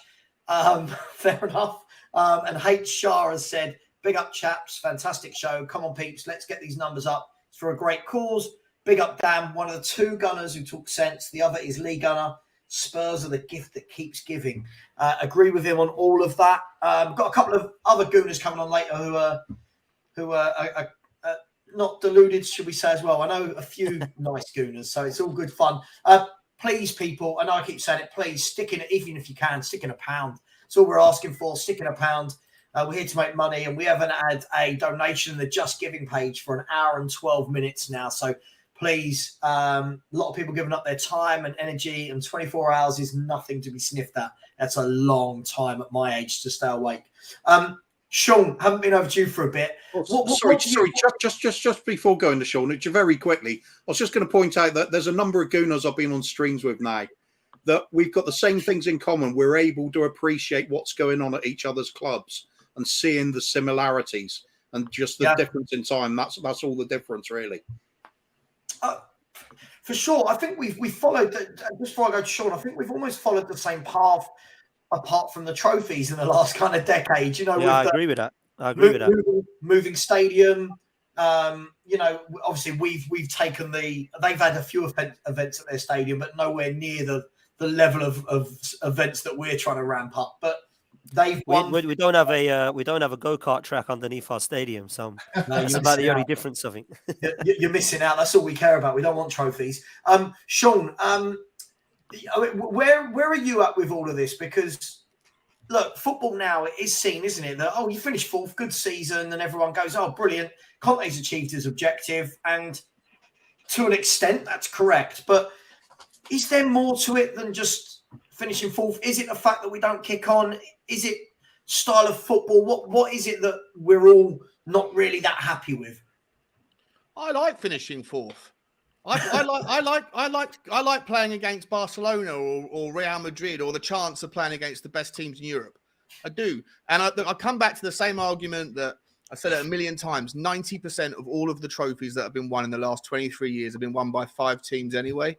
So I'd rather play Barcelona than Grimsby. If we're not going to win a trophy anyway, I'd rather go and play the best teams in the world when you get a chance to do it. I like it. I might be in a pool of one, but to each their own. I enjoy the European nights. I love the noise, the music, the atmosphere. I think it's interesting to see our style of football, or anybody's style of football, playing against other teams from Europe. It's always interesting to see how certain players do that you hear good things about or watch good things about in other leagues, and whether they can compete against the best teams in the Premier League. I'm a massive advocate for the Champions League. I don't expect Tottenham to win it, but I also don't expect Tottenham to win the FA Cup, because I just don't think that Tottenham have got the not only do we not have the talent to do it year in, year out, but we haven't got the mental aptitude either. As a team, we seem to choke quite a lot. We seem to shoot ourselves in the foot by not turning up. Let me ask you, Sean, do you enjoy the football? Because this is something that whenever I speak to people, and they always say to me, when you're passing people at work or whatever, and they say, "Oh, good win for you guys at the weekend," I always respond with, "Well, yeah, we got the 3 points, but I didn't enjoy a second of it." Do you enjoy the football side of it, like the actual on the eye? You know my stance on it, mate. For me, I'm probably the only person in the Tottenham community that says this out loud, and maybe I'm the only person who feels that way. But for me, I want to see Tottenham Hotspur play football twice a week. And for me, I've got a very busy, stressful life with my job, my career, everything else. When I'm dialing into Tottenham, I want to see good football. I want to have a respite from whatever's going on with my gig. And I want to see 90 minutes where I can switch off and watch my team not only perform well, but hopefully get the points as well. For me, the absolute priority for what I expect to see from Tottenham Hotspur is good football first, and then build a team around it that follows that philosophy, and then hopefully trophies will eventually come as well. But I'm not the sort of person. I see those people that say, "I'll take a 1-0 win," where you're like, to go hyperbolic with the example, where you park the bus for 90 minutes or 89 minutes, you have one breakaway and you convert that one chance. But for the rest of the 90 minutes, you're getting pummeled, or you're sitting there just absorbing the ball and giving it back, and then you break and win every game 1-0. If that is what you'd have to accept and tolerate in an extreme example to win a trophy at the end of the season, you get to watch that trophy being lifted for 5 minutes at the end of the season. You've got to tolerate that crap to get there. Not for me. For me, the absolute priority is always good football that is entertaining and exciting, and hopefully is also successful and can convert into points. But I don't want to have the points if I don't get the pleasure. And at the moment, under Conte, there's no pleasure at all. I mean, let me ask then, before I come back to you, Dan. I mean, Tobes, I've seen some of your stances, I think slowly but surely, I think you're getting a bit more fed up from the videos that I watch of you online. Football videos, by the way, before anyone says anything. I think, are you becoming a little bit a bit more deluded? With the deluded style of play that we are playing week in, week out. Are you annoyed that it's not evolved in any way, shape, or form, and is actually seeming to getting more and more boring each week? Yeah, man. It's just not leading to anything. That. My whole thing is I've never really been a snob when it comes to football. My key thing is sustainability. Is your football sustainable? Can it win Spurs matches most weeks? Right? If it can win Spurs matches most weeks, I'm gonna get behind it. But what I've seen this season is, I feel like not only is the style of play horrific to watch for the most part, but it's not even guaranteeing Spurs results. We're conceding so many goals this season. we're going behind in most games, right? We're not really being able to put together a consistent run of matches, and we're not being able to constantly beat the teams that we should be beating. And then when we come up against the sides, that we compare ourselves to, we're struggling for the most part. Like we're easily second best. So I've not really enjoyed what I've seen from Spurs this season. I really haven't, and I'd like to think I've been patient, man. I've given it time to try and see, like, okay, maybe after the first international break of the season, maybe it will get better. No, you've had injuries, so maybe when Kulusevski's back in the team, it will get better. Maybe when Romero's in the team, it will get better. Maybe when you get a new wing back, it will get better, etc., etc. I've given ample time, so I would like to think that I've sat on a lot of games watching Spurs this season to now come to the conclusion that it's not going to get better. This is just what it is. And we've got a manager that just doesn't want to be here and doesn't really give a rat's ass about how he sets up. It's literally just plug and play, bang. If it does a job, it does a job. If it doesn't do a job, whatever. Hasn't Stellini, just before I come to you, Dan, hasn't Stellini shown that you can literally have anyone at the helm just put out the same formation every week and you will do okay, as opposed to, oh, we've got Conte and he's the only one that can make this work, Tobes? You know what?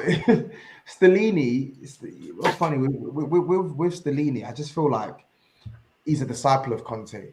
Yeah. He's doing what Conte wants. I don't really see the marginal uplift with Stellini in the dugout versus Conte, apart from maybe players not having the fear of Conte literally screaming at them on a football pitch. But generally speaking, this is just who we are now. With Stellini, with Conte in the dugout, without Conte in the dugout, this is just who we are now. And it's not going to change until Conte leaves the club and we bring in a manager who plays a different way and can be more flexible. Yeah. No, absolutely. Dan, let me ask you a question. If Antonio Conte was, let's say Arteta left right now, Arteta gets a bigger job somewhere, and you took Antonio Conte at Arsenal, how long would your fans put up with his brand of football? Because obviously you're famed for being a club, especially in the last sort of couple of decades, that play good football, that win things playing good football. Would you guys put up with bad football even if it won you stuff? How do you feel about that? The fans would last 2 minutes with that, mate. It's mad, isn't it? Because I grew up on George Graham. So I grew up winning 1-0 to the Arsenal. It wasn't pretty at times, trust me. And I was okay with it because it won me trophies. If you play that style of football, it does nothing in terms of winning you anything, then it becomes frustrating. And if you can't see yourself going anywhere with it, then I can understand why people would be frustrated, not just Tottenham fans, because two of the managers I would have considered were Diego Simeone and Antonio Conte when Wenger left, because I felt they were win-now managers, and I thought that's what Arsenal needed to do, was win a title now. Yeah. Having looked at where football has grown and how it's evolved and modern-day football, I think everybody is looking towards projects now, and I don't see those two managers as project managers. So for me, I can understand why Graham Potter was a name for Chelsea, because they wanted a project manager. That doesn't seem to have worked out. They now need to decide whether they want to get rid of him, pull the plug, or stick with him and try and see if he can do what Arteta's done, which is turn it round and make things work. So I think with Tottenham, it's a difficult one, Savva, because they've tried everything. I understand why you want Conte out because of the style of football. It's not exciting. You don't understand where you're going with it. But I don't know where you go with it. I've said to Tobes for the best part of 18 months, I think the next Tottenham manager will be Pochettino.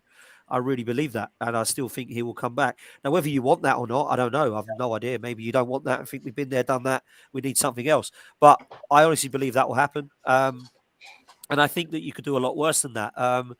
I do kind of feel like Tottenham have tried a little bit of everything, really, and it hasn't quite got them anywhere. Now, how Daniel Levy can knock back Pochettino, but hire Mourinho and Conte and back him, I think it's similar to what this guy's saying, actually, Tony, on the chat there, is criminal for me. I don't understand that. How Pochettino had, 3 windows and bought hardly anything in it. Do you know what I mean? Had to basically have what I think is probably the best Tottenham side that I've seen in the Premier League in 35 years and not be backed on the top of that. I think is criminal. So the thing is, can we talk about this point? And listen, again, I don't know Tobe's feelings on this. I don't know Nick's. I think I probably know more Sean and Coover's opinion on this. The whole Pochettino thing for me, though, I still feel that the whole we need a painful rebuild is slightly skewed. I feel like 50% of that is correct, but it doesn't tell the full story. His last year at Spurs, other than getting to the Champions League final, was absolutely atrocious in football, in not winning away for 10 months, taking 26 points from his last 25 games.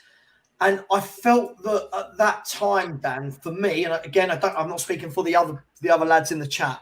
For me, it just felt that he'd been here so long.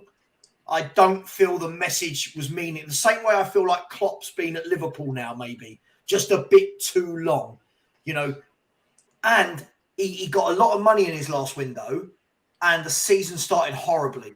But that's just me. I don't know what any of you other lads think about that. So my view, to be fair, my view will be different to yours here. Sure. I feel like, yes, it was horrible. I think 2019 was without a doubt a horrible year for Spurs. It was mid-table form in the league. It was really, really bad. We conceded a lot of goals. We weren't really winning that many league matches. But I think when you look at the job Pochettino had done in the years prior and what he had to put up with, I felt like he had earned the grace to sort of sync with the current batch of players and be afforded the opportunity to basically revamp and rebuild the entire thing. I think in the lead up to 2019, we also we also have to consider the fact that Spurs did not bring a player in for 18 months. Yeah. So we missed 3 windows where we didn't bring a player in. So even though he was allowed to spend on Ndombele in the summer, on Lo Celso, etc., right? We only made 4 signings that window. And in that window, we didn't sign a centre-back. We didn't sign a striker, despite letting go of a poor striker that shouldn't have been signed in Llorente, in my opinion. We signed a young talent in Sessegnon, who we knew was going to need time to sort of get up to speed. I felt like the rot had already set in with that team. And then when I look at the fact that the amount of injuries that Pochettino had to contend with the season when we got to a Champions League final, he was having to, not only was he able to get a tune out of Sissoko and Winks, he then lost both those midfielders at varying spells in the back end of that season. So I really feel like he was dealt a bad hand at Spurs. It doesn't excuse the form per se, but I feel like I get that. I get that. I mean, he did get Lucas Moura in one of those windows, a Champions League hero. Look, I do get it in the main. Guys, what does everyone else think? Because the whole Poch argument is a good one, right?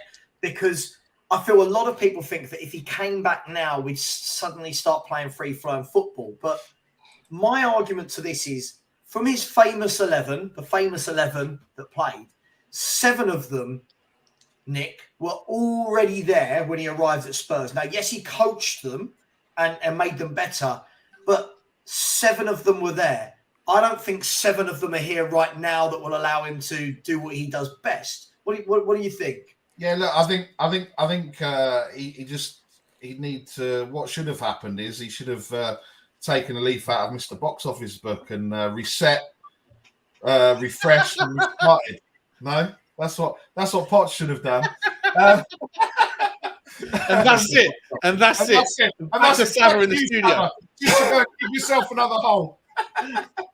Unbelievable. No. Yeah. No, look. I think, the seven. I mean, obviously, Dyer, Davis, Sanchez is there, so he'd literally walk through the door and go, "Why are these clowns still here? Because I didn't play them."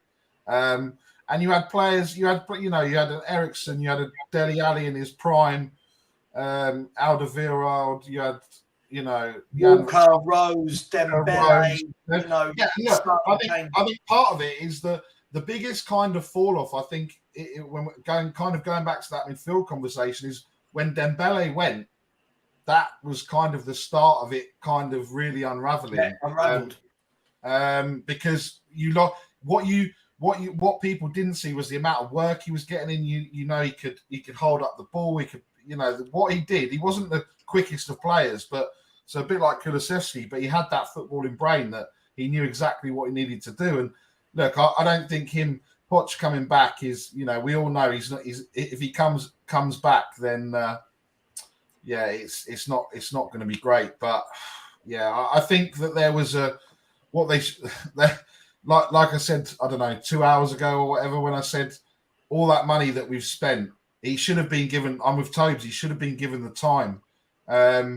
You saw what happened with Arteta, and you can sit there and say, look, obviously Arsenal fans were baying for his blood. They wanted him out, and obviously it was during COVID, and there wasn't fans there. So some people will argue that because there were no fans, he got lucky to still be in a job. But so my question then, would Pochettino have been able to rebuild? Yes, he would have. Yeah, he would have. I think so. Where have we seen him build before? He built at Southampton and he built at Spurs. And I really wanted to, and the point I wanted to make is this. We say 7 of those players from the best team he had were already here. But again, famous 11, apparently it's called. That's brilliant. I don't know who calls it a famous 11 because they didn't win anything. Me. Famous 11 never won anything. I love that, man. Famous 11. I love that, Savva. I love that. But that's nasty from Savva. That's very nasty from Savva. But on Pochettino, I think, again, I feel like if we apply context to the situation, you can see why fans want him back, because with Danny Rose, before Poch came in, Danny Rose was fried at Spurs. I remember him in his seat in the season before Poch came in under AVB and then under Team Showed. He was poor. And so much so that when Poch came in and we signed Ben Davies and we gave Danny Rose a new deal, there was uproar. Why is Danny Rose getting a new deal? He's terrible. He needs to be sold. He needs to be this. He's that. Before Poch came in, Dembele, he had the talent, but this was a massively inconsistent player. He was in and out of the team and could not even give you one good game with Dembele, followed by 5, 6, 7, 8, 9, 10 poor games. Jan Vertonghen got player of the season in his first year at Spurs before Pochettino, in AVB's first season. The second season, Jan Vertonghen was out of sorts. Really, really poor in terms of form. Doesn't mean he's a poor player, but really, really poor in form. Pochettino changed the perception of these players. That's my point, Tobe. So he I've said that. So he coached those players to be better. But in terms of building, what did he? Listen, I'm going to finish. I'm going to finish. Right? So you say, what did he build? So you say, what did he build? Right. So he built structure at the back and he built structure in the midfield. He recognized that Dembele was not a number 10. You can't play in the hole, but you are really good defensively. I'm gonna make you into this DM/CM. Yeah. When Eric Dyer came in, used him at right back and centre back in his first year and said, you know what, I can see you forming a partnership with Dembele in midfield. And that was essentially our midfield pairing when we were, for all intents and purposes, challenging for the title. And then on top of that as well, Harry Kane, getting something out of Lamela, bringing Son into the team, bringing Alderweireld into the team as well from Southampton, right? I feel like even Eriksen as well, who had a good season in his first year, getting Eriksen to new heights. I feel like Pochettino, for me, has shown that he's been able to get the best out of players that have been there, and then when new players come in, he's been able to take those players up another level. That's just my opinion, and I agree with you. Half of that, Tobes. He's shown that for me, and it's only for me. I think he's shown that he can do well with those young players that were. Let's be fair. Most of them you mentioned at the time.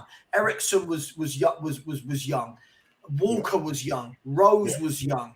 Kane, Son, Ali, Dyer, all of these players were 6, 7 years younger, 8 years younger than they are now. They could press, they could play his formation, they could do his thing. But from what he brought in, and this is a wider conversation, right, as to what Poch brought in versus what was brought for him. From what he actually brought in, who was a success? I agree with that. This is what I mean by can he build versus... Exactly. I don't think he has been shown that he can build. I don't think he's shown he can build. for me. Like I look Son? at I look at the signings now. I just brought it up. Ndombele, that was a disaster. Davinson Sanchez, Musa Sissoko, Lucas Moura, Ryan Sessegnon, Serge Aurier, Vincent Janssen, Lo Celso, Context. Fernando Llorente. As I said, context is everything. Listen, Pochettino's talent ID, I think, is definitely questionable because he wanted Lo Celso, and Lo Celso was crap. He wanted Ndombele, and Ndombele was a flop at Spurs. I understand that, but are we really going to sit here, guys, and pretend that Poch wanted Janssen? Are we really going to sit here and pretend that Poch wanted to? So on deadline day, when we knew that Spurs were scouting Ronaldo that season, Spurs were scouting Mane that season, and Spurs screw the pooch and don't want to offer these players X number of changed though. So if he comes back, what's changed? And Savva, and I think that's the point I'm trying to make. But what? Because I'm trying to make 2 points actually. I'm trying to defend the work Poch has done and defend the reason why fans would want him back, because it almost feels like there's unfinished business at Spurs. But I also, I have this I literally have this internal battle with myself, and I've had the argument with my friends. I tweeted a couple of weeks back, I don't want Poch back, and that was a little bit strong because really and truly, if Poch came back, I'm getting behind Poch because that's literally that's my favorite manager. That's to manage Spurs in my lifetime. Right, I'm only 30 years old, so people don't shoot me. I know Spurs existed before I was 30. But the reason, my real worry for Pochettino is one, whenever people go back, it never really hits the same as it was before. And two, what have we seen change in recent years to suggest that Poch will be the success at Spurs? Yes, Spurs are spending more money, but the hunger to win is still not there. So my biggest fear is that Poch will come back and the reputation that he has now will even be muddied even more so by this current hierarchy, because I don't think that they're going to give him the best possible platform to succeed. They may give him 1 or 2 players here and there, but when he needs that centre-back that can make the difference between finishing third and challenging for the league title, they're not going to do it. They're going to give him a B-rate, C-rate, D-rate centre-back, and that's my biggest worry. That is honestly my biggest worry. So I think the biggest thing. So I was at the Hotspur away yesterday with the academy, right? And the biggest thing that came out. So it kind of fills into the point of what Poch is good at. Poch is good at developing young players. He's that can't be necessarily said that he builds something, right? So obviously we know what he did with Dele Alli, right? We all know that Dele Alli has completely fallen off the cliff for whatever reason, whether it was because of what happened the last season or, what fortnight or the people that he's been around with. But they were saying last night at the academy that perfect example, Dylan Markande, right? He would have not left the club if Poch had still been there, because Poch would have been able to develop him into a better player. But obviously Conte had, that we signed Brian Hill, right? I'm not saying that Brian Hill is the answer, because obviously Sevilla laughing because they got fucking Eric Lamela and 25 million and they've still got Brian Hill, right? So, but the point is, it's all done on what that manager is good at. And Poch was good at developing young players and playing exciting football, but I don't think that he's built something that he can say, I've done this, and he's got, for me, yes, I agree with you. Great. We were playing great football in a time where we'd never seen that before. The last season at the Lane, and everything was kind of falling into place, and then it all, like with normal, it unravelled.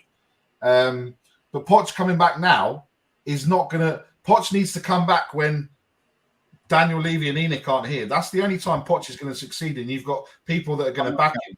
That ultimately, if Poch comes back, we're not suddenly next week going to play the football that we're playing under Poch because the players aren't good enough. Also, what the academy said as well, if you look back then, we were playing 4-4-2 under Poch, and now it's 3-4-3. And the academy says that the way that the academy was talking is that these things go in cycles. So the next cab off the rank, let's just say, is going to be the sweeper role is going to come back. and then it's going to go back to kind of 4-4-2, then it's going to go back to 3-5-2, then it's going to go to 3-4-3, and it'll go in these cycles. So we need to, I think, whoever comes in, we need to be ready for that next cycle, because and you see it now, right? How often now do you see goal kicks being booted long? 10 years ago, what used to happen with a goal kick? They just used to punt it long. Now they just want to pass it left and right and keep possession, right? So yeah, I would say this though. I would say that Poch did incorporate that brand of football, and I think the clamoring for Pochettino also as well, I think stemmed from the fact that over the last like 18 months, coming up to 2 years, Spurs have gone out of their way deliberately to try and bring the average age down, right? So you mentioned the likes of Brian Hill. We've also got Pape Matar, we've got Jet Spence, we've got Destiny Udogie, right? We've got even Romero, who's 24 years old. You've got Benton Core, who's 25, Kulusevski, 22. Yeah, Richarlison, 25 years old. So in the back of most people's minds, you're thinking this is a squad where it looks like it needs a manager to sort of develop young talent. And Antonio Conte and Pochettino, for me, are similar in a sense where I feel like they can get the best. I feel like an imprint of both managers is they're able to get the best out of what they're given. Obviously, Conte's not done that this season, but generally speaking, that's something he does. But Poch more so when it comes to younger players. He's got a proven track record of doing it at Southampton and at Spurs. So when you're looking at Spurs with some of these younger players in the squad that haven't really been managed well enough by the likes of Conte and co, you're thinking, well, we've had Pochettino who can do this. And I think there was a point made at the start earlier on, right, in terms of by Savva and sorry, apologies. Is your name Kuva? Yeah. Kuva, yeah, apologies. So the point which was, what do Spurs want to be?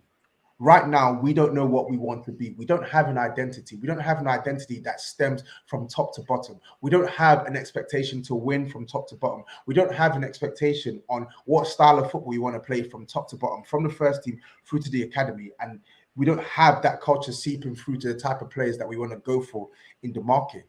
Someone like Pochettino embodied that in the past, and I think that's why they want to climb. That's why there's a clamor. Yeah. So Tobes, touching on what you said, I can categorically tell you there is no plan from the academy all the way to the first team. The academy, they set up to play 4-3-3. That's what the academy does. Now, obviously, look, I get it, because the average shelf life for a Premier League manager is 18 months. So you're not going to coach a kid from 8 to all the way up to 12 and then beyond for something that's going to happen, because you don't know who the manager is going to be in 10 years when potentially these players are going to be ready for the Premier League, right? But the aim of the academy, and I shit you not, is you. What do you think? How many times last night did you think I heard about winning and trophies, or winning trophies last night from the academy? Zero. Not many. Zero. The aim of the academy, right, is to and this is what Dan's going to laugh, because it's going to come back to this whole Wenger and top four thing, right? It says our aim is to develop Champions League players. And they spent probably about half an hour, and I kid you not, and I wanted to tell the guy to shut up, talking about Harry fucking Winks. Because he was the kid that went in the academy. He was like one of the first. Obviously, Harry Kane did, one of the first that went all the way through the academy into the first team. And I was like, mate, seriously, can you like be quiet and stop talking about Harry Winks like he's some savior, right? Harry Kane, yeah, I get it, right? But that's the problem. They're talking. The guy was like, if we go to a tournament, I'm over the moon that my player, my goalkeeper, my midfielder, my defender, my striker, that wins player of the tournament.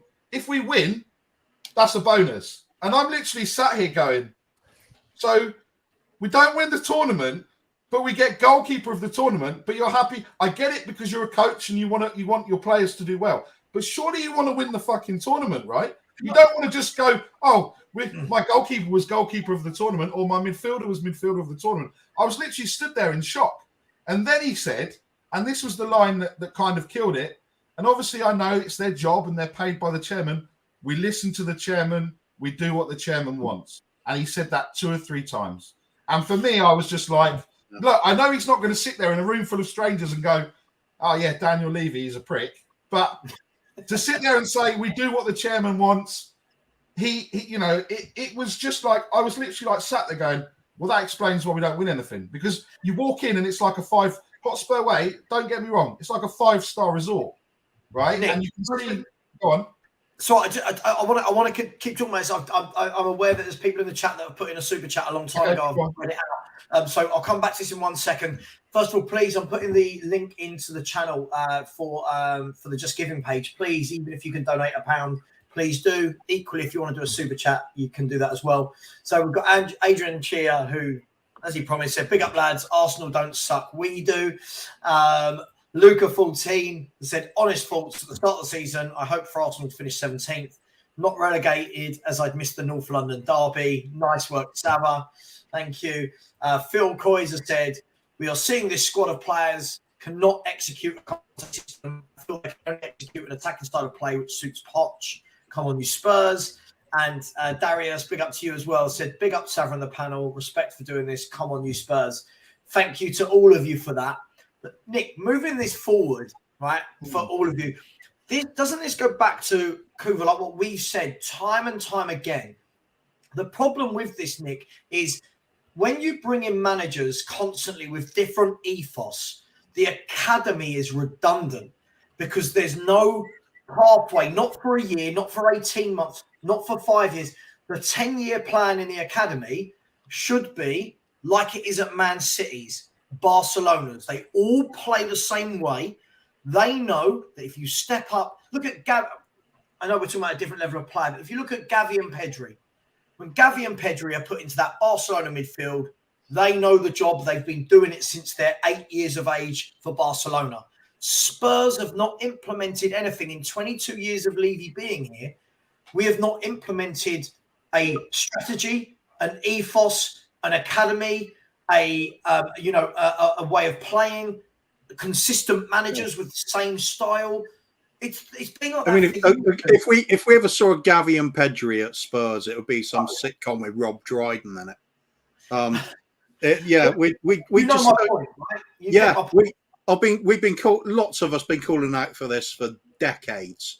That we want that total football Ajax setup. We want the academy should be pumping out players with the idea of introducing a regular stream of fresh blood into the first team who are ready to play that style of football, and you don't drop that style. That everybody knows at the club how the club plays. Yeah. We're known all over the world for a style of play then. It never falls. All what Ajax do that I always find so impressive is they will gauge how well their academy has done each year, and they'll say, there's not too many great players coming through at the moment, so we might be in for a few lean years. But we're okay with that because there are some coming behind that are going to be really good. So we just ride it out. They don't change their style of play. They don't have a panic and get a Mourinho in for a season to try and bail them out because they get fourth. They just say, okay, we're going to finish fourth this season. It's all right. Next season, we're back on the horse and going again. This club, nothing. We don't know. We don't know what owners we're going to have next season. Don't know what director of football or if we'll have one. We don't know what the manager is, and we don't know which players are going to be here.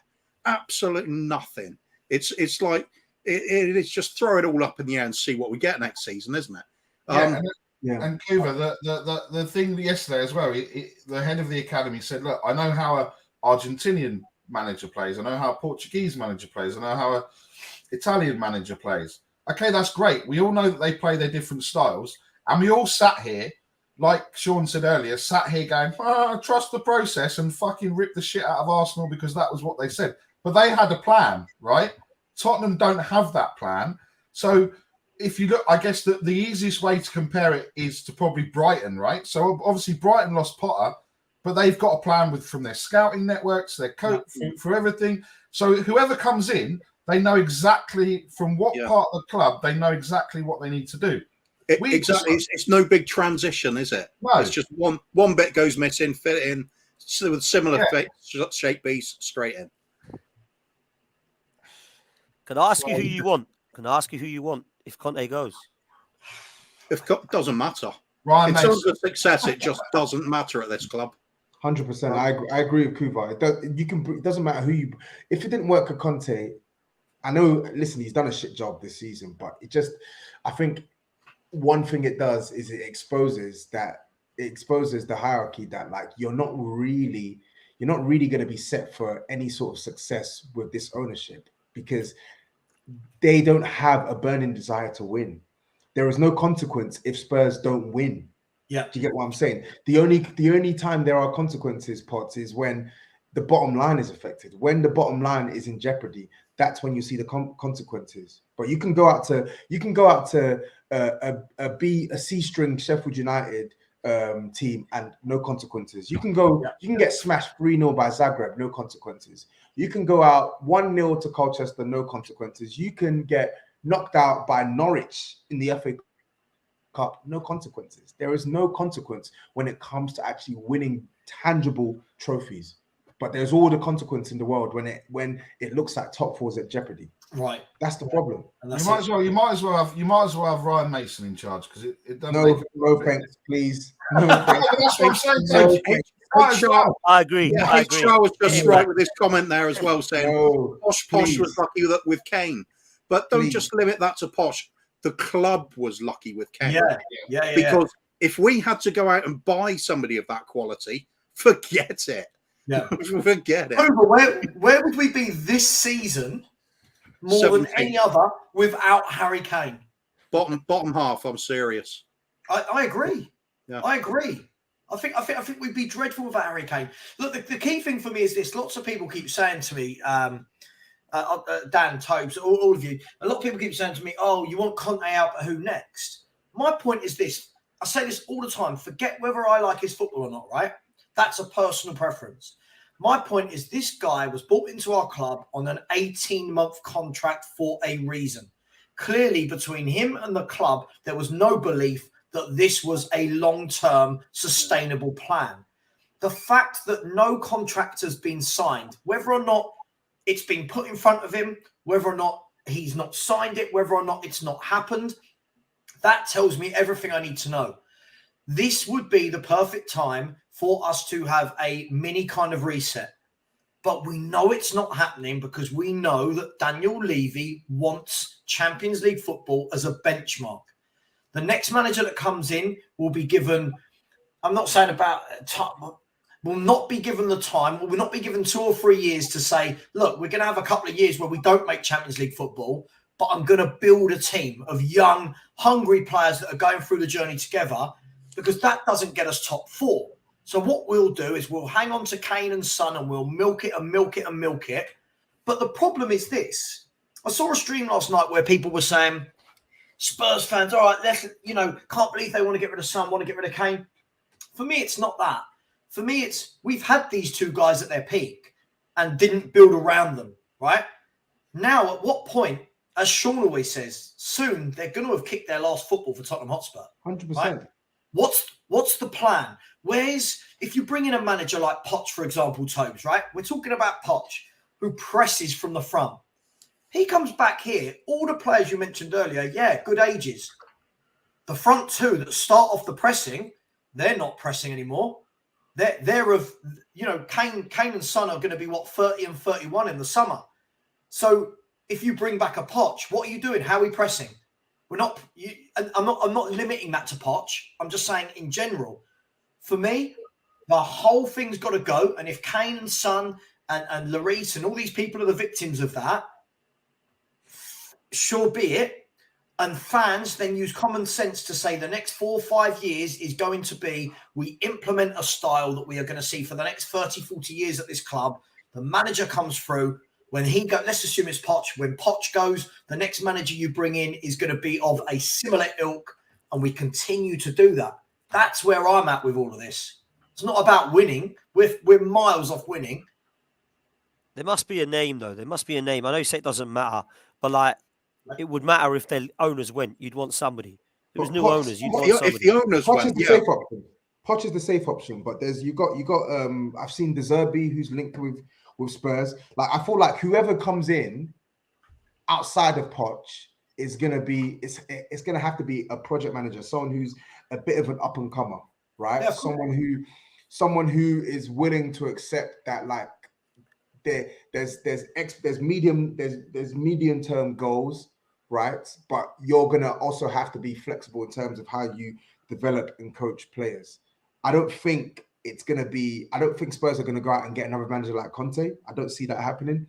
I don't think Spurs are gonna get any more win now managers, and I don't think they should get any more win now managers. It needs to be someone who they can actually build.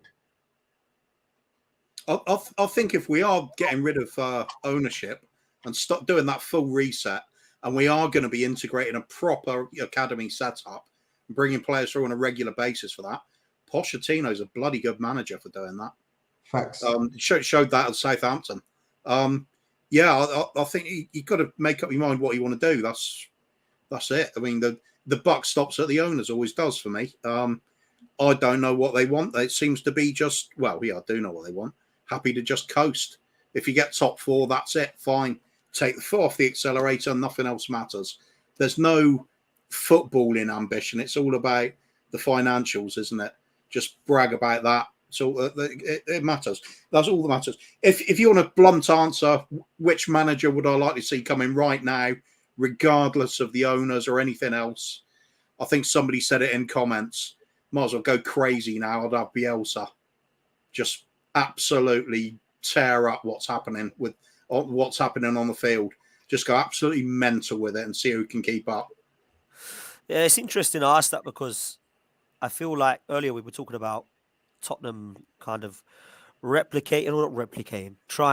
through a similar journey to Arsenal, but just obviously he said without the trophies, which obviously, of course, I found funny. But in real talk, like, I think you can probably learn a lot by what has gone well at Arsenal. There's a lot that's gone wrong, by the way, and I was definitely not happy. Oh, yeah. Tobes knows that I was not a happy bunny for the last 3 years. But I think when you look now at what's happened, perhaps, like I said earlier, 18-19 season, Tottenham have got a similar caliber of player to what Arsenal had. Maybe that's what you need, is someone to just get hold of it for a couple of seasons, remove the culture, work out who wants to be here, work out who don't, get young, vibrant, hungry players that you can implement into a philosophy of a squad and go from that. Now, I don't know who that manager is. We already had him. It was Pochettino. Well, there you go. It could be Pochettino. It could be Vincent Kompany. I don't know who the hell it's going to be, right? It could be somebody that we don't even know yet that ain't even it's a number 2 manager. But I do think that's the route you're going to have to take, because you've tried the win now, you haven't won anything. You've tried the CV and Mourinho, you didn't win anything. And you've tried the young manager who you didn't need to back because he was going to get the best out of what you've got and implement a playing style. And that didn't work, because as much as Pochettino, everyone thinks it worked. What, did it work? I don't know. What did you win? Well, that's the way I always look at it with Posh, though, and then compare it to what you're doing at the moment. If Pochettino had a season where instead of like nothing being added to the squad, and we'd gone out and signed the equivalent of a Zinchenko and a Jesus, we'd have bloody won something at that point. I'm sure of it. Well, 100%. 100%. You're 100%. I feel like don't get it twisted. Poch definitely had his issues in some of these cup moments. FA Cup semi-final 2017 when he's playing Son left wing back, for instance, that was a big mistake. FA Cup 2018, not really being able to adjust his in-game tactics in the second half when the game was going away from us. But the one constant that I felt he didn't have in his time at Spurs was a squad capable of winning. He had an 11 that he built. Yeah, he had an 11 that he assembled. He never had a squad, and I'll happily argue this with anyone. He never had a squad. And what I mean by squad is, if player A is out of the team, the person who comes in, the drop-off isn't massive. You never had that. You never had that in attack. You never had that in the midfield. You didn't really have that in the defense, outside of the fullbacks. So for me, I feel like that's one of the things that makes me hate and resent this ownership even more. And I'm not even one of these people who are like, oh, Levy out for the. I've not been Levy out my whole life as a Spurs fan. I appreciate the work that ENIC have done at the club, because they picked up the club in uncertain times, and they did what they needed to do to steady the ship early on, right? And they brought a lot of good things to the club. But one thing that's always that one thing that has been that tipped me over the edge with ENIC is when it was time for the club to be truly competitive and dare to do something that they haven't done before, the money tap would be turned off. You saw it with Harry Redknapp. Harry Redknapp had Spurs flying third in the league. Is he a loser? Is he a bottler as well? He had Spurs flying third in the league. Third in the league. If you had signed 2 game changers in January, who knows what could have happened that season? Bearing in mind, we were in the FA Cup semi-final that year as well. What happens? We're getting Louis Saha, a washed-up Louis Saha, and Ryan Nelson. What kind of attitude is that when it comes to winning? You saw the same thing again with Poch. Poch built, for all intents and purposes, the best starting 11 that Spurs have had in the Premier League. And what did it lead to? When he had the club exceeding expectations in his second year and challenging for the title, what did they reward him with in his third year? They gave him Wanyama, who was a fantastic signing that he wanted, but they gave him Sissoko deadline day and Janssen.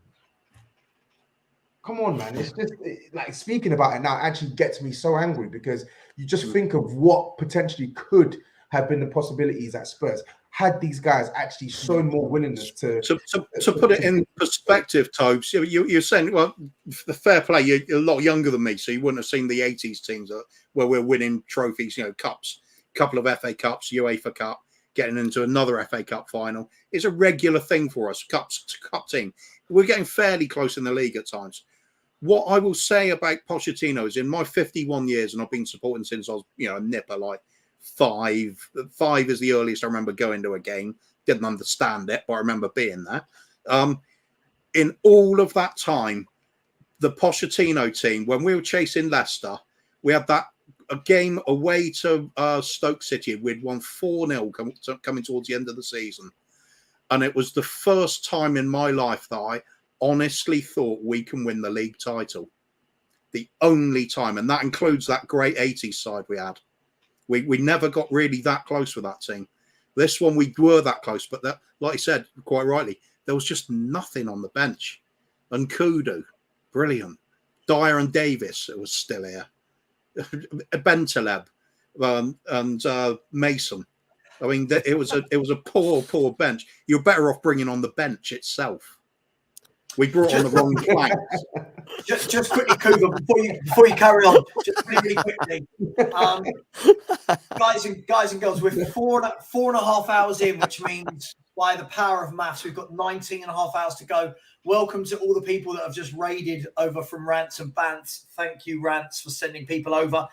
Look, the link is in the chat. Let's see what we can do, guys and girls. We're currently on the Just Giving page. We've already raised in 4.5 hours £605. And on YouTube, we have raised £205. So we're just over £800 of a 3,000 target. So please, if everyone, there's 411 people watching. If everyone's stuck in a quid, £1, we've got another £411. And if everyone's stuck in £2, you get the math. So please do that. Look, what you were just saying there, guys, is why I think a lot of people now are starting to turn in the fan base. But Dan, I'm interested to know, you guys, I don't know if you were part of it, but I know obviously like the likes of Lee Gunner were, etc. Were you part of a protest when Arsenal needed change and the fans weren't happy? Were you part of that? How much did that protest work? And were all the Arsenal fans on the same page? No, mate, absolutely not. We're one of the worst clubs at uniting. It's shocking. There's always a villain. Arsenal fans always need a villain, and unfortunately, it's not normally a villain that's outside of the club. It's normally someone within it. Whether it be let's all hate on AFTV, or let's all hate on the Ashburn Army, or let's all hate on the We Care Do You. Let's all hate on Red Action. There always has to be a villain within the club, mate. We have a strange bunch, mate. We really do. We have some great fans and some shocking ones. But one thing we did see that I saw was finally the fans uniting was the European Super League protest. And that was the one that went off. It went off massively. Some of those were there because of the European Super League. They hated it. Some were there because of that and the fact they can't stand what the Cronkies have done in the last, 15 odd years. And some were there just to be hooligans, to be honest. But I do feel that there has been 100% change since we have had a change of majority shareholder to total ownership. And like I said earlier, if you've not got total ownership of something, if it's your house, you're only going to clean the windows. You ain't going to refurb your whole house, are you? So now that Cronkies have got hold of this project, and it is Josh Kroenke, it isn't Stan Kroenke. He's been silent Stan and always will remain silent Stan. Josh Kroenke, I think we saw him on the Amazon documentary, and since he, along with some of the new people that have come into this regime, you can see a plan now. To be fair, I've always seen a plan. I just wasn't really sure that we could execute that plan. I didn't really have the faith in the last few seasons that we could execute it by going with a bunch of novices, because we were turning into a bit of a novice club, really. Edu was a novice, Arteta was a novice, all the players on the pitch were novices, and now we're starting to see that they're growing together and they're turned from novices into learning from their mistakes and learning quickly from their mistakes. So in terms of the protest, and I can see something similar happening with your club. Can you though, Dan? Because I mean, I think like Kuva straight away shook his head. I think Tobes probably knows this as well. I think what is talked about a lot online within our YouTube community is a lot of people are fed up with it. But the general feeling I get from fans is that, well hang on, we're top four. We've got a lovely stadium. Pints fill up from the bottom. What are we protesting against, right? Because we're a team that aren't used to winning things. And I think that is why I've always said, and Kuva will say this is why I've always said I don't think the protests will work, because not enough people feel that anger towards our club as maybe your fans did, coming from I actually think if that's the case, I actually think it's going to be very similar then, because our protest was the only one that worked was when the European Super League come out. The other ones were shambles. People were standing on a roundabout. That's how small it was, trying to get the Cronkies out. There was other protests that people had done before. The Wenger out protest, people walking down the Hornsey Road. The same fans that wanted Wenger out were celebrating us coming fifth last year. Because we've got a new manager now and there's a process and all this. So there was a lot of divide between the fans, 100% between Arsenal fans. I can't sit there and get excited by saying I'm devastated that we come second to Leicester and then start getting excited and popping champagne when Arteta's got us fourth, which he still hasn't done, by the way. Sure. I can't sit there and get excited by that. So I've always been about raising standards, demanding the best. And if your fan base always are the same and do that, great. But if they're not, and you've got some that are like, we're fourth, Champions League, pop the champagne. Levy's done a great job. Look at this beautiful stadium. It's got a go-kart track underneath it. This is unbelievable. These pints that fill up. We're never going to live that down. We literally have fans, and I mean literally, that will say things like, "Oh, we're the sixth biggest club in the world, in the country. Therefore, if we finish sixth, it's where we should be." Wanting anything more than that, just being entitled. They deserve failure then. They deserve failure then. They deserve failure then. This is what I have with Arsenal fans. I do the same, and I'll be a hypocrite if I didn't say it was the same with Spurs fans. It's the same in life, isn't it? You don't sit there and somebody goes, "Know your place," and you just accept it. If so, you deserve the life you got. You do, mate. You deserve it. And what makes me laugh is I've had this with, and Tobes knows, I've had Arsenal fans come at me for years now when I didn't trust this process and I wanted to win because I wanted to win trophies. And now people will say, "You don't deserve to win this league. You doubted the process." Mate, I wanted to win titles. And now we're going to do it. I've waited 19 years for this. I've always raised the standards, demand the best. I wasn't celebrating when we come fourth. I wasn't we laughed ourselves to bits when Tottenham got the shits lasagna. We come fourth. We didn't win the league that year. Do you know what I'm saying? So this is what makes me laugh. There's fans like that believe they can tell you how to support your football club. It's mad. It's actually mad. Like, there is nothing wrong, even though Tottenham have not won a Premier League, there is nothing wrong with you wanting to do it. There's nothing wrong with that. Do you know what I mean? You have to manage expectation and realize that hopefully one day it will happen for your case, and realize at the moment it ain't going to. But there's nothing wrong with having the ambition to want to win. I've never understood what is the aim of elite sport? It is to fucking win. Is it not? I don't know. I don't get it. I don't understand it, man. It's mad. Of course it is. I mean, Tobes, have we gone too far the other way now for this to be a kind of protest, if that makes sense? Has the club been built to the point now where the owners have now got the cash cow?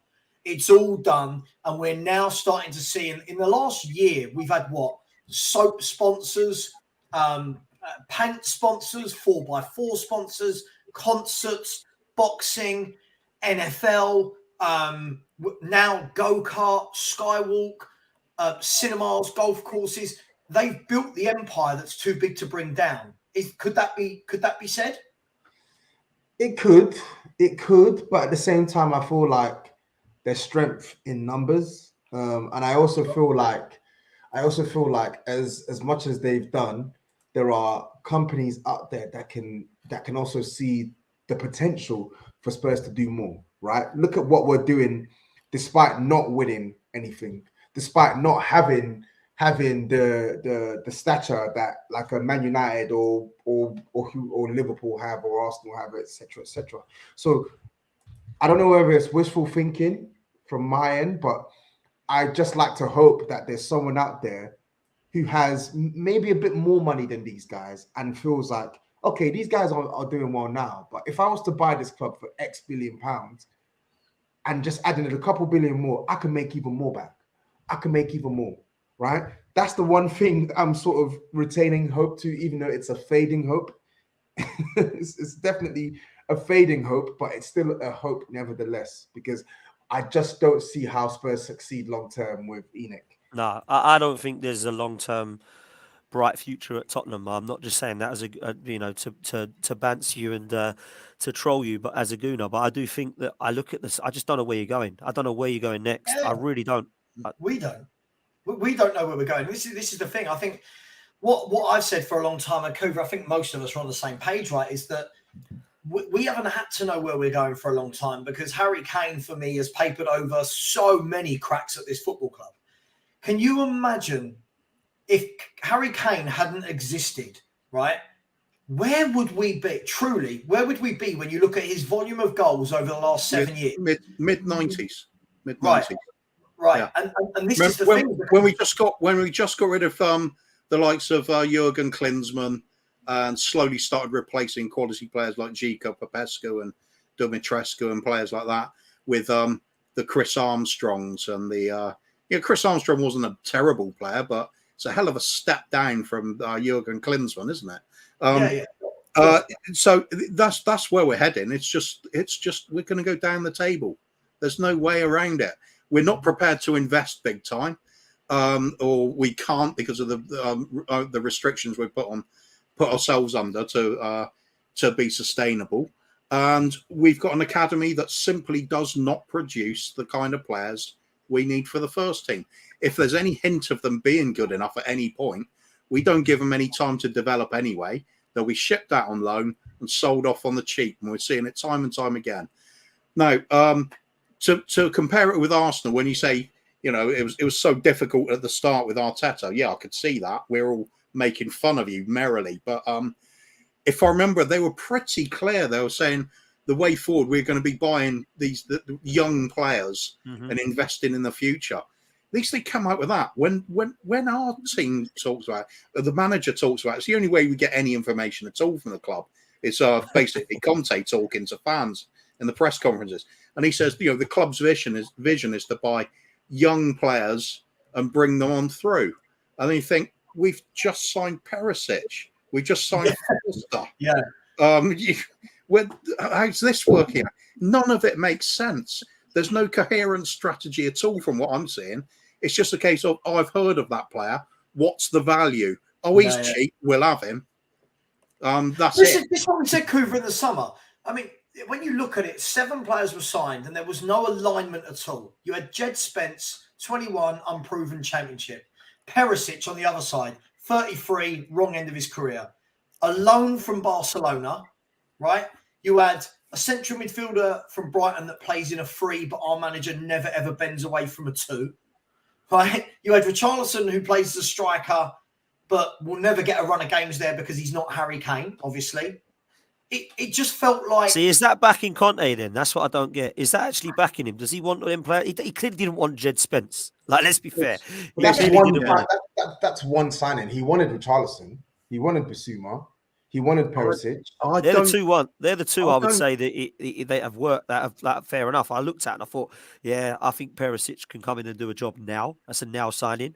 I think what's his name, the other lad, Bissouma can definitely come in. I know he's been shocking, but at the time I thought, wow, Premier League player proven. Richarlison, Premier League proven, but it just hasn't seemed to work. I don't know. I think Tottenham's transfer window, they needed a creative midfielder for me, and they needed another couple of centre backs, and maybe even another wing back.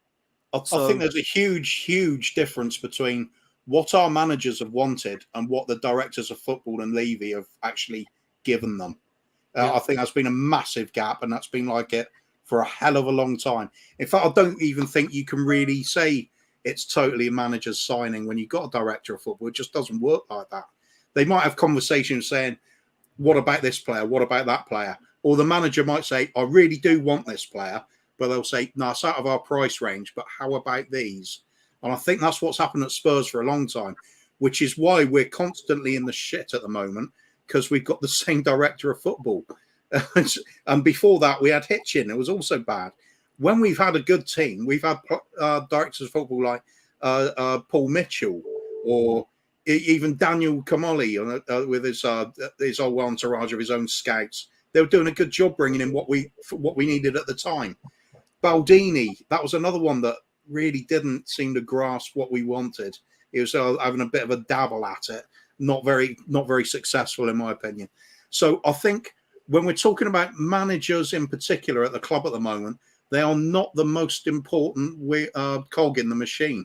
It is that director of football working with the owners, because they are providing everything, including the manager.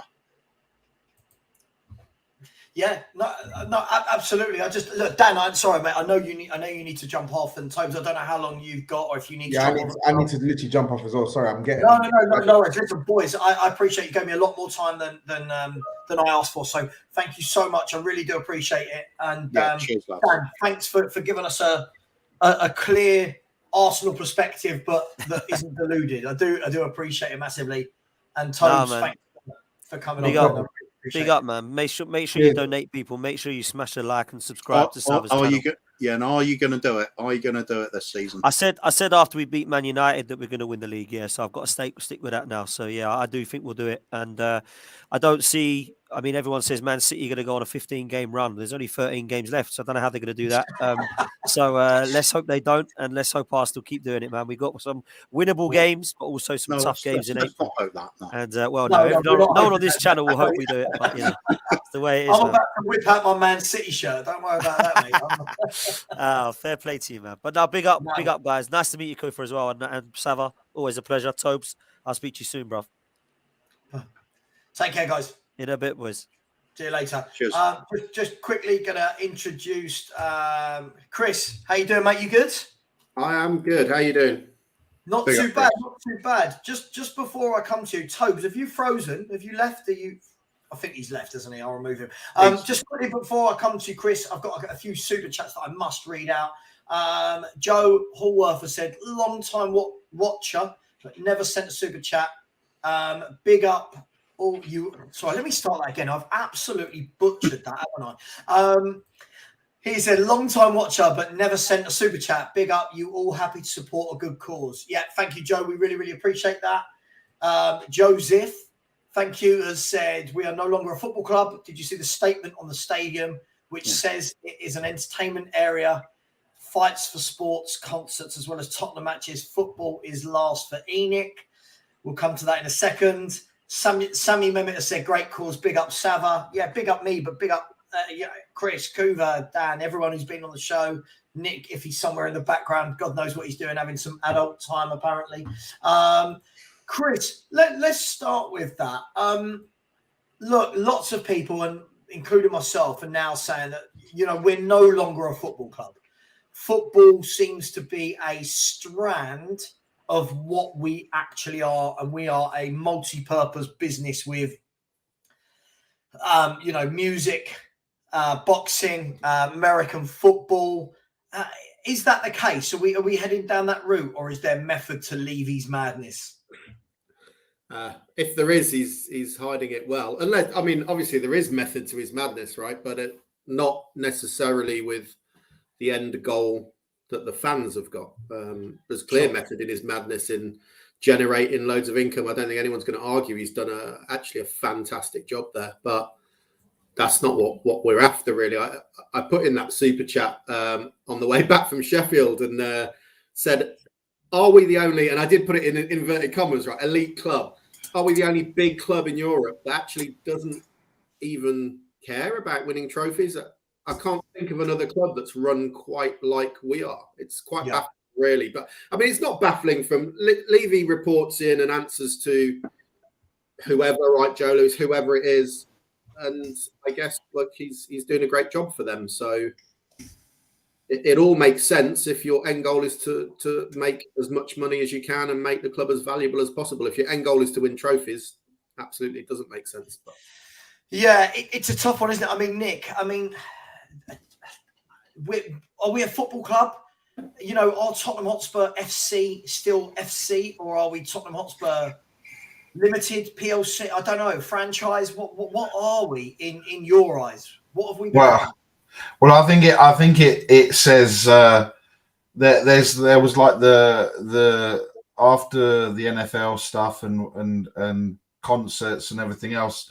I think that the thing for me, it's like, it's a multi-use entertainment venue with the NFL, with concerts, with this, and there's a football club. So I think it's that last bit. It was like, and the football club. It's kind of like the kind of bottom line there is that is what it's kind of the afterthought. The whole point around everything and around the state, you know, the Skywalk, the number one attraction in London, the Formula One now that's going to generate. Look, it's good from you know, creating jobs and everything for the local area. But if it doesn't go back onto the pitch, then it doesn't mean anything, right? So, and obviously we've not seen it go back. Well, we haven't seen it go back on the pitch for a number of years, and so yeah, I think it's just, for me at the moment, it's we've got everything there, and I think it's probably what the O2 originally was supposed to be. It was supposed to have all these things and restaurants and everything else, but it never really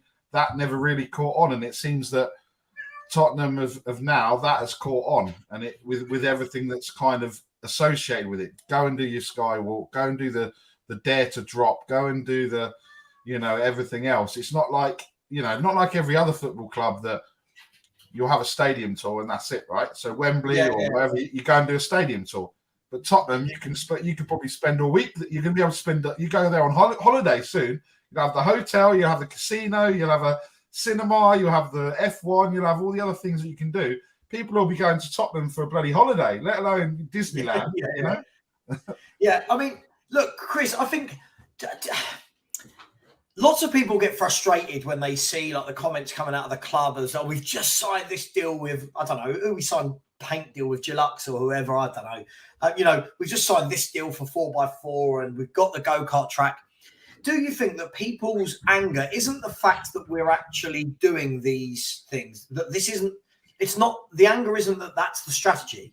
The anger is that everything from that side of the business, if we're calling it that, seems to be first class. Like, I've not been, but I can imagine that the golf course, for example, hasn't cut any corners and is brilliant, right? The stadium, the training ground.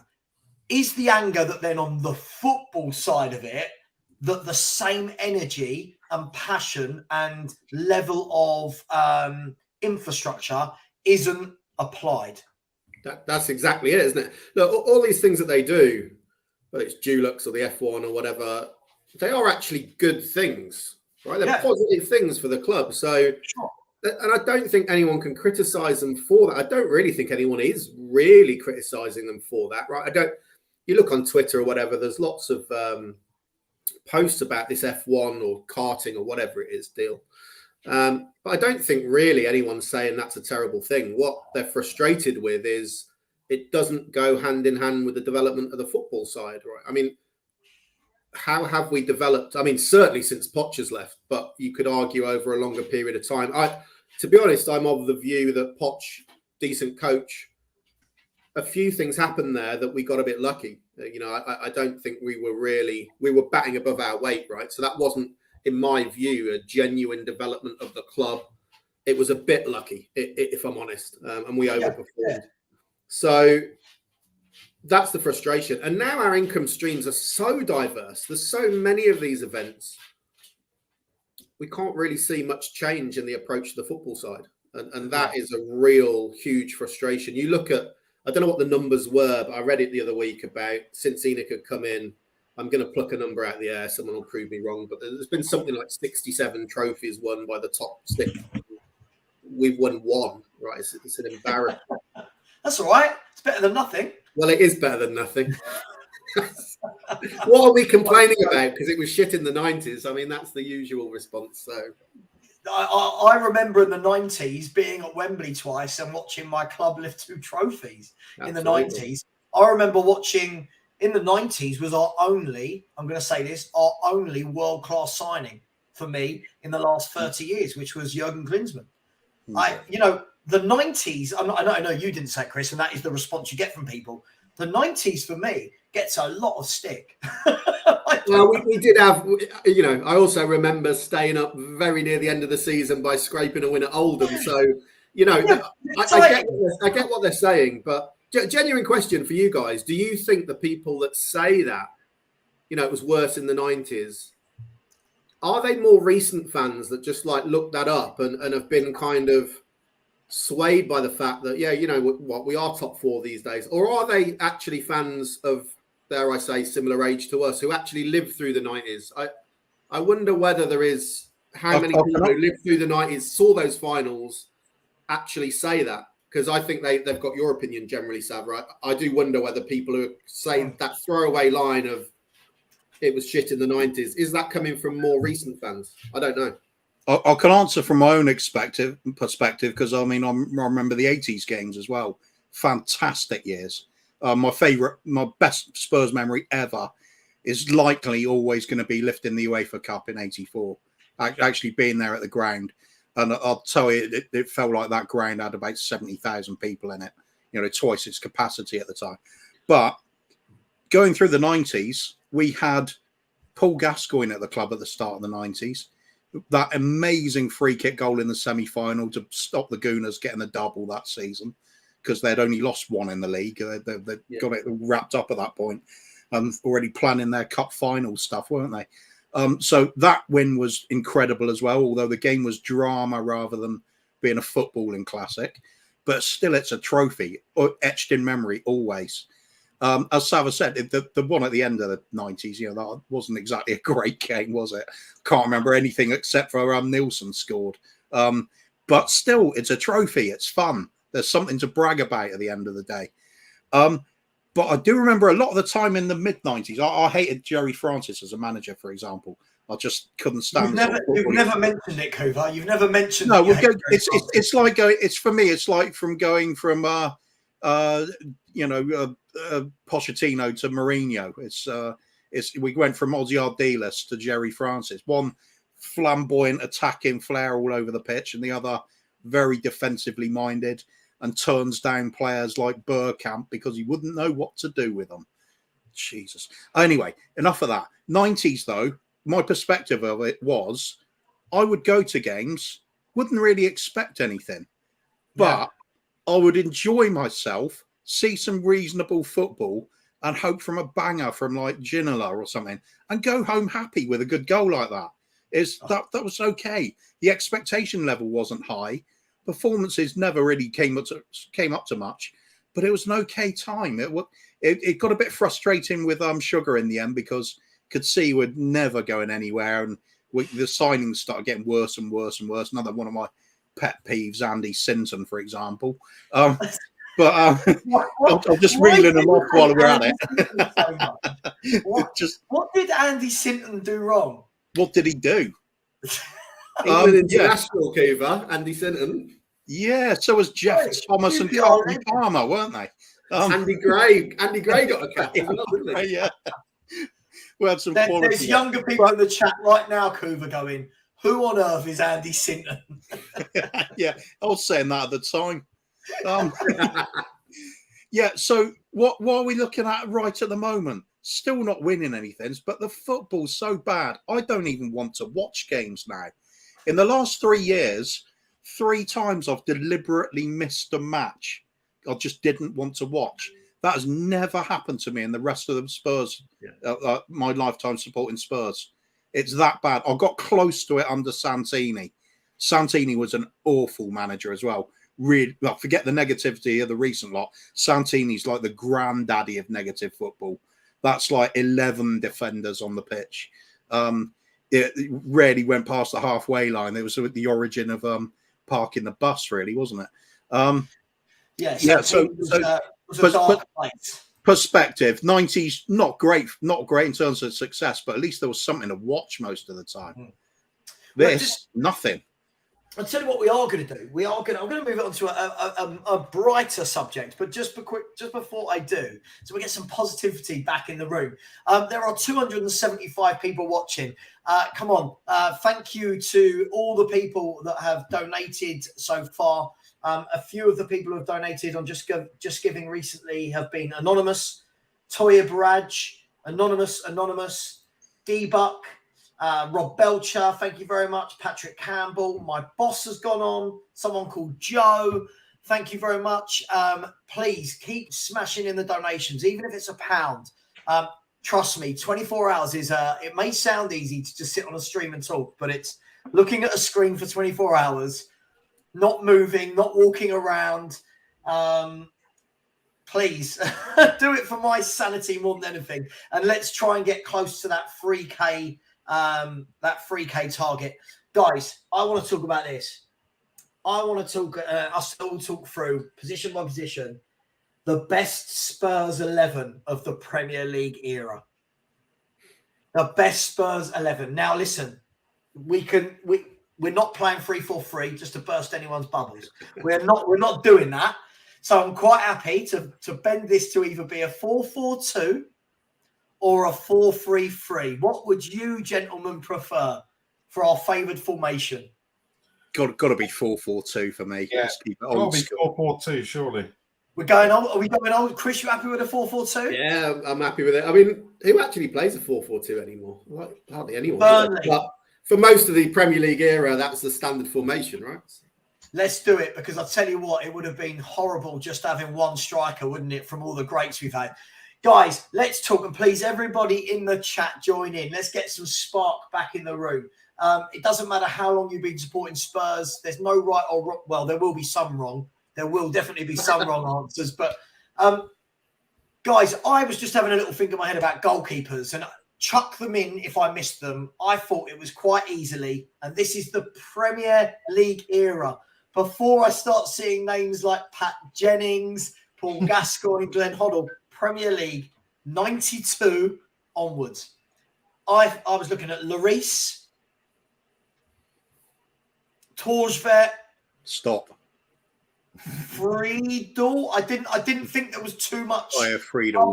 Gomez, Bobby Mini, Gazzaniga, now, Robinson. We can do this in many ways.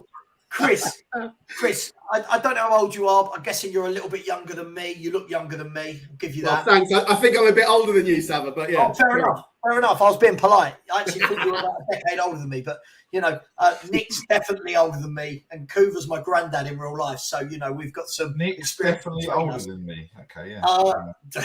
How old are you, Nick? I'm 40. Oh, are you? You're the same age as me? Yeah. So there. Fuck you, Savva. I look like I could be your son. What happened, mate? I had a tough paper round, and I got a crazy ex-wife. So there you go. Yeah. Okay. So, guys, look, for me, I'll start this one. Like someone start at the right back.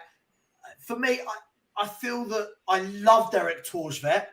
I thought he was a proper old school goalkeeper, great in the air, solid, won us a trophy, and I'm so torn between him and Lloris. Someone else, go. All right, go on then. Easy for me, Torsvet all the way. Total bias because I'm half Norwegian and everything, so that's going to help. See. No, he's just. I just remember him making his debut and he let in he blundered against Forest, let a goal in. After that, he looked really solid. And the biggest memory I always have of him is when he came for the ball and you could just hear keeper right away around the ground. You couldn't avoid his voice. He was big. I mean, big. He properly filled that goal. It was some kind of a calming assurance about him as well. As soon as he got over that blunder against Forest, he was brilliant for us, I thought. One of the best we've had. I mean, Hugo, I think, cat-like goalkeeper, made some brilliant stops, but I've never felt a real calming influence with him. It took brilliance for him to do well. Whereas like the keeper like Torstvedt, and I think to a lesser extent, well, not a lesser extent, but to an extent, Schmeichel and even David Seaman. Sorry, I had to do that to clear the had that sort of calmingness. It's that authority, and that's kind of it's okay, lads, I've got this. I don't get that with Hugo, so that's why I put Torstvedt ahead. I just thought he was brilliant. Eric the Viking all the way for me. And you're not in. Before I move on to Nick, you're not entertaining any other names in the conversation. A Paul Robinson, a Friedel, Keller, Sullivan. No. Okay. All right. Okay. So you're going Eric Torstvedt. Although I did like Big Brad. He was a good player as well. I like Brad. That's another one, calming as well. Yeah. Nick, what are we going for? No, I think for me, look, Torstvedt was kind of at the start of the Premier League, and then he had his injuries. I think how we managed to get the French goalkeeper, the number one, one of the number ones in the world at the time that we got him. Maybe he's done like all the managers and gone in to leave his office and they've promised him the world and he's gone, okay, cool, that's fine. But to have someone like Hugo Lloris in our team, I think for me, he has to be the goalie in the all-time Premier League team. Has to be. Right, well, there's one for Torstvedt, one for Lloris. Chris, it doesn't have to be one of those two. You're more than welcome to chuck another player into the scenario. Bobby Mims is there for taking. So is Actually, he might not have. Yeah, you're right. I'm just going to give an honourable mention slightly to Sullivan and Keller, who I think both of them had one season each where they were really good. But when you're talking about best ever, it's a difficult one, isn't it? It's not just ability. There's some element of sort of longevity that they played for us as well. So I'd edge to Lloris. When you look at Lloris, I mean, he's a different keeper to the one that we had a few years ago, right? Some of the saves that he pulled off in the first few seasons for us, that I just thought he had absolutely no right to get anywhere near. And he just like fling himself across goal and somehow stop someone tapping a goal in from 2 yards. I remember one save he made when we were away at Monaco. It was just outrageous. He's not that keeper anymore. Nowhere near that keeper. However, yeah, I'd agree. I think he's a better keeper ultimately than Torstvedt, as much as I love Torstvedt. So yeah, I'd edge to Lloris, I think. Right, I'm out of here. This is insanity.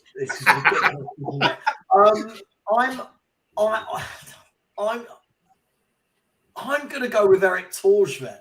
And I know this makes it really difficult because now we've got 2 versus 2. And I don't really know how we settle 2 versus 2. Flip a coin, Savva. Who won the most trophies with the club? Easy, isn't it? What if I flip a pork pie? Would that work? And see what happens that way? People in the chat. I'll tell you what. Here's what I'll do. If someone puts in a super chat with the name either Torstvedt or Lloris, that manager wins. I'm happy with that. You happy with that, Kuva, considering it's for charity? Still not happy. Look, still not happy. Go on then. Hang on, I'll let you know as I'm typing in Torstvedt. Listen, we all know your wallet's like Daniel Levy's, mate. Don't worry about that. All I will say is there's a lot of people saying Eric the Viking in the chat at the moment. There are. I suppose it's an age thing, isn't it? Like when I was growing up watching Spurs, Torstvedt for me was in my prime. Yeah. My prime, like that kind of the FA Cup run. Then our first, our first 4 years of the Premier League. first 5 seasons in the Premier League, maybe to about 90.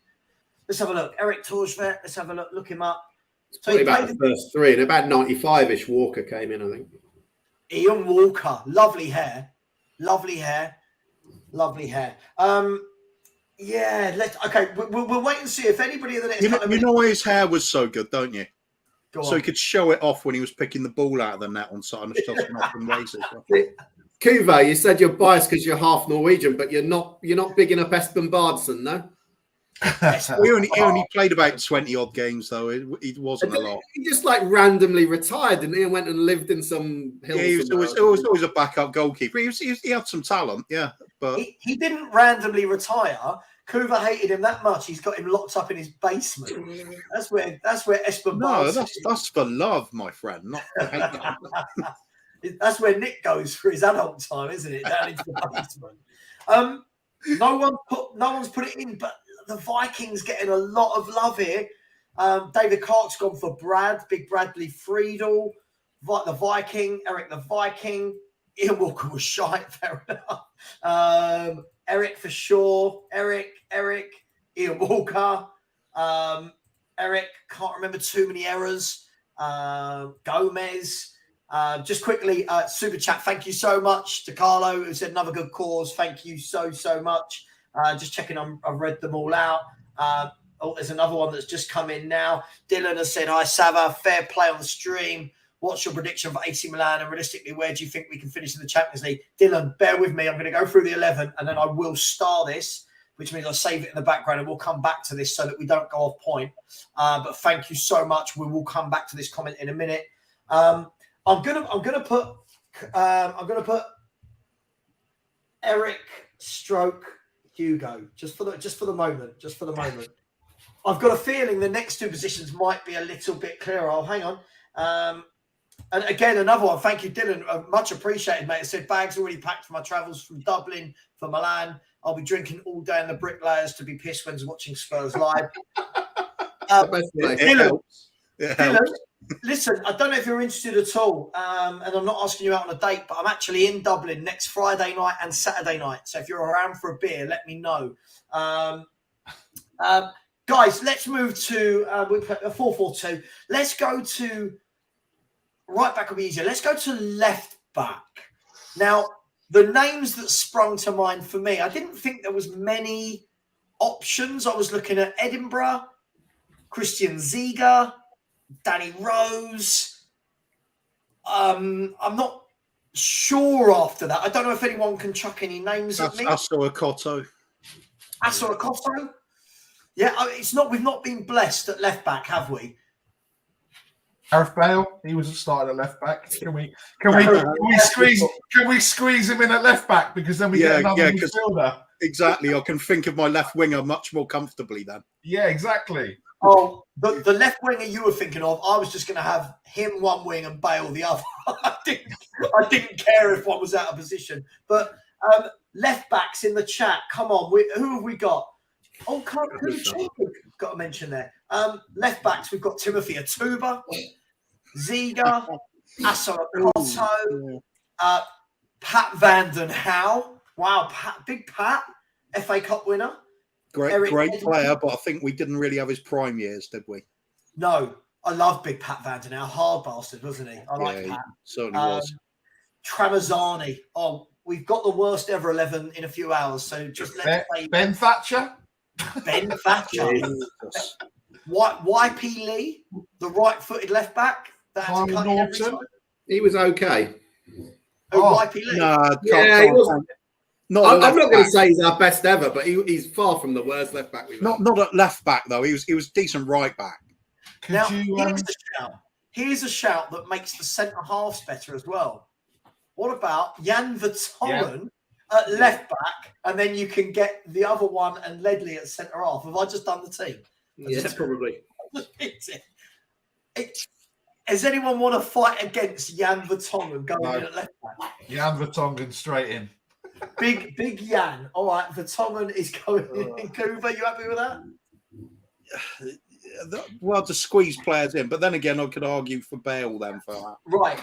So either way, it feels like we're squeezing someone in. Do we? Bale or Vertonghen then? All right, let's put Bale and Vertonghen. We can come No, back and talk no. about that later. No, all right, I'll concede to Vertonghen. You've got to get him in the team somehow. Yeah, Vertonghen. Yeah. Okay. Big Yang at left back. Right back. Is anyone, let's just call it as it is anyone stretching past Carl Walker? Stephen Carr's got to be worth a shout. Yeah, I think honourable mention, but you're not having him in front of Walker, I don't think. Stephen Carr, my lord. Personally, purely for footballing terms, I'd take. I would take Stephen Carr. What about Pascal Chimbonda? Pascal. Didn't he come back? Didn't we take him twice? Yeah. Did he? Was he the right back in our in a team that last won a cup for Spurs? Probably.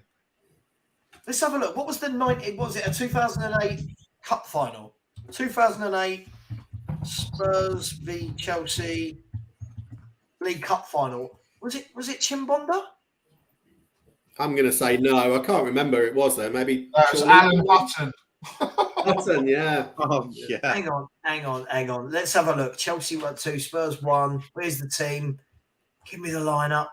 Oh no, he was in the team. Chimbonda was in the team. Where was he? He was in the team, was he? Yeah. Where did he play then? Hang on. Who was right back? It's got to be Hutton or Chimbonda. No, where would have Hutton played? Hutton was more attacking though, wasn't he? So if you're going to push one of them up, you're going to push Hutton up, I think. So the team was Woodgate, Robinson. I was there. I can't remember. King. So it was Woodgate, King. Unless Chimbonda played on the left in that game, because you've only the defenders that day. You got Chimbonda, Hutton, Ledley, and Woodgate. Yeah, he must have. So Hutton or Chimbonda must have played on the left. Yeah. I'm sure Hutton was on the right. Yeah, Hutton, you wouldn't put left back at all, would you? No, you just can't say it. No. So Chimbonda, we should put in as our left back because he won. But what? Hang on, did we overlook Justin Edinburgh a little bit too quickly? Yeah, I think we did. The reason I'm saying that is, and rest in peace, Justin Edinburgh. Rest in peace. The reason I'm saying that is, we all know, or we should know, the record that Justin Edinburgh holds in the last 32 years at this club. Only player in the last 32 years to win 2 trophies. He's the most decorated player from the 90s onwards. He's the most decorated player at Spurs with a 91 FA Cup final and a 99 League Cup. Yeah. Wow. He's our Gary Neville. He's our Gary Neville. Are we putting him in above Jan Vertonghen though? No. Okay, there we go. That answered that. So, okay, right back. So, Steve, can anyone chuck in anyone other than Carr, my lord, Stephen Carr, my lord, and Carl Walker?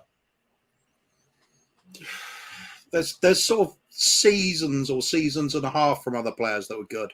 At one point, Dean Austin was great for us. Austin? Yeah, when he started off, he was really combative and he really attacking. And then he had horrendous injury and loss of form. Sort of recovered it a little bit, but it wasn't quite the same. But no, I don't think I could put him ahead of Carr or Walker. No. Okay. No Pamaro. Didn't he have like the biggest calves in world football or something? Like he was just a beast of a man. Stephen, that wasn't a serious suggestion, was it? No, Pamaro. I was just complimenting his lovely calves. Calves. Asking people out on dates, commenting about people's calves. His calves look like, you know, when you go to the kebab shop and you see that meat turning, it was like just anyway. And now I've done that on stream. This is going all. Savva's don't get Savva started on Jack Grealish's calves. Jesus, he'll be. God, there'll be all sorts going on. And Grealish has got the hair as well, so double jeopardy. Don't get me started on Ginola. That man makes me quiver all over. Right. I'm going to come to you then. If we've narrowed it down to 2, Nick, Stephen Carr, my lord, or Carl Walker? Carl Walker. Okay, Carl Walker. Big up Dermot from THFC Till I Die. How are you, my man? Yeah, not too bad, Savva. How are you? Hi, everyone. Good. Welcome. You're just in time for us picking our best Spurs 11 in the Premier League era. And we should let him do catch up. Actually, you can be the decider, Dermot. Okay. You can be the decider. Right, I am watching you, boy. So, you scare me, Coover. He's all bark and no bite. Is I know that, bless him. He's a big softie, really. Yeah. In goal, we've got 2 votes for Eric Torsvet, 2 for Hugo. So you can either decide that, or you can feel free to chuck in another name. I would have to go for Eric Torsvet. Yes. Get in there. Yes. This man knows what he's talking about. Get in. Get in. I would have said Hugo. Walker, but I didn't think that would go down well. So Hugo can take his World Cup nonsense with him. Who cares if he's won a World Cup? Eric won the FA Cup. That's all that matters. That's right. And at the moment, Dermot, we've got Vertonghen we've put in at left back because we agreed there weren't many good ones from the last 30 years, which is sad.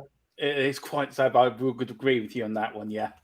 Perfect. Right, so we're in the middle of a Stephen Carr, my lord, versus Carl Walker debate. Nick, you have gone for Carl Walker. Chris, who are you going for? Yeah, well, Walker every day. I love Stephen Carr, and he was played for us for how long? A long time, but Walker every day. Okay. Dermot, I mean, a vote for Walker puts him straight in no matter what Coover and I say. Or a vote for Stephen Carr keeps this going. What do you make of it? I have to go with anyone Stephen. else? No, I'm going to have to go with Stephen Carr. I'm sorry. I'm going to have to go with my fellow Irishman. I have to go with him. I'm sorry. We're doing that, are we? Yeah. We're doing that. No, to be fair, Carl Walker all day long, probably the best we've had in a long while. But just have to go with Stephen Carr just to make things interesting. So so Carl Walker's the best for a long time, but you're going to go with Stephen Carr. Yeah, I have to go for it. I have to go for the Irish. You're such a flip flop, Dermot. What a flip flop! Do you know what? Nick? And I'm proud of it too. Just before I come to Coover, he's going to say Stephen Carr on purpose, Savva. You know he is. Just listen, before I come to Coover, just quickly, there's 265 people in the chat. If you haven't already, just donate £1, £2. If everyone did that, we'd get another £500 in the next 10 minutes. We are currently sitting let me quick maths, Savva. We're sitting on £880 raised so far in 5.5 hours. Let's see if the next 24 hours, or not another 24, another 18.5 hours, let's get that to 3K. And I will, with my own money, double whatever is made. I can't be fairer than that. So we could probably get this to 6K. So please keep liking, subscribe to everyone here. But more than licks, more than clicks and likes and subscribes. Let's get some revenue in for the charity. Coover. This is probably one of the most difficult choices for me because Kyle Walker, magnificent physical specimen, incredibly strong, incredibly quick, and his recovery pace allowed us to play a long way up the pitch. So he was great for us. But as a footballer, I think Stephen Carr is a better player. He's more talented. I don't think Kyle Walker's the most amazingly gifted footballer in the world. He's an athlete. He's somebody that will battle for you and run all day long. But Stephen Carr, tremendously talented player, I'm going to pick him because at the end of the day, I want to see good football, and I don't like players like Sissoko and Emerson Royal and whoa, Coover, come on. He's Premiership, isn't he? So could have gone for him, couldn't we? Not yet. In 10 years' time, when we've won everything. There are some other Irish options, right? We've had a few Irish right backs. I think Dermot's bias isn't extending to Matt Doherty, though. No, look, Doherty. Yeah. Or Stephen Kelly. We can have Gary Doherty as well. Yeah. Are we going to have a whole 11 of Irish players for Dermot? Have we had any Irish goalkeepers? Not in the Premiership. Not in the Premiership. No. Okay. No. So basically, are we saying this is 2-2 and I've got to make a decision on Walker versus Stephen Carr? Yeah. Do you know what? I was at the Spurs Man United game where we won 3-1 and Stephen Carr scored an absolute screamer from about 30 yards. And for that reason, I'm not going to put him in because the poor bugger 5 seats down from me had a heart attack and passed away. So for that very reason, I'm going to put Carl Walker in because, to my knowledge, Carl Walker's never done that. So, oh my God, brilliant! Listen, Carl Walker for me still the best right back in the Premier League. Nothing goes past him.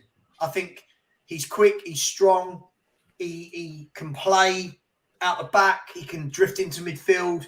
I've got to go against the Irishness. I'm afraid, Dermot. It's you're grand. You're grand. This is going to be. Look, for me, Carl Walker is, you are right, is the best there is still now. Look, I'm just going for Stephen Carr just for the Irish thing, but look, you can't disagree with that. So, guys, centre-halves. I'm going to chuck 4 names out there and let you guys then decide if anyone else needs to be added to it. The first name I'm going to put out, I'll just go for it, is Sol Campbell. No. Hang on. Let me finish the 4. Sol Campbell for me, I can't believe I'm going to say this in a room full of Spurs, pound for pound, the best centre-half we've had in the last 30 years. However, he is Sol Campbell. So I'm going to go Campbell, King, Mabbott, and Toby Alderweireld are my 4 standouts. I don't know if anyone wants to volunteer any other names before we get to a picking process. Ginger Pele. Ginger Pele. There he is. Let's get him in. You can't get him in at centre back. You get him in up front. Oh, just imagine them now. Oh, we got one of them. Cambert Dream. Any other names? I mean, would we put Woodgate? Woodgate? No. Yeah, Woodgate's outstanding for us this season. Trouble is, do you take one season or do you look at a bit of longevity in the play? Difficult choice that. Class centre back, just plagued by injuries. I think, worthy of an honourable mention for definite is Michael Dawson, right? Sure, yeah, he could be on the bench. I would love. Yeah, we could pick 5 subs. I would love Michael Dawson in the current Spurs team. By the way, at his peak, Kabul was immense for us. At his peak, as soon as he got injured, forget it. So, by the way, people who are saying, where's Vertonghen? We've had to put him in our left back because we've got no good left backs and it allows us to pick 2 more centre halves. So, we haven't forgotten about him or Alton Felwell. So, or Big Anthony Gardner, Kevin Scott. We're doing the worst ever later, aren't we? Oh, we are. Gallas, does Gallas get a mention? Not for me. No. Okay. I'm going to ask each of you to pick 2 and write these down, and whoever gets the most votes, you can pick whichever 2 you want. Dermot, I'll start with you. Yeah. Pick 2 centre backs. You can't have Jan Vertonghen. I would have to go for King and Mabbott. Going for King. Oh, big Mabbott. I don't know why you picked Sol Campbell in there. I mean, that man's not worth mentioning. I mean, listen, you could have picked Colin Calderwood. He would have been. Calderwood. I mean. Look, I chucked him in there because on footballing ability, Sol Campbell for me is the best centre-back this club has had for 30-odd years. I'm sorry. He is. But look at all your faces like that. You all want to drop off. No, I'm sadly, I've got to agree. If you take your Spurs hat off and just look at it objectively, he was a hell of a player for us. If he wasn't such a great player, we couldn't have given a shit that he left. Yeah, imagine if he stayed and we'd have had King and Campbell as our centre back. Yeah, that would have been immense. That's my choices, King and Campbell. Okay, so Dermot has gone for King and Mabbott. Nick, You're going for Sol Campbell and who? I'm not going for Sol Campbell. What are you talking about? Come on. I'm going the same as Dermot. I'm going King and Mabbott. Okay. All right. Okay. Chris. So I think King. I can't leave Mabsy. Yeah, actually, I can't leave Mabsy out. Judas can do one. I see. I'm going to go a slightly different route, and I'm going to go King and Alderweireld because I think he had such a great effect on those around him and organised the defence really well. Don't be wrong, love Mabbott, played for us for years and years, and his attitude and the injury he had, and he still came on and battled through that, and the diabetes. I mean, what a bloke and a great leader. But in terms of ability, I'm going to go for Toby and Ledley King. Campbell, great, but I'm not one who goes in for all this hate on Sol Campbell. But still, I'm going to edge to King and Toby. Okay, Coover. Yeah, I'm going with King and Mabbott. I've changed. I just can't. Flip flop. Yeah, I am a flip flop. Of course, I am. It's difficult, this choice. Okay, King and Mabbott. Because I like what Alderweireld did for us. I would have had Vertonghen in as one of my central defenders if it was down to me. I'd have had him and King. That would have been my ideal. But I'm gonna go with King and Toby. I would have said if Jonathan Woodgate could have stayed fit and was here longer, I would have definitely put him in. I thought he was a sensational centre back. He got his move to Real Madrid for a reason, but just couldn't stay fit. So that means that King and Mabbott have taken the two centre half spots. Right, guys. Danny's given an honourable mention. Dean Richards. What tragedy Dean Richards was. Yeah. We could have seen him as being one of our best players for a number of years. But very sad. Yes, it's a real shame. I remember there was a lot of hype around Dean Richards when he was at was it Southampton or Wolves? We took him from Southampton. I was just joking with Sol Campbell. But Dean Richards, I remember he scored the header on his debut, right, against United. Was that the 5-3 game? I think it was, yeah. Memorable debut. But listen, RIP Justin Edinburgh and Dean Richards and anyone else that we mentioned that has played for this great club and passed on. Just quickly got a super chat there from Foggy Foam. Big up. Well done, Foggy Foam. I really, really appreciate it. Just a super sticker there, but all of this money goes to charity. And I'm just checking to see if anybody, no one chucked in any money from my last plea from just giving. I'll put the link in the chat. Please do. Please go over. Just even £1. No mention of Eric Dyer for his years of service. Anyone? Yeah, okay, I'll mention him. Eric Dyer, get out. Yeah. He'll be mentioned later when you do the worst teams. Your assessment period is over. Get out. Okay, guys, we're going to move in with Dermot. Just so you know, we picked a 4-4-2 formation right at the beginning. Okay. So let's go with. I don't know whether you want to group the wingers together or whether you want to just go left and then go right. I'm easy. Start off with left, I reckon. I think we've all got in our minds certain positions for certain players, haven't we? I've got two that I don't care what side they're playing on. These are going to be my two wingers. Let me get Savva. I'm guessing you're going to say Bale and Ginola. For sure. No one else I've seen in a Spurs shirt out wide compares to those two. Ginola for me made me. If we were this bad under Conte right now, but had Ginola in the team, I'd go every week. I'd go every week to watch Ginola. Yeah. Just to watch him, but he was also good at football. I just thought he was brilliant at everything. Closest we got to it's Kulusevski at the moment. He's the only reason I'll go and watch us now. Yeah. So look, I'll put mine right out there right now. I don't care who plays right, who plays left. They're my two. Boys, anyone else we're going to mention? Aaron Lennon. Sure. Not mention those two. Yeah, I mean, mention Aaron. I totally agree with you, Kuva, but we've got to mention Aaron Lennon, haven't you? He's definitely got to have a shout. I thought he done really well for the club. I didn't rate him all that much, to be honest. I thought for the skill set he had, he should have terrorised people, but he just didn't enough. I see the same sort of trait in him as we get with Lucas Moura. The talent is there. He never did enough with it. He's somebody that should have had about 4 times the amount of goals he had, or goal involvements. It's just he got the amount of games you praise him for all that defensive work he did chasing back. And I just thought, well, that's not really why he's on the pitch, is it? I felt like it was a wasted talent. Look at this comment from Kev G. It's just unbelievable. Chris, let me come to you. Give me a selection of wingers. We've got Ginola and Bale in the mix. Anyone else that you would mention?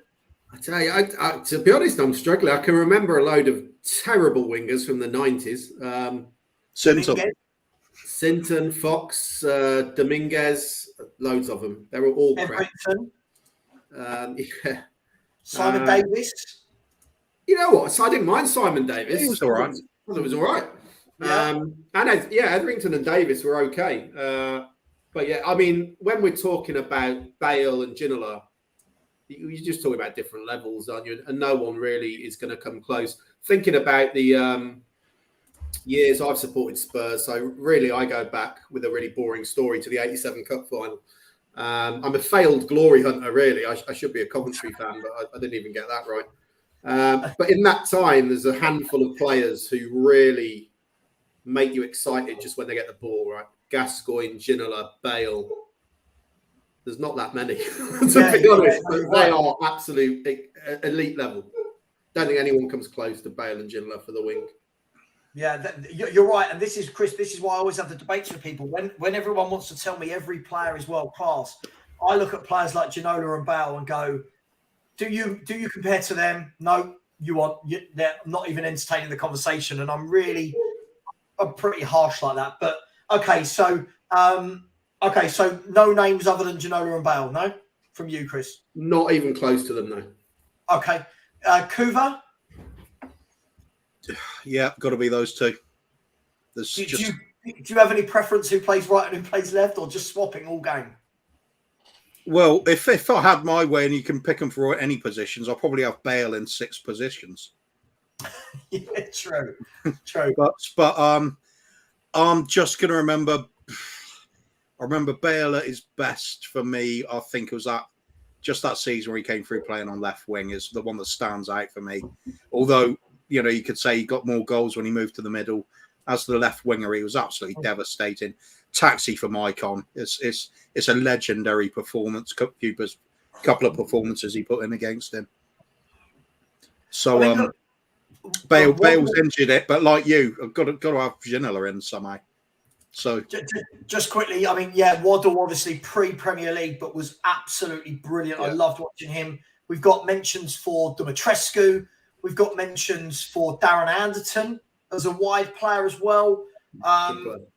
Good players, but for me, just didn't quite touch Ginola and Bale in any way, shape, or form. Dermot, coming to you. Any names you want to chuck in the frame? Look, I could go probably pre-Premier League, probably Tony Galvin. Chrissy Waddy, Tony Galvin running down them wings. Bale and Ginola, you can't touch them. They really are class above everyone we've ever had in the Premier League. That goal he scored against, was it Barnsley in the FA Cup? Yeah. That FA Ginola Cup. goal. I mean, that was Ginola. That's what he was all about in one goal. There you go. And as for Bale's been, he was wonderful. I mean, as Guva said, the 3 goals he got against AC Milan in the Champions League? Was it Inter Milan? Inter Milan. It was Inter Milan. Milan. Bale? Yeah. I mean, that just summed them up. In the space of 45 minutes, you want to know anything about Gareth Bale? There it is there. Them 3 goals. And look, you can't pick anyone better than Ginola and Bale for me, so I agree with you on that. Not even Andy Reid, though? No. Look, I was thinking of Cooper mentioned Andy Sinton and Real Fox. I mean, back in the Gary Francis days. But Jesus, you know, that was as good as it got. But no, Jason Dozell in the middle, pinging it around to him occasionally. Oh, Lord Jesus. You're going to give me nightmares tonight, Coover, now. All them bad sides in the 90s. No, Ginola and Bale for me, all day long.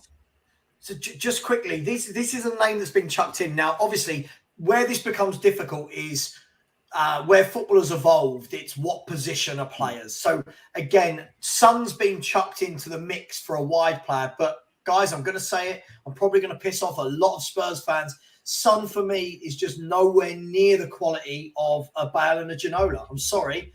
I think he's a very good footballer, but just I wouldn't cross the road. You know, I would cross the road to watch Son, but I wouldn't lose my mind about watching Son the way I do Ginola and Bale. Anyone feel any different? Anyone put up a fight for Son to have one of those positions? No, enjoy watching Sonny, but like you said, I don't think Sonny's been one of those players where you'd associate a bit of magic with him. Yeah. You would with Bale and Ginola, though. They're absolutely world-class game-changing sort of talents. Sonny's, I reckon sort of what made it for me and what's different with Son is I think world-class, when you know what they're going to do and you still can't stop it. Everybody knew what was going to happen with Bale every single time. No one could do anything about it. That, for me, puts him levels above Son. I mean, for Son, he's you know what he's going to do. You knew one season he was starting one way. Players have worked him out for this season, and I think that's one of the reasons why he's not getting much joy as he did last season. Ginola and Bale, there was just a different class. They'll come up with something different every time. The defenders or the fullbacks wouldn't know what they're going to do from 1 minute to the next. And Son's more of a striker anyway than he is a winger. He's more of that number floating role behind Kane, rarely, if you know what I mean. Dermot, spot on. And that's why this comment here, this is where the controversy comes, right? So when we say Sonny is a high scoring left winger, I don't see Heung-min Son as a left winger. So i.e., back in the day when Ginola played left wing, he was left of a 4 and his job wasn't to get 15 to 20 goals a season. Sonny plays left forward and his job is to score goals in the team. And that, for me, is where the difficulty comes to judge them. But when I go on footballing ability, now I say I'm biased because Ginola's my favourite, but Bale blows Sonny out the park for touch, control, skill, joy to watch, magic moments. For me, he's just he's a different breed of footballer for me. And I loved that we had him for a few years. I loved it. Yeah, a winger for me is to get across into the strikers. That's what a winger's job's there to do, to bomb down that wing and get across in. Yeah. Sonny's not that sort of player to run down the wing. He wants to be there at the end of the cross, where a Ginola and a Bale, they've got a great shot on them themselves. But 9 out of 10, if they put a ball in, they will put a ball and the striker there on the sixpence. I think that's the difference. Yeah, but see, this is the thing. This is where people get confusing. Like, Ed, when you say put Son's goals and assists against Ginola, that would tell... I don't know how old you are, Ed, but that would tell me you didn't see the team Ginola played in. Ginola played in a team that finished 11th and 12th every year and still won double player of the year as a left winger. Sonny has played in some Spurs teams that have finished 2nd, 3rd, Champions League and plays as a forward. So... I knew this was going to come up. I was almost hoping it would. But any more? Andy Sinton. Andy Sinton. You love him. Todd Benson with a Kane made Son better than he is. Straight line player, one-dimensional, solid finishes when on. I mean, I'm not even going to start that, but yeah, I kind of... I agree. Yeah, absolutely. Son's the speed merchant who puts the finishing touch on something.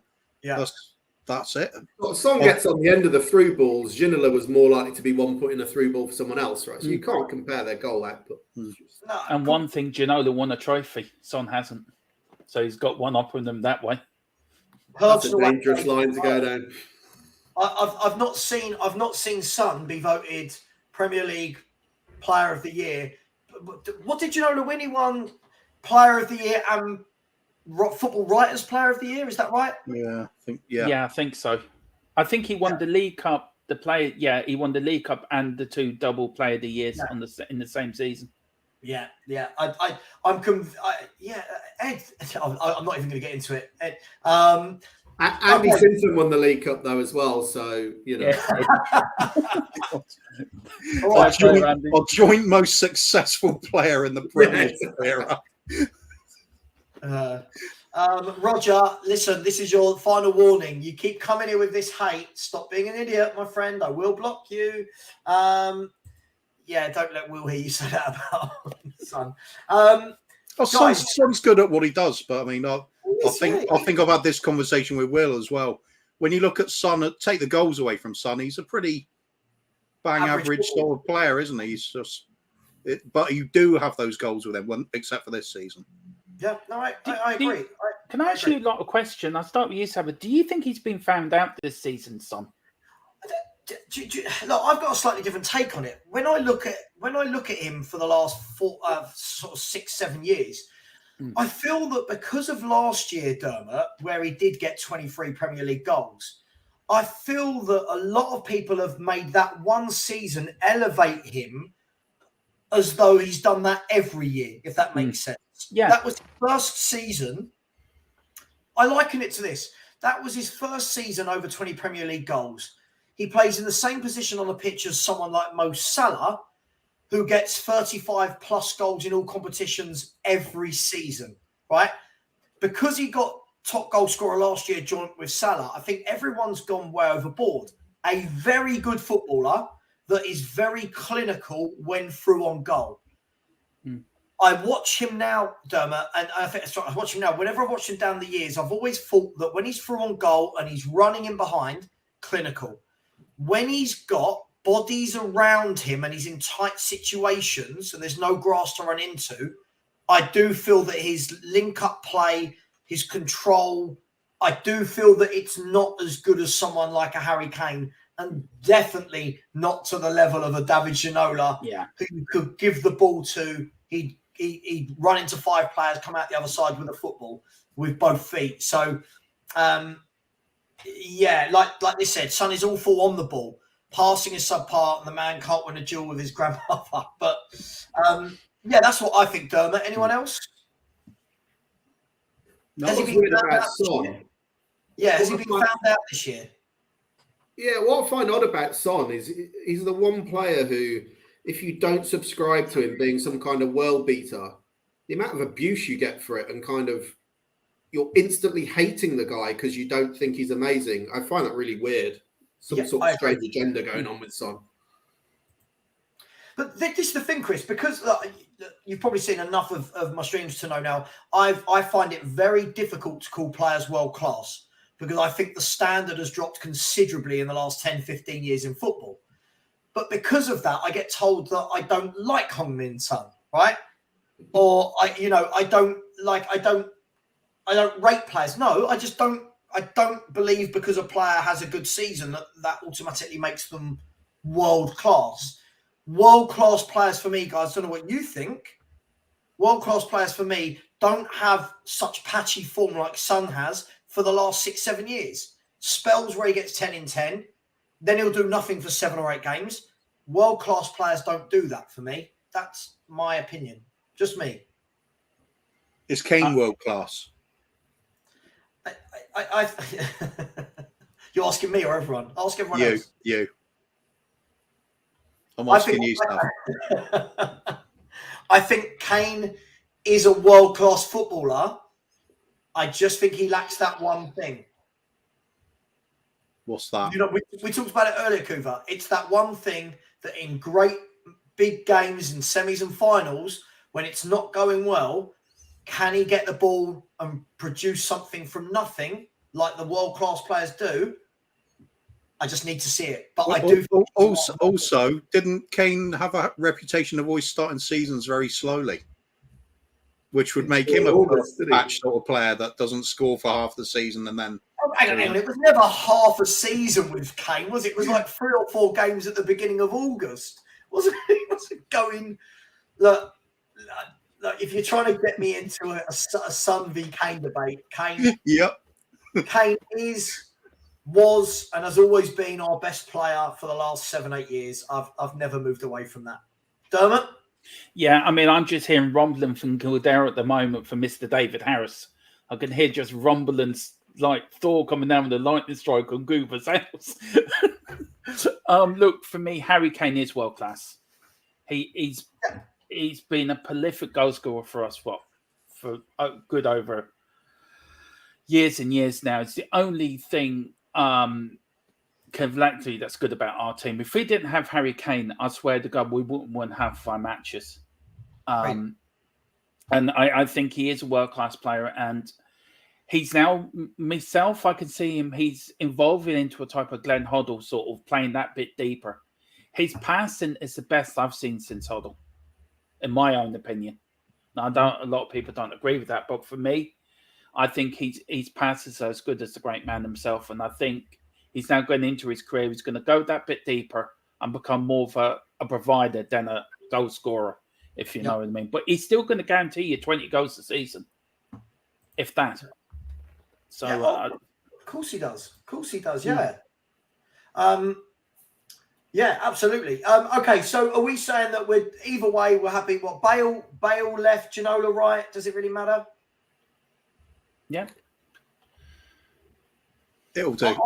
It would do. I would say Bale left because he was more of a direct runner, like rinsing players for pace, whereas Ginola for me was left and right-footed and could ghost in and out. He could go on the outside or cut in the inside. Okay, two central midfielders. Chuck some names at me.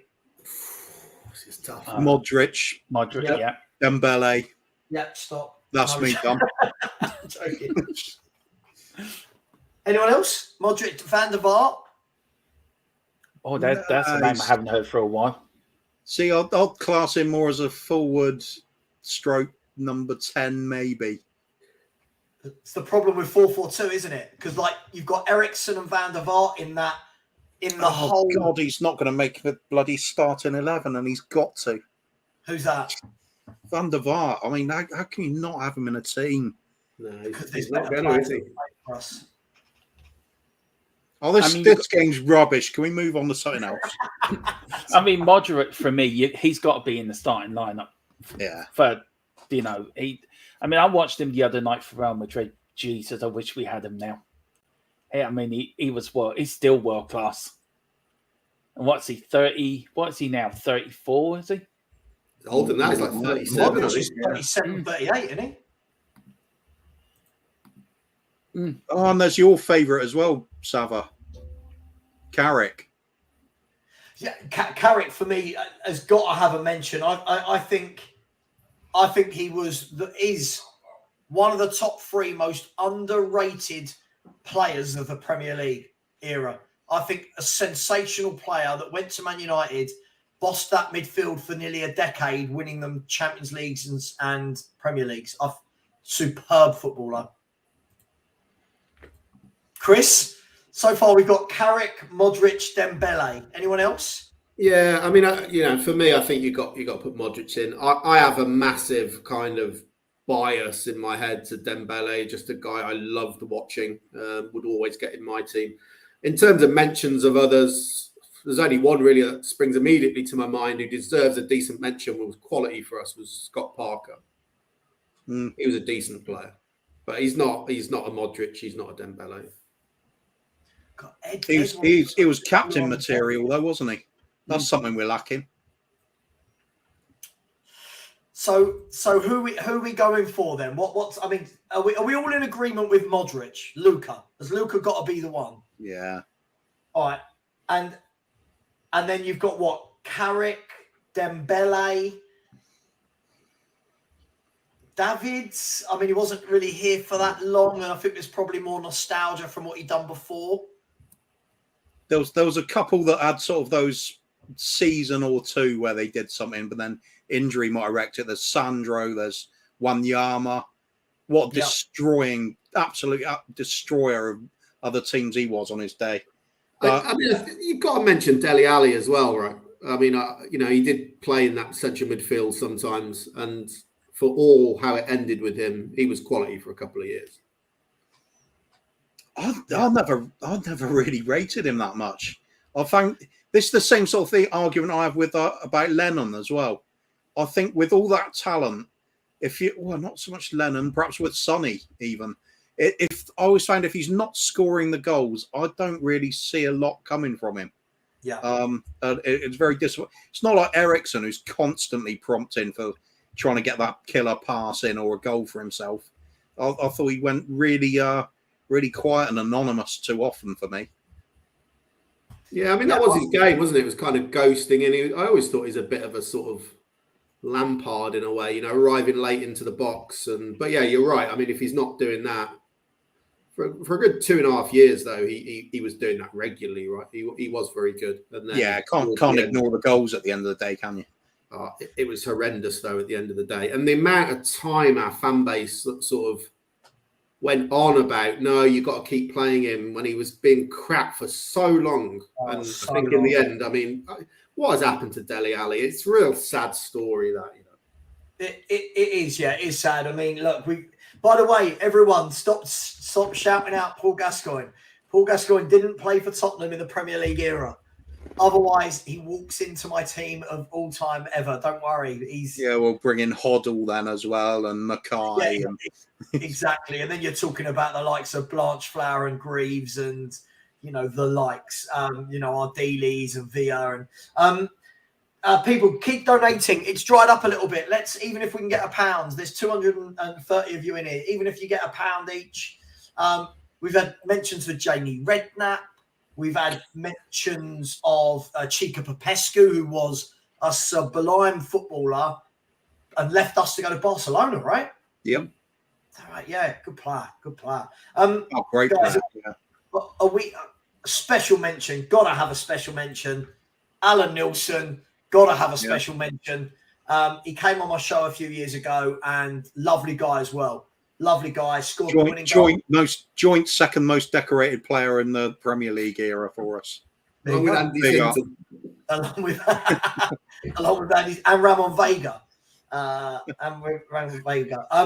we going with Modric and Dembele? Yeah. Gotta be for me. Any fight for anyone else? This is your last chance. For me, only Carrick comes into it as a third choice. Ericsson comes close, I think.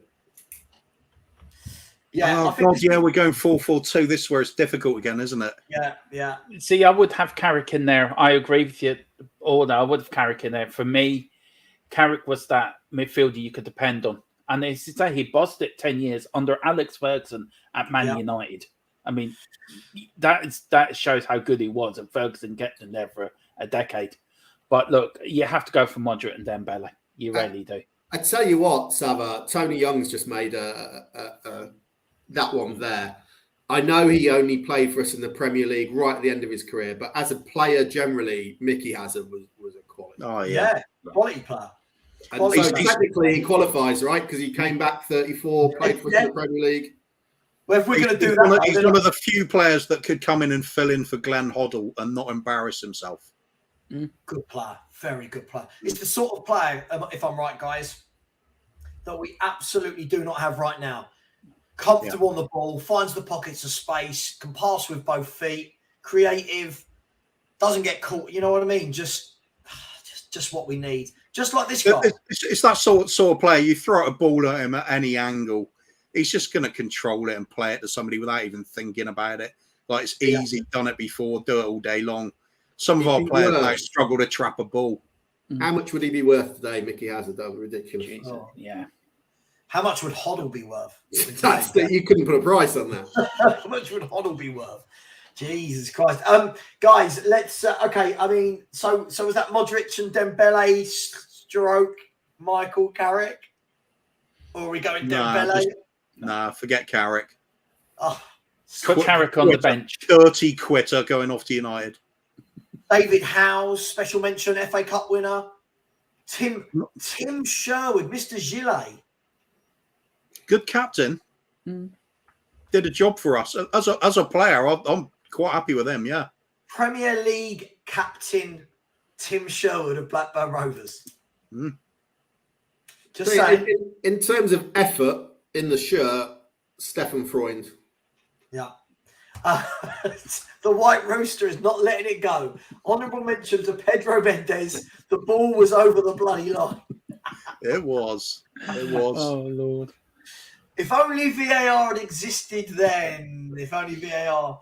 Chris, when you come back on later, I've got a VAR section. Let's get the forwards. I know Chris needs to shoot in a minute, so let's get the forwards. Guys, I'm going to name some obvious ones. Let me know if I miss any of them. Surely it's going to be between Kane, Klinsmann, Sheringham, Berbatov as the four. Keno in there as well? Nah. What did I miss? Think if it goes down to being like fan favourites or cult heroes, Keno's in there. Yeah. But pure outstanding quality of the strikers, not for me.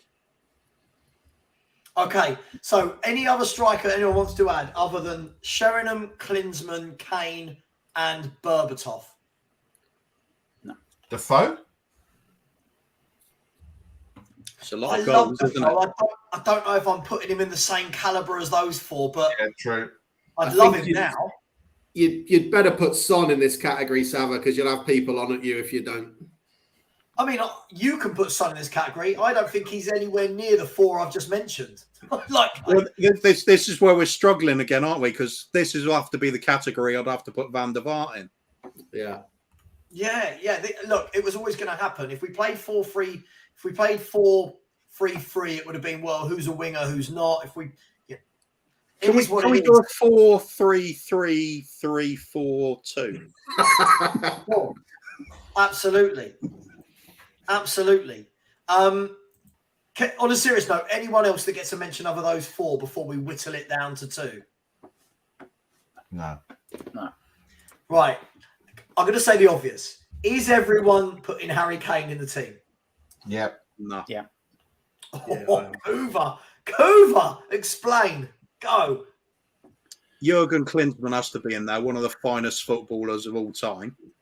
And I think Berbatov is the greatest forward I've seen at this club in my lifetime. Wow. I'm saying, wow, the guy was a genius. I'm saying, wow, he was. Kane's, don't get me wrong, Kane's brilliant. Absolutely love Kane. But pure footballing talent, he is not up there with those two. Wow. Let me ask, is anyone else not putting Kane in before I make this a battle? Dermot, you having Harry Kane? I'm Harry Kane for me all day long. I'd go for Kane and Berbatov together. Hang For on, me, okay, that would so be my front two. Dermot's going for Kane and Berbatov. I feel like you've wimped out a little bit there. Kane and Berbatov. Mm-hmm. Chris, what would your two be? And we can do it that way. Yeah, I think you've got to put just Kane in on sheer numbers. As an individual, I mean, they're so different players, all of these. And we have been lucky over the years. We've had some great strikers. For me, though, I agree with the first bit of what Kuba said about Klinsmann. And maybe it's something to do with being the formative years. Like I was a teenager when we signed him. But he was genuinely probably the best striker in the world when we signed him. You know how I found out about that? I remember looking on teletext and seeing the headline, Spurs signed Klinsmann, and I was lost for words. And that guy, just unbelievable. And my memories of him, I went up to Sheffield Wednesday, in with the Wednesday fans for the first game of the season as a kid. I was about 14. And yeah, I just my memories of Klinsmann, love it. Great player. Love Sheringham, love Berbatov, but Klinsmann and Kane for me. It's weird how you say that about remembering what had happened when he first saw it. I remember what I was doing as well. I was in the office holding a piece of paper. So one of my friends came up to me and just said, "You've signed Klinsmann." And I went, nah. It's and he one goes, of those no, moments. really? And I Exactly. looked at on the piece of paper I was holding, in the first sentence there, I saw the word unbelievable. Always remember it now. And that's where, you know what, we're lucky. We were all similar-ish ages, so we can all remember that. And trying to relate that to the younger fans today, I can only say it's like us. if we finish now and look on the BBC or Sky or whatever, and it comes up Spurs sign Mbappe, it's like that. It's hard to put it across what it was like. I just think Robbie Keane has to have a mention. Him and Defoe. I'm sorry. For me, Robbie Keane, I loved him at Tottenham. Absolutely adored him. Also, Jermaine Defoe. I mean, what a player. Them two played well together.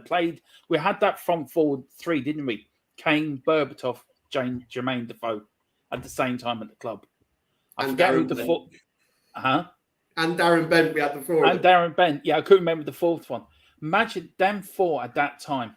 Each of them could do a job for us up front. And Kuva, can you hold thought for me for 1 minute? Just 1 minute.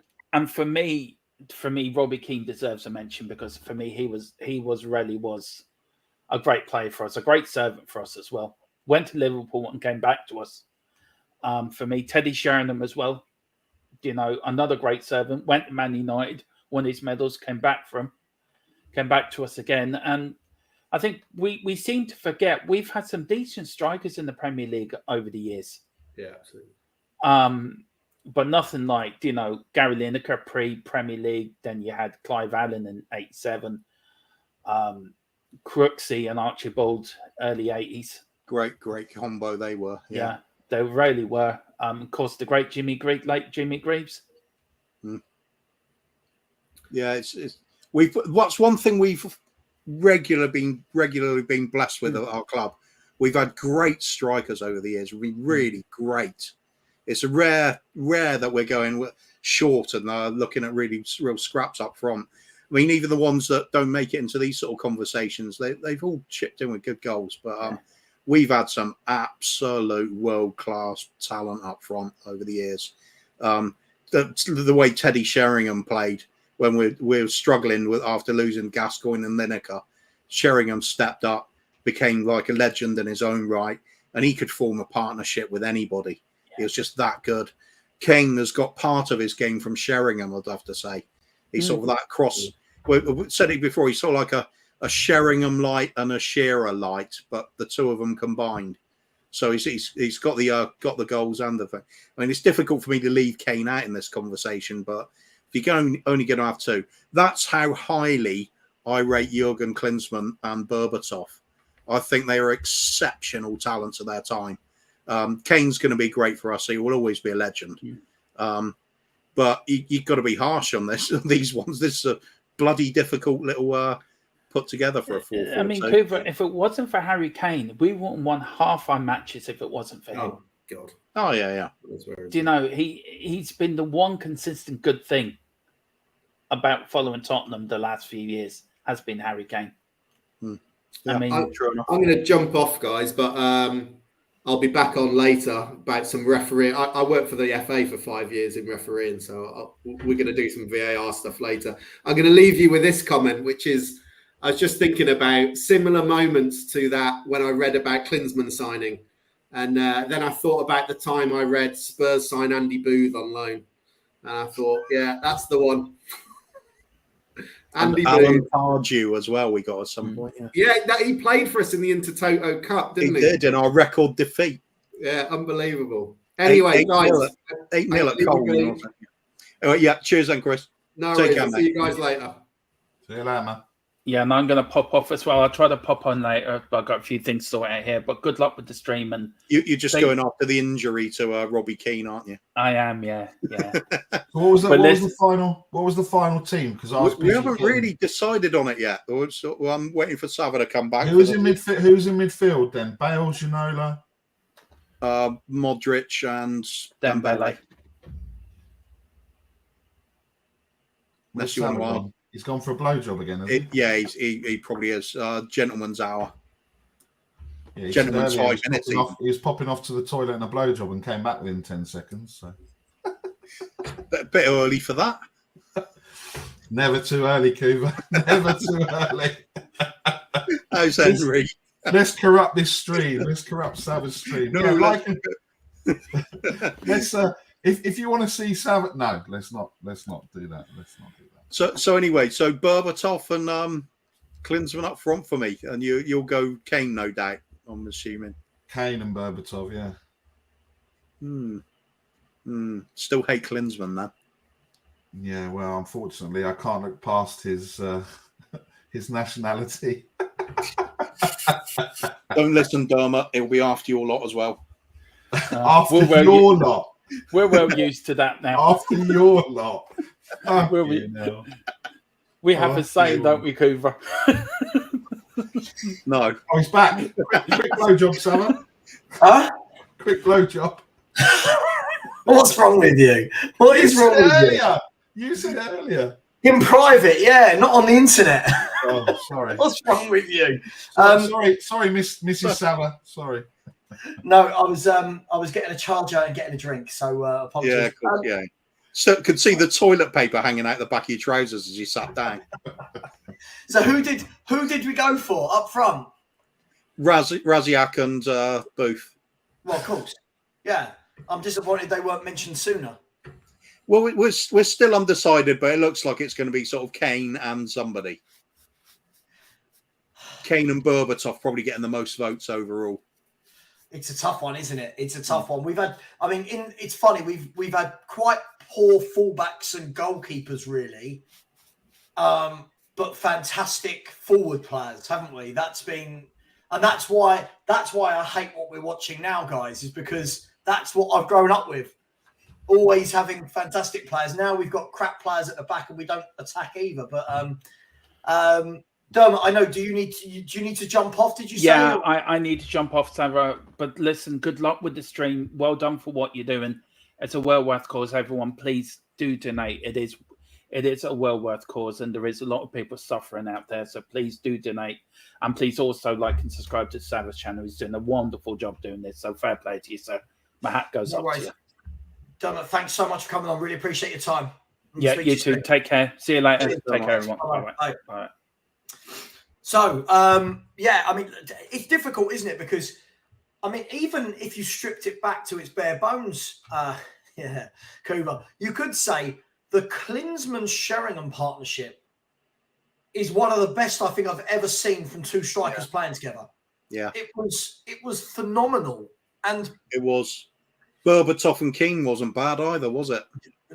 Yeah, absolutely. And one of the conversations I've got, I won't do it yet. We're going to get a different variety of people to join us later, was about the best strike partnerships in the Premier League history. Because that always fascinates me how that's evolved. Because it used to be 4-4-2. You had like Cole and Beardsley, and you had Gudjonsson and Hasselbank, and Sheringham and Shearer and Sutton. And now it's changed because everyone plays with this kind of changing free, don't they? So just Quinn and Phillips for Sunderland, that was a good little combo, wasn't it? I tell you what, Kevin Phillips, a very underrated finisher. He was a phenomenal finisher. And I'll tell you what, I remember going to when I used to work for Charlton Athletic, and I worked there during the year they got promoted to the Premier League for the first time in 99. I could be lying. I want to say 98, 99, and went to Wembley to watch the Sunderland Charlton playoff final, which was by far, I'll say it, the best game of football I've ever seen live. 4-4, and then about like 12 penalties each. And we were speaking to a Sunderland fan outside, and the Sunderland fan said he said it's Quinn. He just don't do a lot for me. What happened? Quinn, bang, goal. Like commentator's curse. But do you remember Clive Mendonca?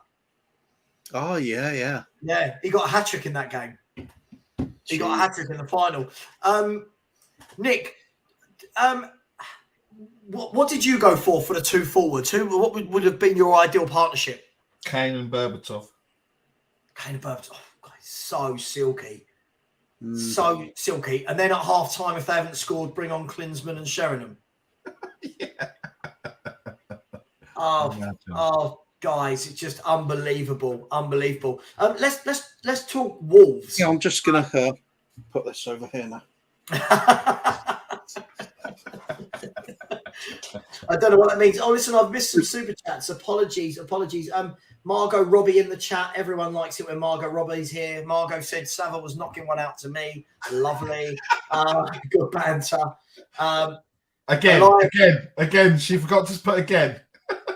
See, again, when Kane and Son all day long, is that in answer to the best Premier League strike partnership? Is that? It can't be. Yeah, I think so. It can't be. It can't. Well, Elias thinks Eric Dyer's good. So yeah. What can you say?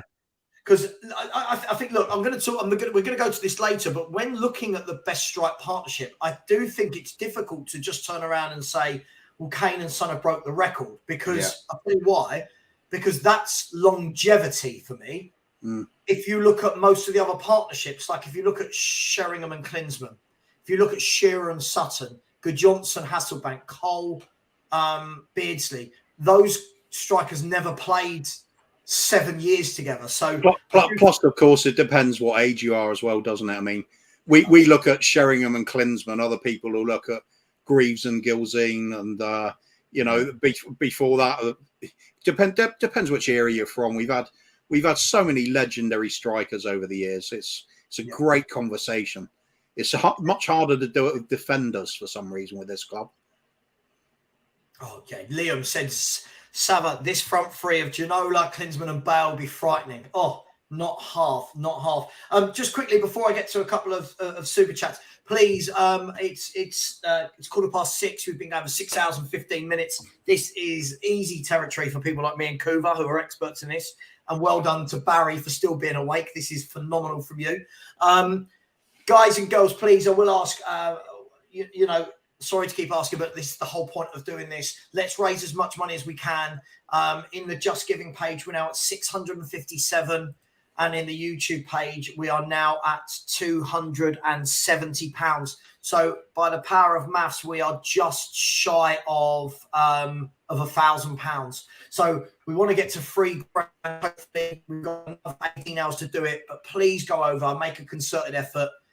Hopefully, everyone's just been paid just £1, maybe £2. It can be a super chat. It can be in the Just Giving page, which is pinned to this page. So please do make that effort. That would be great. Louise Sherman, thank you so much. Has sent in a super sticker. Thank you very much. A lovely dog in the picture as well. Thank you very much. That is much appreciated. Really do appreciate your support. Guys, yeah, I mean, you're right, Kuva. It's different. It's all about the era you're in, right? And that's why I think a lot of people, they'll tell us that we are nostalgia merchants. But just because we've got on a bit doesn't mean we don't remember how good the players were. At what point does it become nostalgia? I mean, last season's nostalgia now. Yeah, by the way, York and Cole, another fans. I mean, we can have that conversation now. I mean, if I was to say to you guys, the best strike partnership in Premiership history. Now, it's not that one. It's not that one. No. No, I'm not saying it is. I'm just saying when you look at it, you've got York and Cole, as we said, Shearer and Sutton. You've got Quinn and Phillips, Beardsley and Cole scored a bucket load together. Kane and Son slightly different because not a strike partnership, but there are two.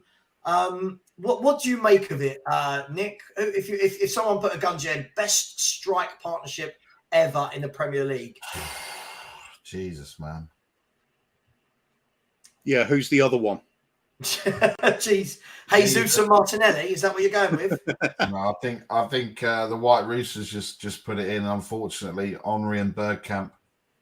Right. I didn't even. Do you know what? They didn't even come into my head, which is really embarrassing. Yeah, I mean, who did Ian Wright play with as well? Bergkamp played by himself a lot of the time. They played a 4-5-1 a lot. Well, 5-4-1 sometimes. But yeah, it was all about punting the ball long from Seaman, let the other team have it, and then close them down quickly and win it back. And Righty to use his pace to get behind. 1-0 to the Arsenal, wasn't it, back in them days?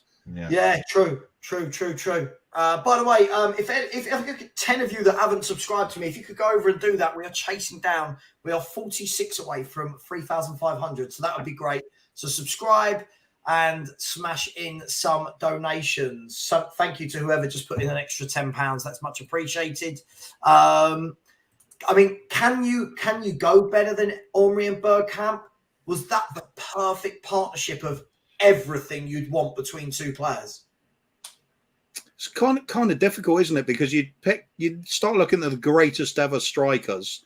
Quite often, you don't really think of a good strike partner for him. I mean, Aguero, one of the best we've ever seen. Mm. Who would you say his strike partner is? Doesn't really come into it. It's changed over the time. Shearer at that time was Sutton, but otherwise, at time was Sheringham.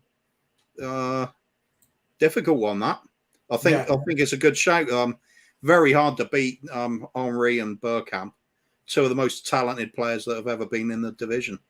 Yeah, absolutely. I mean, between them, if you think they had the skill, the touch, the pace, the finishing, the awareness, just brilliant. And I know it pains because they played for them, but I don't think you could go far wrong with those two, if I'm honest. I think somebody's mentioned it in the comments before, but it was pre-Premiership. But Ian Rush and Kenny Dalglish are an amazing partnership as well.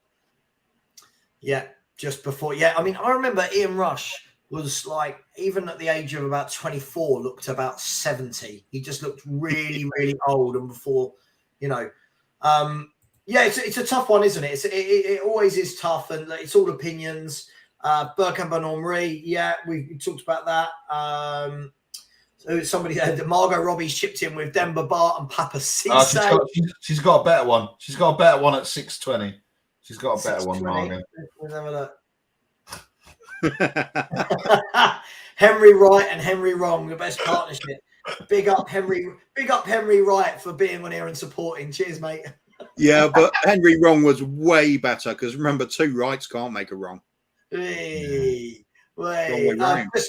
Just quickly, I've got lots of super chats. I should go through them. First of all, we've got Robski who said, good day.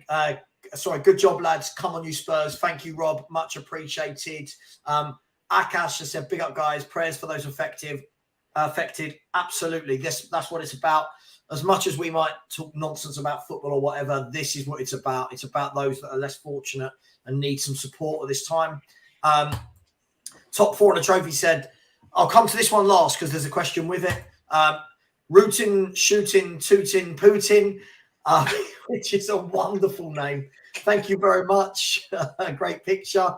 Bob Coys has said, hope you raise loads of Dosh Savva. We're trying our best, Bob. We need some more donations, though. We need some people to be generous in the chat, even with £1 or £2. We're 21% of our target, so let's see what we can do. Top four on a trophy, said Savva. Here's a question. Top of their game, who are you choosing, Kane or Klinsmann? Now, guys, I'm going to come to you two on this. Let's take this as Kane or Klinsmann at whatever club, right? Bear in mind, Klinsmann played for what? Inter Milan, Bayern Munich, Germany. Kane for Spurs in England. Who are you picking, Nick, and why? Jesus, man. I always feel when questions like this are answered, you feel like if you don't say the Spurs player, people go absolutely bananas, don't they? So, who are you going for?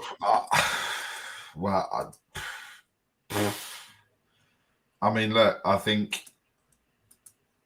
I mean, yeah. I think you're not saying words, just so you know. I know. But I'll do a box office and I'll go. So anyway, I'm going to reset. I'm going to refresh. Anyway, back to Savva to go and dig a hole for himself. Look, either one. I mean, if you had to put one, I think it's got to be Klinsmann. I think just because everything that he's done, not only for all the teams he's played for, but for what he's done for Germany and everything else. It's hard, man. It's hard. It's really hard. It is. Okay. Jurgen Klinsmann has made Barry hard. I guess for me, I guess the question is, they were both quality players. Well, Kane's still playing, but both quality footballers. But what's the separator? It's Klinsmann. He was lethal, absolutely lethal. Kane often had to work hard for his goals. He'd miss a few. Part of his game was to create chances for himself. Different sort of player. He could drop back a bit, does Kane.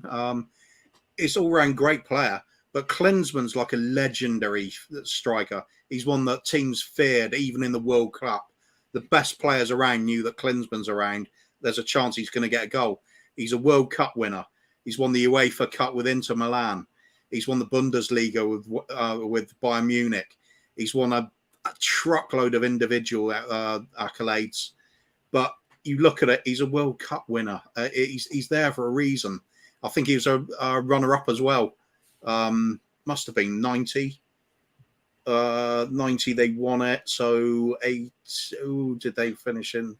Oh, I can't remember now. European Championships. I think they might have won that as well. Klinsmann playing. He's just one of those players that's just a grade above everybody else around him. Van Basten's another one, similar sort of style. It's one of those players that you just think, oh yeah. There was an aura. There was an aura right around them on the pitch. Yeah. And this amazing humbleness for Klinsmann as well. He'd turn up, he'd bring his VW with him to drive. Everybody else got their Porsches and Ferraris. No, he's got a nice, sensible car that he's comfortable with. Negotiate his own contracts. He wasn't greedily out there with his agent getting fleecing clubs right as much as they could possibly get. He just wanted to go for a sensible amount, ply his trade, and be brilliant at it. Totally iconic. I think never going to forget that debut for us, scoring against Sheffield Wednesday and then the iconic dive to celebrate it. I think that sort of melted all the hearts, didn't it? He was making fun of himself. That's the way to deal with it if you're getting a bit of hostility about, the German connection and the diving tag. Just do it in front of people. It was great. He just lifted this club like unbelievable signing. For me, one of the all-time greats. I don't think Kane's going to be held to that kind of level, unfortunately. It's such a shame. It's such a shame that he's not. But yeah, like you hit the nail on the head. There were players for me, like you mentioned, two of them already. In terms of Van Basten, Klinsmann, that aura, Batistuta, another one. Just that aura around them that I don't know. I know it's different now. It's a different game now, but they just oozed that class, didn't they? I mean, I want just now, by the way, anyone that hasn't seen it, Moises Caicedo of Brighton has just signed a new contract at Brighton. So whatever his price tag was in the January window, you can imagine in the summer they're going to be asking for some serious.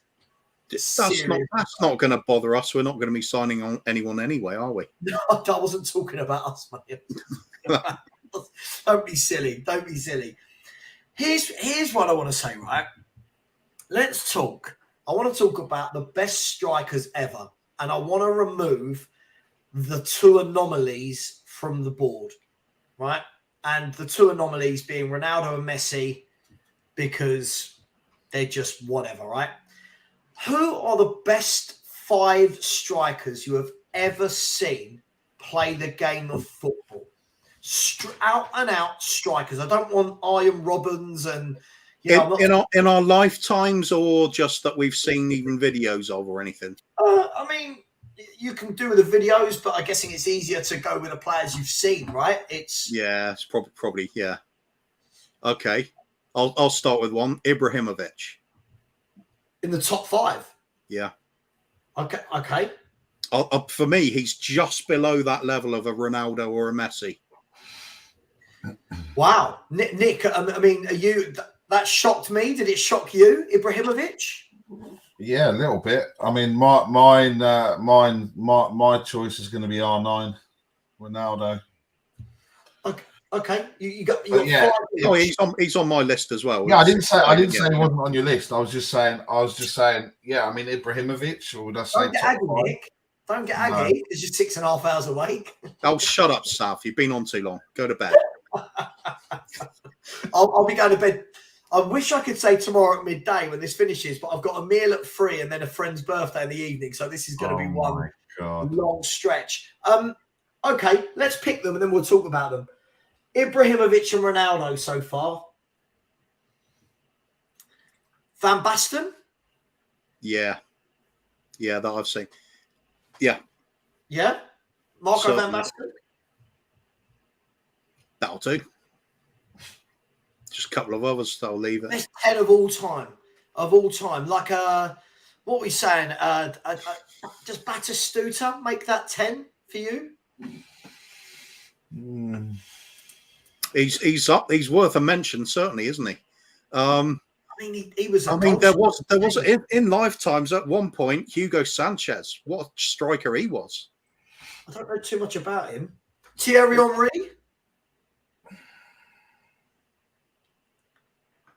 Yeah, Pele's got to be in there. Pele. There's difficult ones as well, like Maradona. Do you treat him as a striker or as a midfielder? That kind of hazy role. Messi as well, as it's the same. Yeah.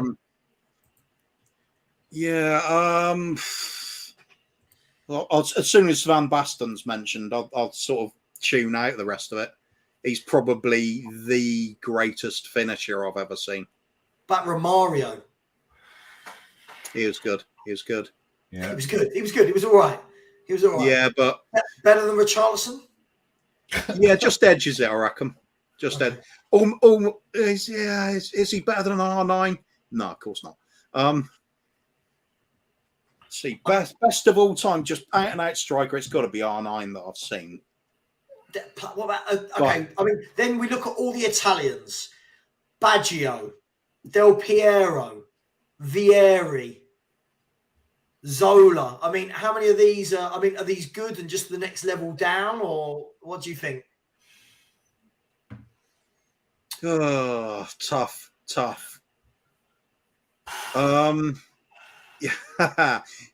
Is Zola one of the best goal scorers ever? I don't think so. Great player though. It's like with Bergkamp. You don't really see him as like the sort of devastating goal scorer. You just see him as a brilliant footballer who's got a lot more to his game than just the goals. What about this is George Weah? George Weah, Yeah. what a striker! I mean, I don't know whether he's maybe he's top 20 and not top 10. Gerd Muller. Yeah. Scored hundreds and hundreds and hundreds of goals. I mean, I don't know if there was so many that all played in that, that era we always talk about, Couva, in Italy, in like the early 90s and the late 90s with the likes of Hullet and Rijkaard and Van Basten and and then when you look at like they had Ravanelli there and Bierhoff and Del Piero and Zola and Casaraghi, but I'm just not sure if they're there or just there. Do you know what I mean? I'm not sure. Cantona? No, again, do you count him as really a striker? He's more sort of that number 10 for me, sort of really. But it's a difficult one. Some have different.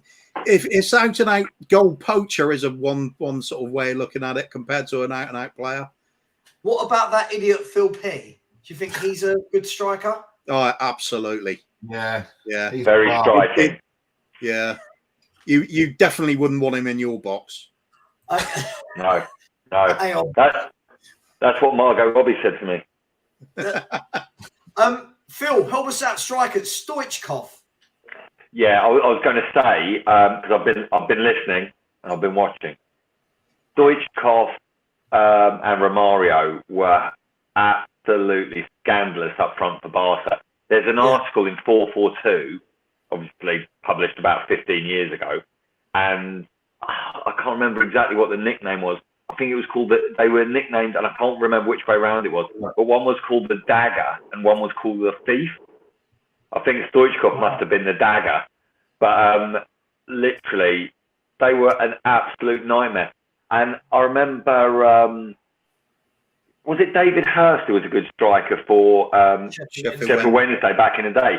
He said that him and Waddle used to, when Waddle came back for his Renaissance, his farewell sort of tour at Sheffield Wednesday, and how unbelievable was he when he came back even at that stage. They said that they were obsessed with watching Romario and how early he'd take it. So whenever the chance came to him, he just used to toe poke it and it'd always go right inside the post. Absolutely deadly. But like you said, Cooper, you can't look beyond R9. Absolute phenomenal. His name's the phenomenon. You know, when your nickname's the phenomenon, you know, you've got to go with that. Yeah. It's like Mr. Box Office. His nickname is Mr. Box Office because he is. Yeah, at his peak fitness, he's still the only player I've ever seen where you would expect him to run through the entire opposing team and score. He could do it. He really could do it. What about this name? I mean, this is. I mean, I don't think I'm young and cool enough to use this terminology, but people sleeping on how good David Villa was. I'm guessing that means just not mentioning it enough. But David Villa was for Barcelona, Valencia, and Spain was phenomenal, right? Yeah, brilliant. Are we putting him Phil P in the next? I think he'd probably be the next bracket down, obviously in that era. And bearing in mind he played for one of the greatest club sides of all time and added to them. You know, so and of course was in that phenomenal Spain team. You know, him and Torres up front as well. I'm sure he was in the one that was back-to-back world champions, European champions. So he's got to be in the conversation. But look, it'd be remiss of me, and I'd get excommunicated from the family and written out of the phenomenal family wealth if I didn't mention my dad's all-time great, Jimmy Greaves. You know, if you watch that BT documentary and it goes into it, you know, what a striker. Just used to pass the ball into the net. Some of those old school, you know, grain footage that you see of him just dancing through the Man U defence and just passing it into the net after he's tapped the keeper down. You know, absolutely phenomenal. And yeah, look, he was obviously one of our own after we nicked him from Chelsea and Milan. So yeah, look, what he'd be worth. Talking about what some of these other players would be worth, what he'd be worth in this market, it would eclipse anything that we've seen before. But I establish something we've talked about endlessly before, but the 90s era strikers, we may never see it again. You know, even the next rung down, even the Crespos of this world, you know, were incredible players. But, you know, you don't get a look in when you're talking about some of these guys that we've mentioned so far. And I don't know, it's just a dying art, isn't it? Those proper marksmen are just maybe not in the game anymore. Yeah, absolutely. What about this person? Margot Robbie. I was looking more at the name afterwards. Oh, okay, yeah. Well, they're a great pair, aren't they? Savva and Robbie. Great, striking, very striking. I'd probably say you're playing off the forward there. You're the Beardsley, you know, to her Andy Cole. I would love to know her two up front more closely. Well, I tried to avoid that, Coover, because I think my wife's within earshot. So you know. Oh, fair enough. What about Raul? I mean, players like Raul, Drogba, Eto'o. Again, are they just the next notch down? Yeah, Raul is one for me where I think, although he played in a phenomenal team and he was, you know, one of their own, and the Madridistas love him to pieces, never really saw him have a phenomenal game or score outrageous goals. He was just stat padding for fun, and you know that might be a wild take, but you know I think he's definitely the next rung down. Eto'o, like, you know, an unreal player, but I still think that was one of the weirdest transfers of all time. Obviously, Pep had enough, and he sort of let him go to Inter, and they got Ibrahimovic in response. But you know, then Mourinho, Eto'o, he was basically playing Eto'o as almost a fullback at one point, and you know what a team that was, that Inter team as well under Jose, when Jose still had some stardust. But yeah, great strikers again, great strikers. But again, I think Italy in the 90s had it, but Spain in the noughties, it was a bit naughty. Some of those strikers that were knocking about in that league. You know, even our mate Soldado, he's not in the conversation for the best of the best, but before we signed him, he was brilliant. Goals for fun, wasn't he? and he was played in his right position. Just quickly, people, let's keep the donations rolling in. We've kind of stalled on 21% of our target, which is at the moment £657 raised of the 3,000. Let's see what we can do. Couple pounds from everybody would be much appreciated, and hopefully you appreciate the effort that people are putting in. Lots of so far, Kuva and Nick have done 6,038, and Phil P is on about 4 minutes. So well done, Phil. You've outdone yourself. Sounds about right. That's about right. You know, I'm just a normal man. You lot are all sort of in the sting echelons of tantric dreaming. So you know. After 6 hours, it would bloody sting as well. Think about it. Jesus Christ. I want to move away from purely strikers, and I want to talk about this. Look, this is just before we do that, I'll pop in Lewandowski as well. He's got to be worth a mention. It's just been insanely good. I mean, if you do that, are you popping in Benzema as well, or Drogba? Yeah. Aguero. It's sad to say, Aguero. Yeah. And I think one, before my time really, but everything I heard about him, John Charles. Was he Welsh? Yeah. Didn't he go to Juventus or something? He did. He played in Italy, and they used to say he kicks the ball with his head. He could header the ball so hard. It was just like unstoppable. He'd play for Wales. He'd play either centre back or up front. He was just absolutely commanding both boxes. Yeah, I mean, Lion of Vienna. I think he got nicknames at some point. I want to move on, guys, to last conversation before I take it back to a Spurs-related conversation. I want to take it. Yeah, cheers. Thanks for getting everyone a pint. I want to take it back to when we talk about the best players that have ever played. Now, I want to know for you guys your best 5 ever, and I want to know what separates them from the others. So we've just listed about 20 strikers there that go into that kind of elite bracket, but now you can chuck in playmakers, midfielders, centre back. Who would be your best 5 of all time? Any surprises from the normal names, and why are they? What makes them go into that bracket that's past world class, elite, whatever? Who are they? I would always put Gazza in, and not just because he was Spurs and that era, but he could basically do anything he wanted. He was like a magician with the ball. But the thing for me that elevates is that he got other players to play well. If you think of that Spurs team he was in, the 91 Cup winning team, to coin a phrase from Alex THFC, there were some bang average footballers in that side.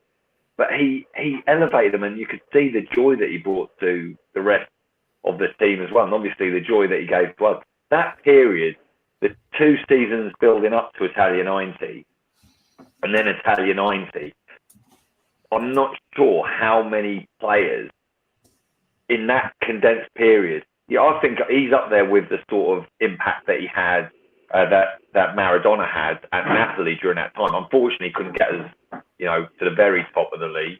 I'm sure he would have loved to. We would have loved it even more. But yeah, phenomenal. So for me, it's not just what you do, and he could do everything.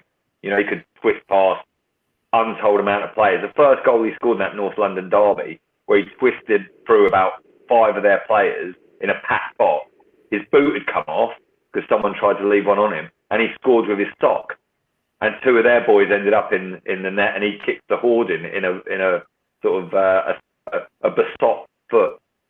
And the Gooners went home crying, which they haven't for a long while now. But are you telling me he's one of the best 5 you've ever seen in the world of football? Yeah. Top at 5. At that stage, he was unplayable.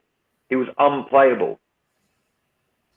Okay. He scored two. We were playing against Derby at White Hart Lane once. I know he was getting on a bit, but Shilton was still a good goalkeeper, and he was left floundering in the back of his net. He scored 2 direct free kicks in one game against the then England goalkeeper, and I mean, just phenomenal. It's such a shame what happened to him with the injuries, and obviously the off the pitch stuff as well. But yeah, awesome. For me, awesome. I don't know that's a biased opinion because he was Spurs, but anyone who remembers that late 80s period, he was up there, definitely up there. Yeah. All right, give me a name, Nick. We'll go round. I was going to say, backing up the Gascoigne comment, Italia 90, I have never seen before or since in this country mania about one football player for this for the national team. Gaza mania was real. He was unbelievable. Yeah, and then when you think of what happened, and then the obviously Euro '96, and then the dentist chair celebration and everything else, that was like bring it all back. Do you know what I mean, Kuvas? 100%. Okay. Yeah, brilliant. I'm going to tell you my 5, and then you can pick some holes in it and tell me. Gaza's not in my 5, by the way. I just love him. Who, Gaza? Yeah. Yeah, of course. Yeah, I think everyone loves Gaza. I've gone for this 5. Now, I'm aware that whoever you pick, you're going to annoy somebody, right? Because you're going to leave out great players. I've gone with my greatest that I've ever seen is Lionel Messi. I've never seen a man do with a football what that man does. Just for me, he had, everything. Not only longevity, right the way from 16 through to still going now at 34, 35. He's won absolutely everything in the world. Single-handedly, for me, won them the World Cup. That might be harsh on some of the other players, but for me, it was a good squad, but not a World Cup winning squad. The volume of goals, the volume of assists, ultimate team player, a wonderful finisher, one of the best dribbler I've ever seen, wonderful passing. I don't think there's anything the man can't do. He's even scored headers in Champions League finals, and he's about 3'2". So for me, I've got Rio. Yeah. Messi's my best, and then the other 4 in no particular order are Maradona, Pele, George Best, and Ronaldinho. Yeah. Dino. I've got Ronaldinho. So as you noticed, you probably noticed I didn't mention either Ronaldo or Ronaldo. Just saying. Hashtag just saying. Yeah, it's tough. I mean, R9, we've said it on the last section, but unreal, dragging, in a great Brazil side, he was by far their best player. So that's important. But yeah, all the platitudes, well, not platitudes, but all the plaudits, I should say, that came Pele's way when he passed, unfortunately, God rest him. Unreal. And, literally transcended. And when you're talking about sport, and obviously Messi and Ronaldo have done a bit of this in this era, and of course their numbers are unreal. I'd agree with you with Messi, by the way, Savva, but Pele, in an age before social media, he was the superstar name that transcended sport. People everywhere around the world, even in North America, which wasn't at the time football crazy, everyone knew Pele. Everyone. He could have gone anywhere in the world. And Santos were a bit like the Globetrotters at that time. They would go on tours all around the world. But, brilliant. I would have loved to have seen him play. And, of course, you look at it, and to have won the World Cup at different stages, right at the beginning of his career, and then in that twilight in the 70s, where he did change his role, change his game.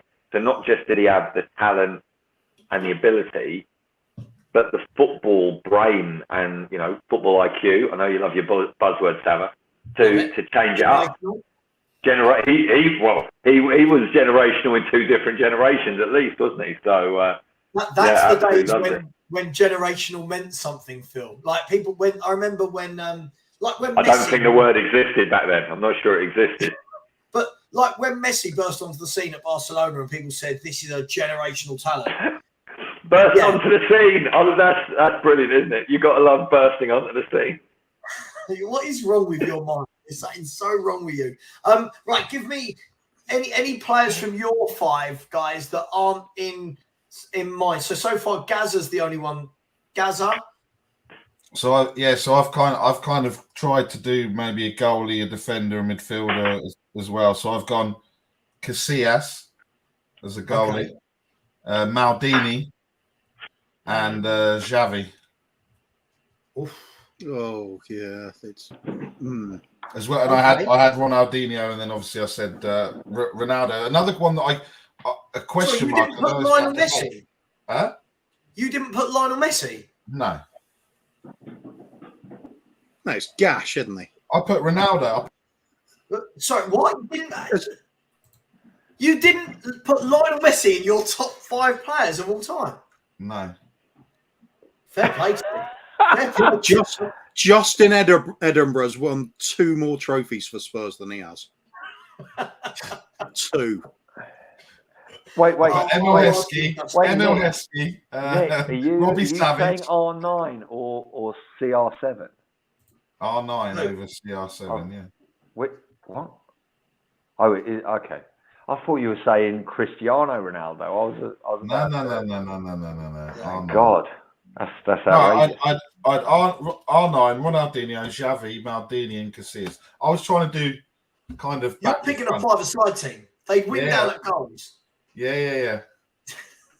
That's a pretty decent 5-a-side team. If you can find it, there's some great compilations out there of Dino when he used to do, like the corkscrew move where you move it with the outside of your foot and then chop it back inside. And he used to do it from sometimes 15 yards away, do that move and nutmeg the fullback. So he was tearing people a new one on a regular basis. Yeah, Ronaldinho, especially when he was at PSG.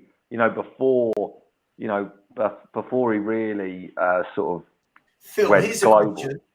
Ronaldinho on his own, is Ronaldinho the most skillful player that's ever played the game? Not the best, the most skillful, because the skills he came out with on a weekly basis in things like El Clasicos, I don't think I've seen many have that level of skill and be able to do it in a game. The thing I would say though, the one player I would put up there with him, I'm not sure if he's better than him, Eric Dyer. The way he can manipulate the ball with his head. Yeah. And Salah never saw that assist coming. He thought that Meathead was just going to smash it out of play. True. And for him to just definitely knock it down, it was a no-look header. It wasn't even a header, was it? It was a trick shot off the shoulder. You were saying, he used to shoot with his head. Dyer caresses the ball with his meathead. It's almost erotic. It's almost erotic. Here's one, Phil. Best free kick taker: Roberto Carlos or David Beckham? Harry Kane. Harry Kane. Dave, can I chuck another player into the 2 players into the mix? Yeah. I want to chuck in Mihailovic. And I want to chuck in James Ward-Prowse. Yeah, you can't sleep on Prowsey, can you? Look at. You laugh, but no, his free kick taking is ridiculous, next level, isn't it? Listen, I would. Bearing in mind we're probably not going to get Maddison, I would go and get him. If they get relegated, if Saints get relegated, go and get Ward-Prowse. I know he wouldn't get a game, but I blacked out and rejoined the stream at a later time or something.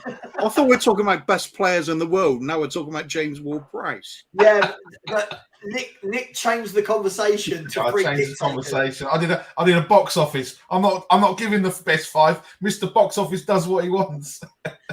Reset. Jimmy Bullard.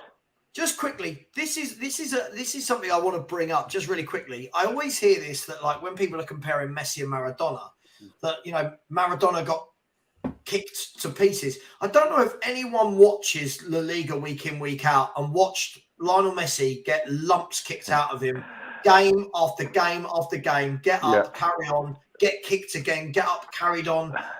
I don't. But Savva, you can juxtapose the 2 eras of Spanish football with when Maradona went on his ill-fated period at Barca, and that literally it looked like a 70s kung fu movie. There were people coming in at like knee height. Height was like the nice guys challenge. The rest were trying to take him off at the hip, and he was giving it the same back. I hear you. He had to get a serious cocaine habit just to cope with the pain in his legs. Going back even further, George Best used to be hacked in half when he was playing. Oh, sure. Listen, I'm not doubting it, but lots of people talk as though like Messi gets the ball and everyone just lets him dribble through them. Yeah, true. It's not that at all. But back to is Ronaldinho the most skillful player of all time? One of, gotta be. Yeah. With who, Cougar? With who? Well, Messi's got to be up there as well, hasn't he? Pure talented players. I mean, Maradona's up there. Cruyff. Cruyff. I mean, when you got a manoeuvre named after you know you're doing something. Garrincha, definitely. There's no one now, though, is there? There's no players now with that magic, is there? Unless I'm not. I can think of some players with a manoeuvre named after him. Eric Dyer's got one, the disco. For all the wrong reasons. Irvin Leonardson, that played for us, the Norwegian international, he used to have a manoeuvre named after him. I forgot what it was. There was a really boring thing. It was like some midfield movement off the ball that he did, and it got labelled the Leonardson. It was really strange. Gonna have to look it up again and refresh my memory. But it's one of those weird trivia things that came up once. I remember. He was such a good-looking lad, but tiny, wasn't he? He was. Yeah. I'm sorry. That could be another category. Maybe that's past midnight, guys. We could do best-looking short players, prettiest footballers, most groomable players. Is that what you get? Yeah, most groomable. Do you know the funny thing is? How is he so pretty? Somebody's mentioned this in the chat as well. Sorry, just to do an Alex and go back to a different conversation. Messi's free kicks are pretty damn special. I think that's what separates Messi from pretty much everyone, because he does all of these things and he does them phenomenally well. But look, when that compilation that went around about Pele before the World Cup of whoever your favourite player is, Pele did it first. And it literally had probably most of the players we're talking about, from Messi to both Ronaldos to Cruyff to everyone. And it basically took their name skill, the skills that were named after, the Cruyff turn and everything. And then it showed Pele doing it in like 1959. Yeah. He was some sort of special, wasn't he? Yeah, absolutely. On the last time we did a 24-hour stream, we were talking about this one. For me, Pele's always top of the list. It's for all those reasons. Because you look at how his peers talk about him. World-class players like Franz Beckenbauer and Puskás, Di Stefano and people like that.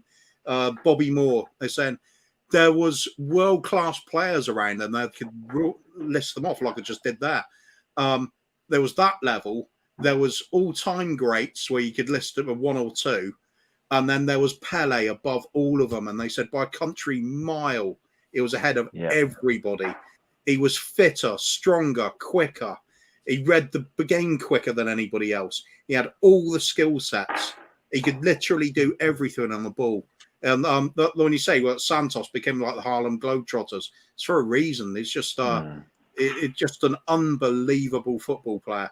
The trouble is, for most of us, all of us, it was a bit before our time, wasn't he? So we've got videos and we've got testament of other players and things like that. But the fact he's still legendary to this day. Yeah.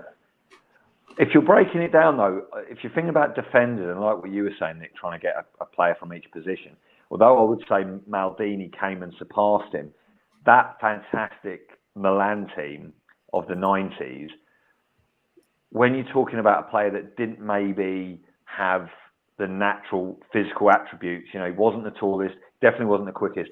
Baresi, if you're saying what do you want a centre half to be, that guy, I mean, if you could clone him and you could get him, I mean, I'd move heaven and earth to get him into this Spurs team and he could just marshal it and take care of business all day long. phenomenal footballer, phenomenal defender, and was the real heartbeat, really, of that Milan side, which is something to say when you think you had the 3 Dutch guys, which were all fantastic footballers, and then you had all the others in and around it, Costa Curta. Who was the goalkeeper?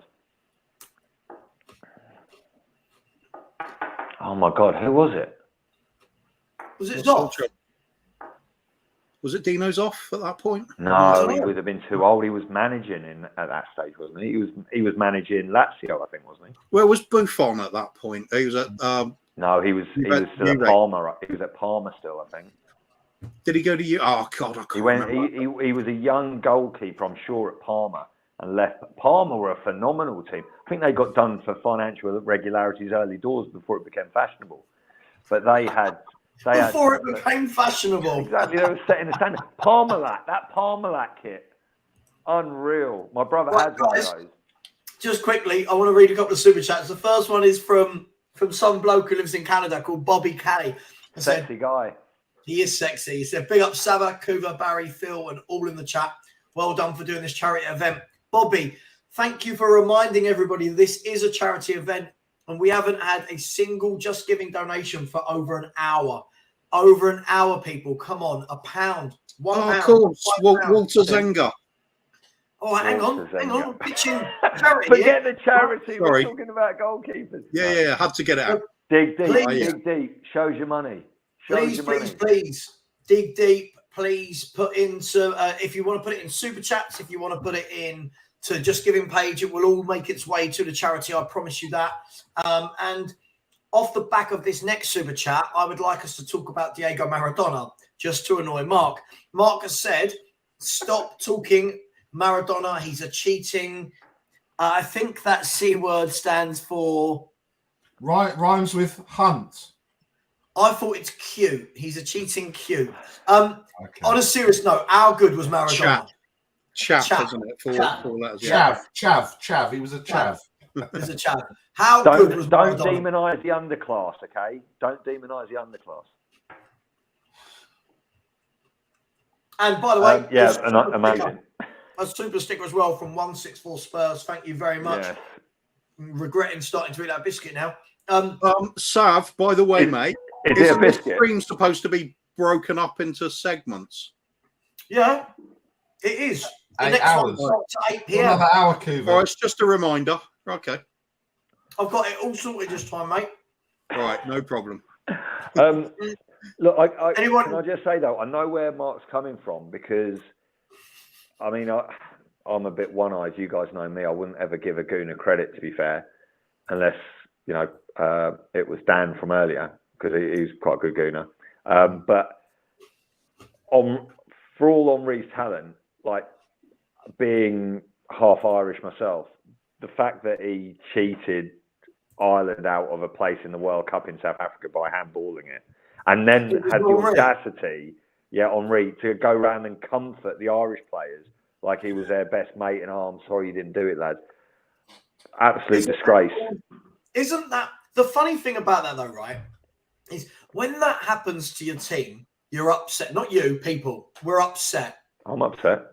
When someone does it on your team, like a Lamella, it's shithousery and we all love it. It's a disgrace. It's an absolute disgrace. It's like DJ Evo just put in the comments, said one man's cheat is another man's winner. If he does it for you, you love him. The only reason I can put up with that is because the amount of Irish Spurs fans that I know that will keep bringing up the Maradona hand of God goal.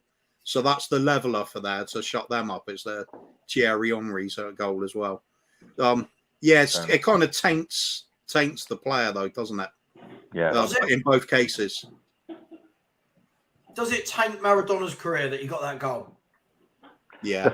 I think the fact that he got the other goal, like probably the two iconic goals of his career, one for, the dark arts, obviously, if you're going to say it politely, and the other one for basically sitting every Englishman defender and midfielder on their backside. Yeah. Do you know the story about that? Apparently there was a game at Wembley, not you know, in the 2 years before or at some stage or other. And he basically slalomed through a lot of the team in a similar way, or definitely got one-on-one with Shilton and shot.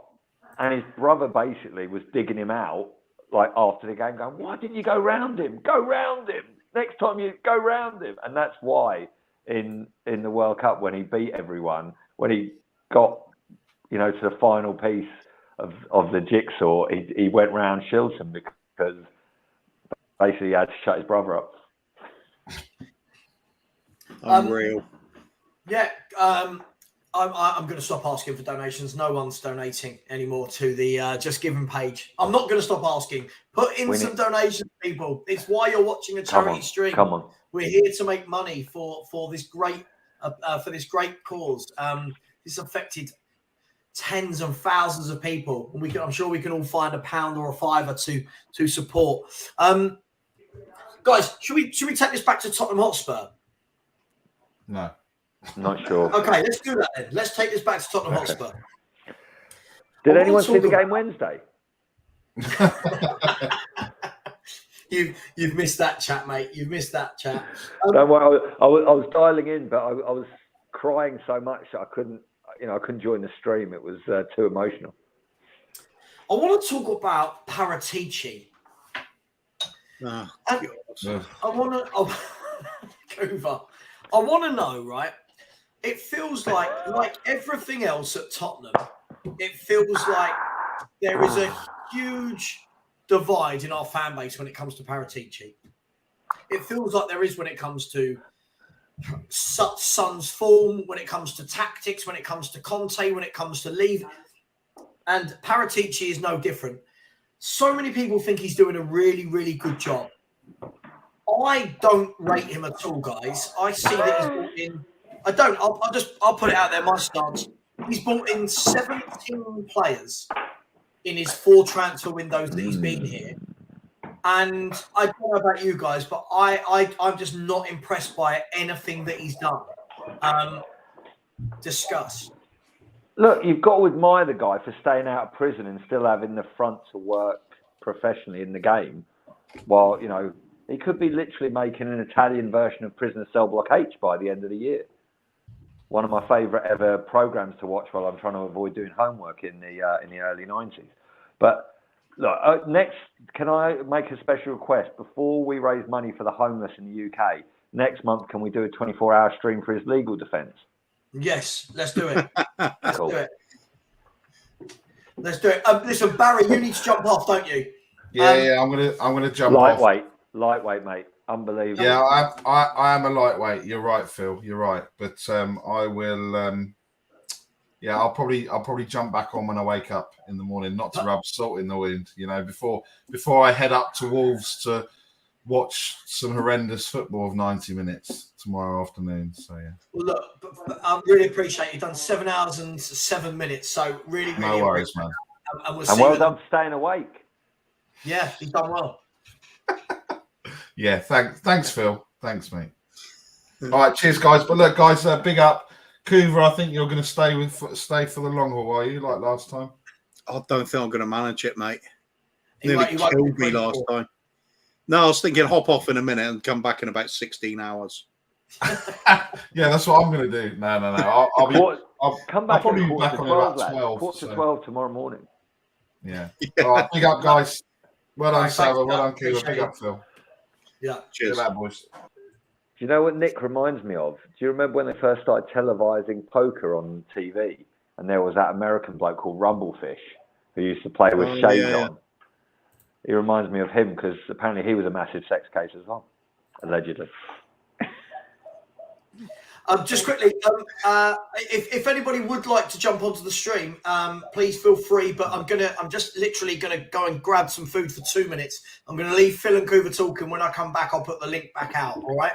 But I'll be back in 2 secs. Who do you think Margot Robbie is in the chat? Is it the real Margot Robbie? I'd like to think so. I think it's Savva just bigging himself up. Yeah. That's what I've got a strong suspicion it might actually be Mrs. Savva.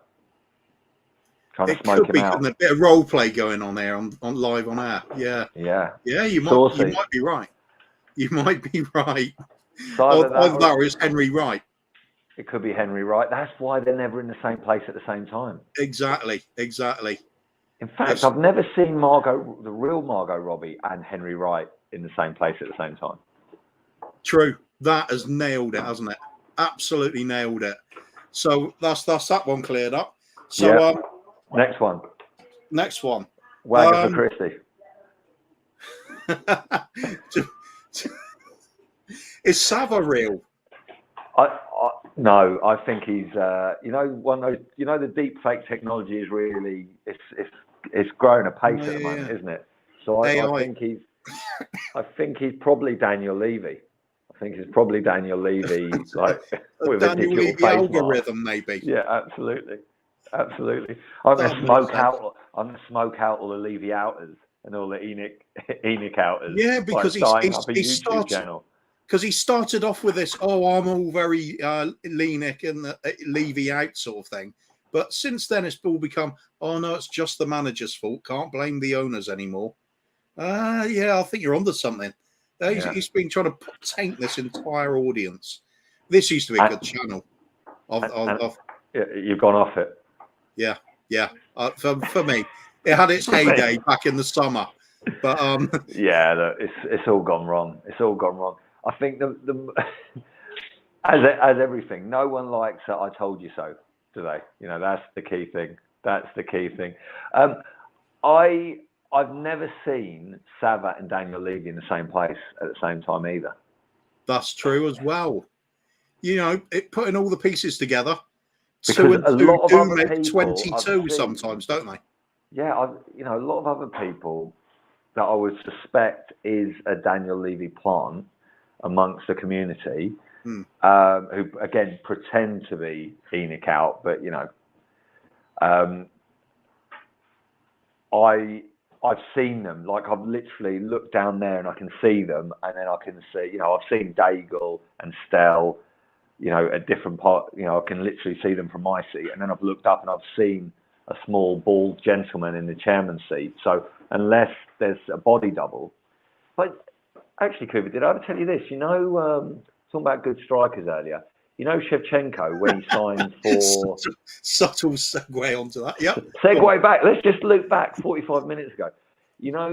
When Shevchenko signed for Chelsea, except for when he scored against Spurs at White Hart Lane, I've always suspected that was Roman Abramovich in a face mask, a Mission Impossible style face mask, because he was definitely not the same striker that played for Milan previously. You're right, and I think he likes a bit of the limelight as well, doesn't he? Yeah. So perhaps that's Russian, a bit of spy work. That's always going to be with Russia as well. He was probably off to Salisbury with a very dodgy little tablet of some kind in his pocket as well.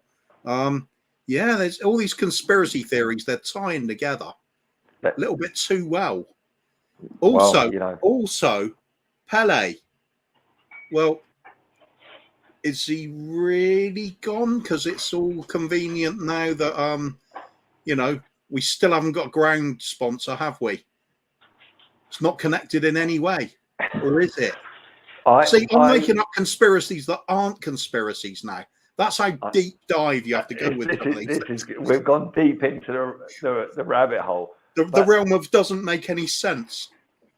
What I find particularly interesting is I think there must be some sort of message in how long a rumour is out before it goes completely quiet to do with Spurs.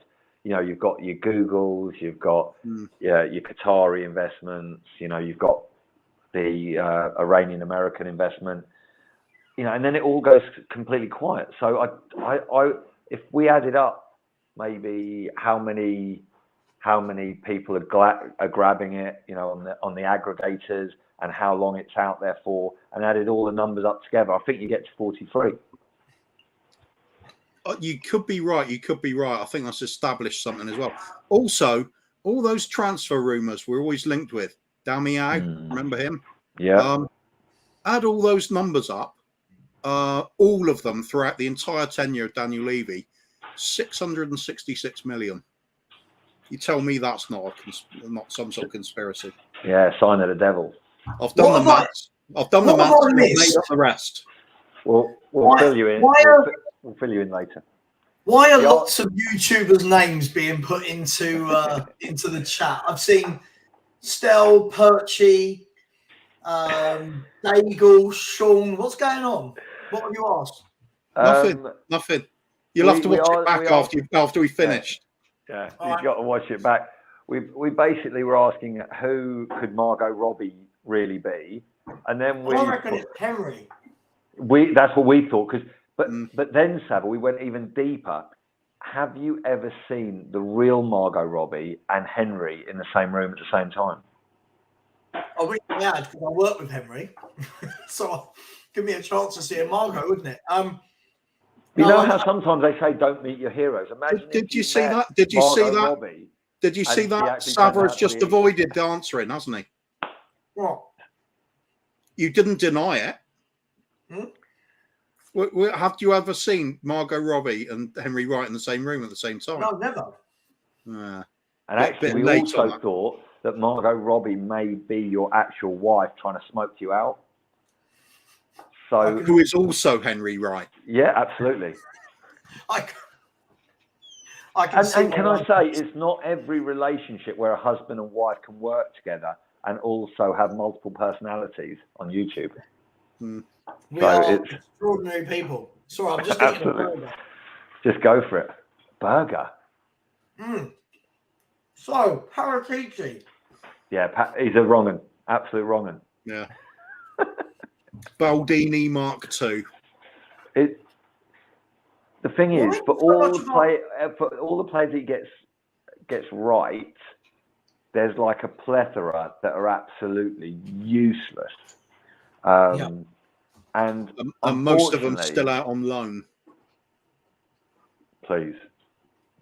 I want to know whether we're going to, at one point, maybe get found to be breaking some sort of rule by actually having half the players in Europe signed to Spurs but loaned out to other teams. So it's like fixing about five different leagues. We're like the new Chelsea. We're like the new. Remember, everyone was like, Chelsea have got all these players out on loan. It's not fair. Well, we've got a full 11 out, haven't we? In one way or another. Maybe that's our secret sauce. That's how we're going to finally dominate European football, because all the other teams have got so many Spurs players and they can't play against us. It's be like a parade to the Champions League. So it's a long-term plan, isn't it? We're taking their managers. Then Abramovich gets done for financials, basically a bit dodgy. Now Paratici's done for financials being a bit dodgy. We're just trying to do what we can to beat Chelsea on the line. What I love is Levy is slowly copying all the tiny bits of Chelsea's methodology over the last 20 years, except for the bit where you buy established quality footballers. And win things. And win things, yes, absolutely. So all the dodgy bits, none of the good bits. So, talking about dodgy bits, I cannot believe that for an hour and a half in a charity stream, not one person has donated a single pound to a Just Giving. Great. Well, when I jump off, I'm going to have to wade back in because I can't believe it. Like, it's a disgrace. Guys and girls, come on. If only Margot Robbie wasn't 20 other different people. Yeah. You know, so if it wasn't one, maybe all your watchers are one person. Maybe it's all your wives. Maybe if Margot Robbie chipped in £1 each, that'll be 20 quid, wouldn't it? Exactly. You know what everyone's waiting for? Everyone's waiting for Henry to show up. But because he's a young man about town and he's got a social life, you know, or alleged he just doesn't stream on a Friday to pretend that he's got somewhere to go. I'd imagine is what the methodology is there. But who knows? Can you cast any light on that? Trevor, can you confirm or deny? I don't know anything. I know he's not available for this one or the last one. You know what it is? You know what it is? He's a lovely guy, but he fucking hates giving money to charity. I just can't believe of 174 people in the chat. And there you go. There you go. Well done, Margot. Well done, Margot. Unbelievable. And here's Mark. Mark, who's really upset because we were talking about Diego Maradona. No, Pele was better. Is that because Pele was Brazilian, not Argentinian? It's nothing to do with being Argentinian. It's that goal in 1986, not the second one.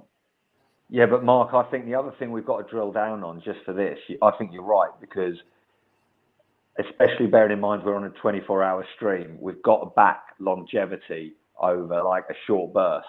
Do you know what I mean? So I think Maradona was more like the equivalent of one of your daily doses of Spurs, Savva, where you just do, you know, a quick video walk into the station, whereas Pele's more like your 24-hour stream.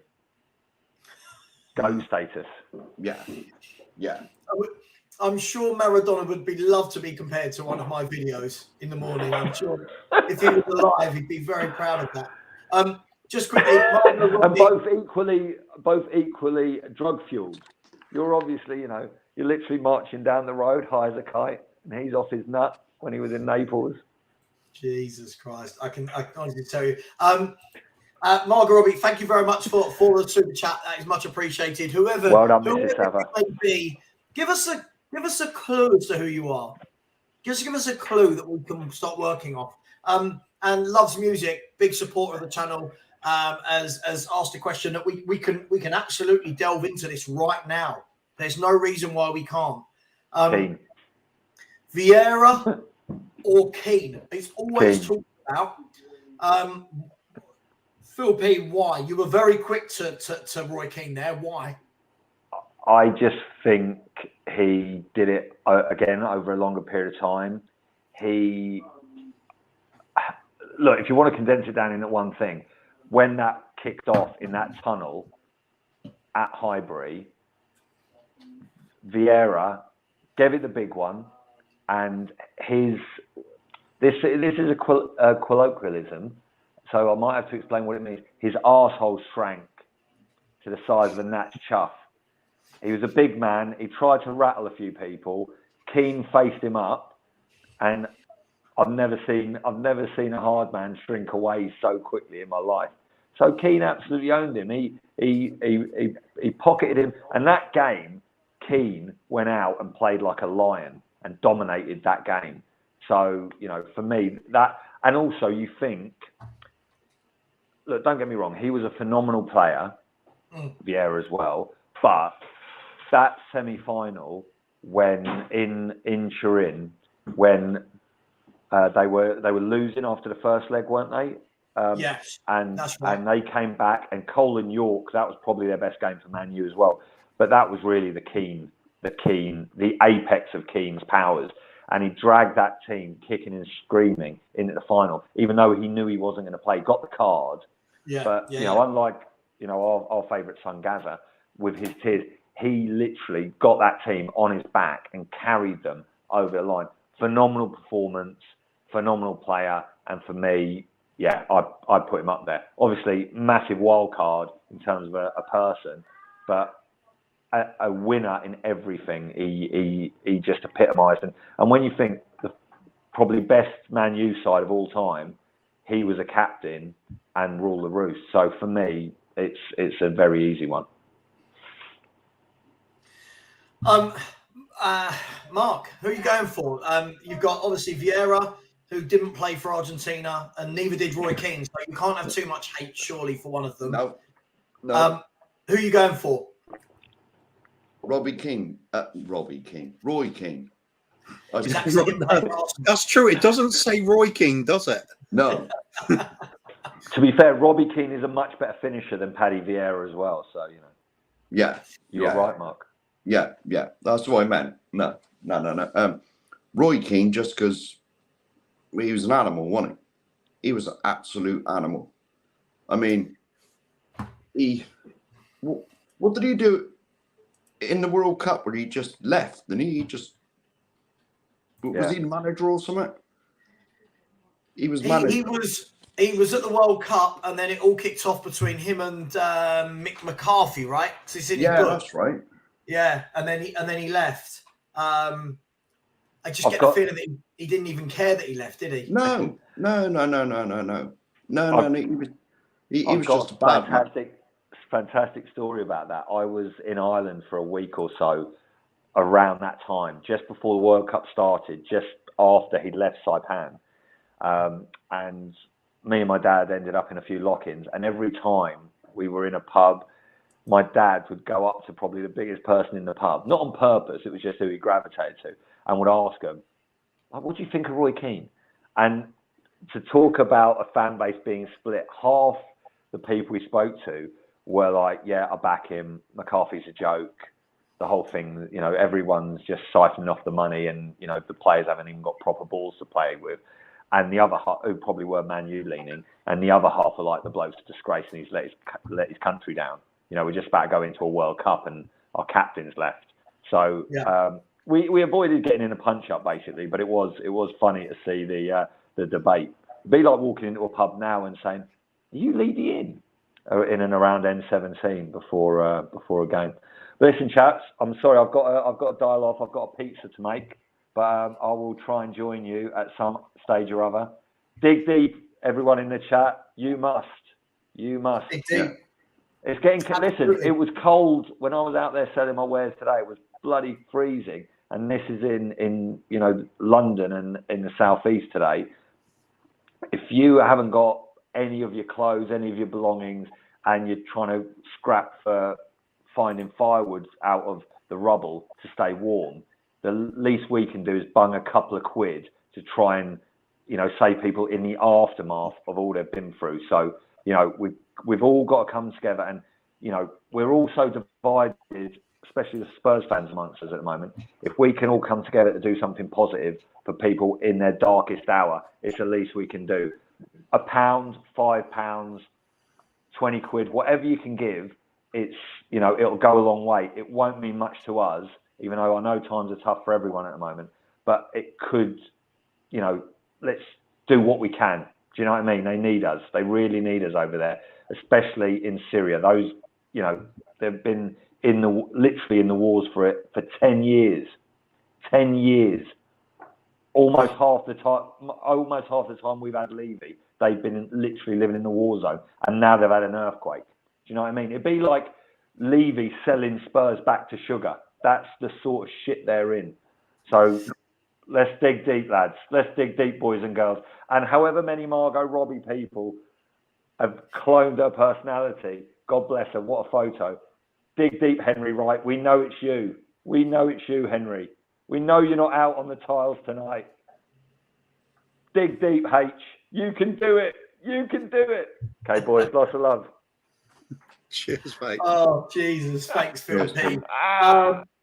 Just quickly, Loves Music has come back in and said, thank you, and said, in my opinion, Vieira a better footballer, Roy Keane a better captain. Just before, Stefan, I'm going to welcome you in 1 second, my man. Just so you know, we've had a couple of donations into the Just Giving page as well. One was from Anonymous for £20. Michael Walters put one in a while ago I didn't read out. Palmsy put in £5 as well.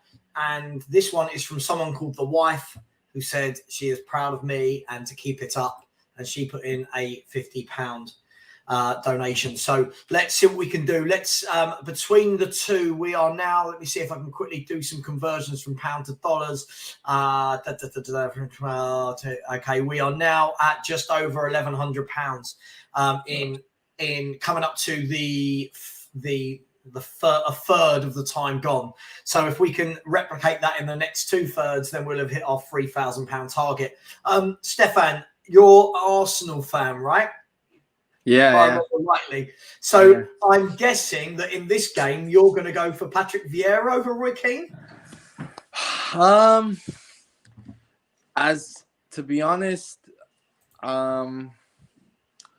I can't. I think Roy Keane. I think Patrick Vieira was definitely a better footballer as a player. I think he was, but as a leader, in terms of the amount of trophies that Roy Keane has won, and as captain, I can't take that. I can't say Vieira's been a better leader, but as a footballer, I can say it because I've watched both of them. I think Vieira, as a technical player, to be able to play on that Invincibles team, the technical level of that team, I think, especially to play in center mid, for me was, Roy Keane was more of a ball-winning midfielder.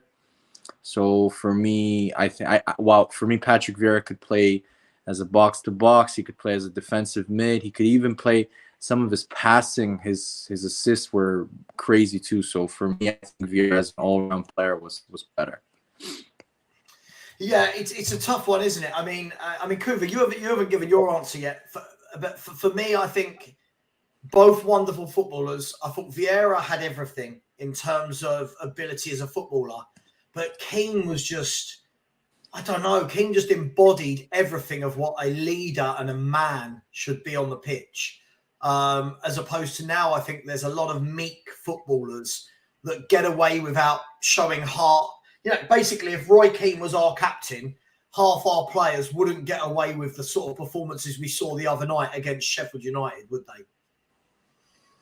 I'm going to disagree a little bit about Roy Keane. I don't see him as being the perfect example as leader and a man on the pitch. He was an utter thug at times. Yeah, I agree. I don't think that's a role model for me. Combative sort of a character who can drag your team through some war zones and come out smelling the roses at the end. Yeah, definitely. But it's shameful to say it. But again, I always give credit to the football. So for me, Vieira all day long. I think he's just a much better footballer. As mentioned, he's technically much better gifted footballer. Could join in with the attacks. Well, he's just plays a better game. For me, that's what it's about. I'm not bothered if I want to watch like people slamming into each other. Although I'm a big Graham Roberts fan, that was because we just had him at the time. I'm not going to take Graham Roberts over Glenn Hoddle, for example. Entirely different sort of players. Sorry, I'm just going to get the phone moment. So that's it. Controversial bit for me, Spurs fan, picking Vieira. Back in a minute. No, but also I think Savva, I think Vieira, the role that he played at Arsenal, the thing what I think really he could do everything. What Kuva said, he could, if need be, he could be dirty, he could be gritty, but he also had a great elegance about him he was so. I think the red cards and the grittiness and the toughness of him, I think, overshadowed the technical level. I don't think people appreciate how technically good he was nowadays. They always remember Vieira as this big leader that would sometimes lose his head, get red cards. But people forget. I think a lot of people, even Arsenal fans, forget how good of a player he really was as a technical player. I mean, and him and Petit, right in the middle of the park. Yeah, and I would put two players that for me in that invincible squad are what Casemiro is today. Gilberto Silva was to us when we were. Gilberto Silva for me is one of the most underrated footballers that has ever played in the Premier League. He was amazing. Like he is honestly what he is for me, a mixture between Fabinho and Casemiro today. He had the intelligence of Fabinho. He made every single player around him, especially the defense, look much better. He was an amazing. I think he's extremely underrated as a player. Nobody talks about him of that great invincible side. Everybody talks about Henry, Perez, Vieira, Sol Campbell, Toure. But Gilberto Silva for me is another player that people forget. He was immense. He was such a good player.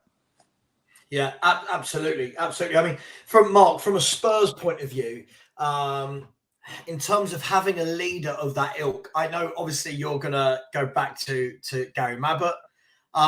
Have we had a leader since Mabbott of that kind of ilk? I'm struggling to really. Even Ledley was a little bit more reserved and quiet. Have we had that kind of tough guy in the middle of the park that runs the show? Have we had that since? No, definitely not. Well, obviously you said Gary Mabbott. Obviously he's my hero. As like, well, yeah, I've told you the story, haven't I? Yeah. I was coming up 21. I was in hospital. They told me, "Oh, you're type 1 diabetic now." Oh well, And then there's Gary Mabbott lifting the cup like 3 months later. Yeah. You know, so he's tremendous absolute player. legend. Absolute legend. So are you happy we got him into our best Spurs Premier League 11 earlier? I didn't watch that bit. I'm going to have to watch it back. I was probably eating my tea or something. We had a Spurs Premier League 11 and Mabbott and King were the two centre-halves. Yeah. Everyone rejected my notion of Sol Campbell, funnily enough. He didn't No. make the team. That's twice I've heard his name now. That's enough. It's just a word. It's just a word, right? It's just a word. No, guys, for me, I was always, even though he wasn't that good of a player, I always thought he had a bit about him. Dawson, he was for me quite, like, he was a much bigger leader than I think nowadays some of the actual Spurs defenders. Like, he would always play. You know, he wasn't the best football player, but he always showed up. Ledley King made him look better though. Maybe, yeah, but yeah, when Ledley was out with his like knee issues, and Dorse was there on his own, he never looked the same. He really never did. But he always, I don't know, he had this bravery about him. He would stick his head anywhere. He was like an old school defender, which I always like respected. Nowadays, even the great, the great defense that you had under Poch with Vertonghen and Alderweireld, they were more kind of silky type of defenders. They weren't they weren't like an old school type. So I think you're missing that. I think with Romero, it's a bit of an overkill a little bit with aggression compared to your other defenders. I always said the best defender I ever watched at Spurs was definitely Ledley King. Yeah. I was just surprised, to be honest. He actually stayed at Spurs. I really thought that he would move on to Man United or even Real Madrid or something like that. But he never. Man United were after him. I'm pretty sure Man United was after. I'm sure, but I'm sure nobody signed him because I remember he could only play once a week, right? Because of his knee. Well, yeah, and he didn't really take part in any training either. Yeah, that's for me. That's insane. Yeah, and he still looked good. Oh yeah. He was. But honestly, I know you hate him. Who do you think was better, Sol Campbell or Ledley King? Forget the Spurs and Arsenal. Yeah. Stuff. At their peak. I think Campbell. It pains me to say it, but you've got to sort of give it to Campbell. But Campbell was amazing. Campbell was in a way, when Sol did what he did and he went to Arsenal, sort of Ledley came along more or less straight after. It wasn't very long after. And so he sort of filled the void a little bit. Which was good in a way. No, as honestly, like what Campbell did, even though as an Arsenal fan I loved it. It was great, but I even now when I watch interviews with him, he looks like a dickhead. So yeah, it's not like he's if you watch any sort of old documentaries about the Invincibles, for example, most Arsenal players agree to go on them, do interviews. He's one of the few that doesn't. So that I mean, yeah, he was a great player, but that doesn't make him a good person. And the way he did it, I remember, didn't he do an interview like 3 or 4 months before he signed for Arsenal, saying that he was gonna stay at Spurs and sign it? Oh yeah. So he said all that. Yeah, he was because he was a local lad, come through the academy, blah blah blah blah blah. Oh, I'm not going nowhere. And then was Sol Campbell from the area, by the way, or he was just from London? I'm not exactly sure. I mean, Savva might know when he comes back, but he was definitely from our academy, I think. He was from your academy, but I'm just intrigued if he was from North London. Who knows? Who knows? But to be honest, if you're a kid, I mean, you're not going to live miles away, are you? You're going to be from the London area, aren't you? No, you're not. Like, if you look at, I mean, Arsenal's, the one currently now, Bukayo Saka, he's from, I think, West London. Yeah, Emil Smith Rowe is from Croydon, so he's from the Palace, the Palace area, you would say. Yeah. So yeah, I mean, they're all from London. So it depends. But for me, what's worrying about Spurs is that before you've always had one academy player that's always been really good. Like you had Ledley King, then after Ledley King, you had Kane. Now your academy, you don't produce. I mean, Skip. I watched it. I saw a few. There were some, just some like kind of snippets of Spurs streams where after the West Ham and the Chelsea game, which I watched both of them, and they were raving about Skip and how he's like a future Spurs captain. Like your standards guys need, like he was. Well, they've been doing that since Pochettino was here, because Poch said he's going to be a future captain. Everyone's just, he'll come good. He's going to be a future captain. No, look, you can call it Arsenal bias, but I'm telling you can find 1,000 players like this in some pitch that run around and tackle. He has no. He doesn't control the actual tempo in his field. He hasn't got he's got an average passing range. He doesn't create like. Are you talking about Skip? Yeah, I just Skip is a 5-yard passing, neat, tidy footballer with no real standout qualities. Now that's not a terrible. I know it sounds terrible, but there's nothing about him that makes you go, gotta have Skip in my team. You know what though? This is a controversial take, Savva. But I watched Winks because I watched the Italian league. I watched Sampdoria Inter. Honestly, I know Spurs fans are gonna go crazy. For me, Winks is better. Winks can at least control the actual tempo of a midfield. He's good. Chill. There's this huge difference between fucking Sampdoria versus whoever you just named versus Inter. He played against Inter. It doesn't matter to me. Inter's going into Sampdoria thinking this is easy, thinking what we're thinking versus Sheffield. So I don't buy that. Winks, I'm sorry, he's not better than anybody. Just quickly. First of all, apologies. I needed to go and freshen up a little bit, brush my teeth and some water on the face. So I do apologise. Kuva, you okay? You hanging in there? Yes, thank you, Susan. Big up to everyone. Just so you know, we'll be going for another 18 minutes, and then I do need to send you the link to the next stream. I'm doing it in 3 8-hour streams because last time I did one continuous 24-hour stream and YouTube did not like it. So we'll be going for another 17, 18 minutes, then we'll switch over. Phil P has come back in and said Keno had underrated tech too, not just still. Steve D, thank you so much, has given us a British dream team of Shilton, Rio, Terry, Walker and Cole, Hoddle, Gaza, Beckham and Peters, Shearer and Greaves. I'll tell you what, US Steve, men's national team all time 11. Walker, dream team. Just quickly, guys, slow down 1 second. Steve, I'm pretty sure that team would do very, very well. We'll have a chat about this in the next stream. Thank you so much for the support, Steve. I did miss one as well. I think Issy, apologies, has said big up Savva, get Rants on. Rants is moving house today, so can't come on, but has sent a lot of people over already. So that won't be happening, unfortunately. Guys and girls, let's switch this up. Let's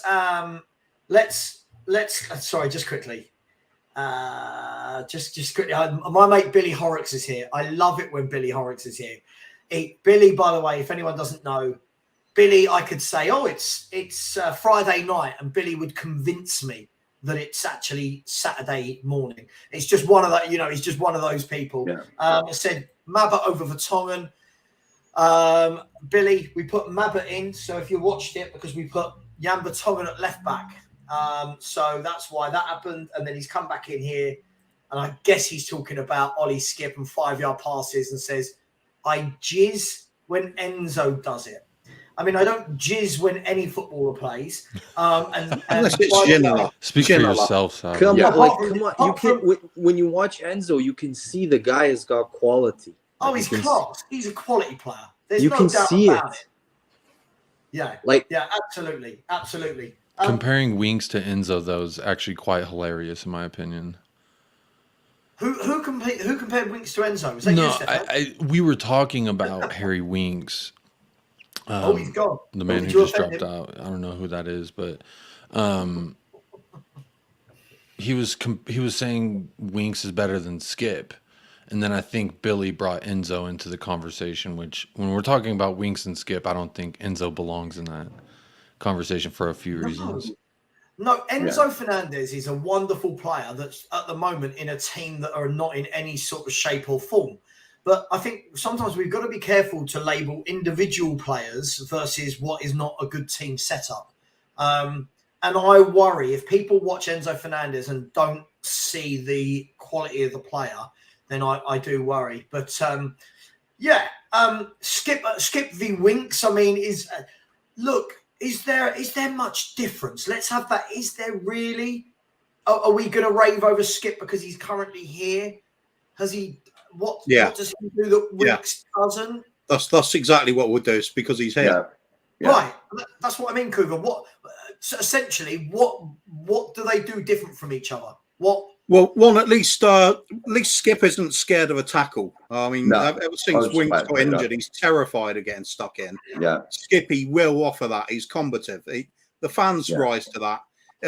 Nothing. If the football's not great, fans will at least rise to one of your players getting stuck in and send somebody flying. It's just gets the blood flowing, doesn't it? He looks for the ball. Got that. Yeah, he'll play the man as well as the ball. He's quite happy with it. The different sort of players, Winks at his best, you would say he's a silky passer of the ball when he was playing at his best. He suddenly turned into a pedestrian sort of player that always taking the safe option with a pass. I don't know whether that was by direction, which in some cases it can do with the tactics of swiftly moving the ball away from a danger area and just keeping recycling the ball with easy passes. Busquets has made a career out of doing that. Nobody says he's bad. It's just levels, isn't it? Skip has not had a whole career yet. He's not really developed at the rate we wanted him to due to injury, which is unfortunate. But I mean, I must admit, I thought he was finished. But in the last couple of games, he's done pretty well for himself. I just look at that and think this is the type of player. This is why we are where we are and why we don't win things. I think not saying you. Oh yeah, sure. I think we big up players like, not you, but we big up players like that. Then we crave for better and wonder why we don't win things. Could it be a little bit of that? Maybe when we first saw Harry Kane, we didn't think he was going to turn into Harry Kane. We thought maybe he was going to be that kind of average, maybe a little bit better than average player. I don't know anyone that 2 years in was thinking Harry Kane was going to become Harry Kane. Of course, but Harry Kane's the anomaly, right? How many players actually come in from a youth team and go on to do what Harry Kane has done? He's the exception, not the rule. But it's things like this, like Skipper's been class every time he's played. It's like not every time. He's had some absolutely horrendous games. This is what I mean. Look, versus Smith, I think. Billy, when we use the word agenda, I think you need to know what an agenda is. First of all, why would I have an agenda against a Spurs player? It makes no sense. I want every Spurs player to be brilliant, right? Yeah. Why would I have an agenda? I would love Skip to be Paul Gascoigne, right? But he's not. He's okay. I do want to correct Billy Horrick's latest comment. He says he was Norwich's player of the year. He was Championships player of the he was in Championships team of the year. So Skip was quality for Championship. And then I was excited for him as well. And I really think the physio room got a hold of him and took a lot of what made him good. And I think what Kuva said, he's starting to get back to that. He's starting to really get in on tackles. He's starting to put his best foot forward. And this season he has struggled, but I think since Milan, what can I say about the kid? He's done nothing but been solid. And I'm not saying he's been great. He's been the magic maker for us there in the midfield. I just think he's, like you said, he's done a job. But for Skip, I think this is getting everyone a little excited because he's one of our own. It's hard to not ride that wave. We do this a lot, right? I mean, it's like the people that will come into the chat and tell you that Papa Sarr, because they've seen him play 3 or 4 times, is this boy is going to be the next Vieira. This boy is going to be this. This boy's. It's like just relax on players. Let's not let's not see them have 3 games and then compare them to a player like Vieira. Do you know what I mean? Yeah, it's like you like the enthusiasm, but from a puppy, you like, I like your enthusiasm, but please stop tinkling everywhere all over the floor. You're letting little pee-pee out. And because he gets so excited, they can't control it. And it's like, just hang on. I agree with you, Savva. A little bit of the hang on. And I think that's what happens is we build these players up because we want them to be what we dream them to be. And at the end of the day, sometimes they're just not. Or Fortnite drops in Dele Alli's case. Fortnite will come out, take him completely out of his game. Winks, I don't know what his thing was. I guess he got an England cap and then was like, I need to play safe and just always pass it backwards. And I'm hoping the same thing don't happen to Skip. But there was a comment earlier from, I don't know who, I agree with. I think Skip has a higher ceiling than Winks. I think Winks has pretty much reached what he's going to reach. He's going to do I think he's a Bournemouth level type of a player, or a Sampdoria, whatever they do. If they avoid relegation, that's where he kind of belongs. I think Skip might have a little bit higher of a ceiling, but it is too early for anyone. I mean, how many times has Sarr played 37 games in a season for us? When we see that, then I can say, okay, he's going to be the next, or he reminds me of. Or I think it's just hype. People want to get excited. People want to get behind their lads and see them do well. That's at least what I think. Yeah. Listen, Mark. Look, I think when we look at this, I'm all for young players coming in. Right? I think it's great. I want to see young players come in, but I'm also aware that we're talking about an elite level of sport here, where this isn't a case of let's just give everyone a game because they're from the youth team. And for me, I don't know what you think. I think when we watch players from the youth team, we judge them differently to how we would judge if we had bought them. I.e., if Brian Hill, for example, was from our youth team, I think everyone will be going, oh my God, this boy's going to be class. His ceiling's up here. Because we actually paid 25 odd million and Lamella for him, people are going, he's crap, disappointed. Now, I'm not saying he's not crap. But do you see what I mean, Mark? Yeah, without a shadow of a doubt. Yeah. Good. But I mean, we all want our players to do well. Of course. But sometimes they don't. And you just sort of got to live with it, I mean, all right, if Skip don't make it, personally, I think he's doing brilliantly, seeing as he was injured for a month or two. He had No, it was ages, wasn't it? Yeah, that leg injury. It just seemed going forever, didn't it? Yeah. And it's like if you do, it's like loads of people have said, if you do, I don't know what his injury was. Was it his hip or his knee? I'm not so sure. I can't remember what his injury was. Say that again. What was his injury? Skip? I think it was a thigh. I think it was something with his thigh. I don't know if it was the quad or the hamstring. It was in his hip area. It was something with his leg, I thought. Or was it no, it was abdomen, because he had surgery on his abdomen last season for a hernia or something like that. Is what it was. Then he just and then he picked something up this season, which I think was his leg or his hip, if I'm not mistaken. I think it was his right leg. I mean, if you're Spurs, you're going to have surgery on your abdomen at some point for the broken heart, aren't you? Yeah. Kuba, how you doing, Kuba? It's good to see you, man. You're already firing. It's good to see you, Kuba. You can always count on Kuba. I mean, look, people, please keep donating. It's for a wonderful cause. We have raised so far, just to give you an idea, we have raised £341 in YouTube and £725 into Just Giving. So we're just under £1,100, which is where we would like to be for this time. So if anyone can, please donate. I'll put the link in the chat, and note that in 6 minutes we will be moving over to a different stream, and hopefully these three will be jumping over with me. We'll be moving into a different stream for the next 8 hours, and then I'll have to change it again at 4 a.m. So that'll be fun. Look, guys, can we be really honest here, right? Let's keep it on the theme of Skip. We've got Benton Core out injured, right? For until November, they're saying? At least, I would say. Yeah, at least. So we're talking about Benton Core being out injured till the end of the year. then it's going to take him ages to get back to any sort of match sharpness. Yeah. And even then, after an injury like this, guys, it's you know, it's a There's always an if. Of course it is. Of course it is. So my point is this: with that in mind, do we have enough going forward?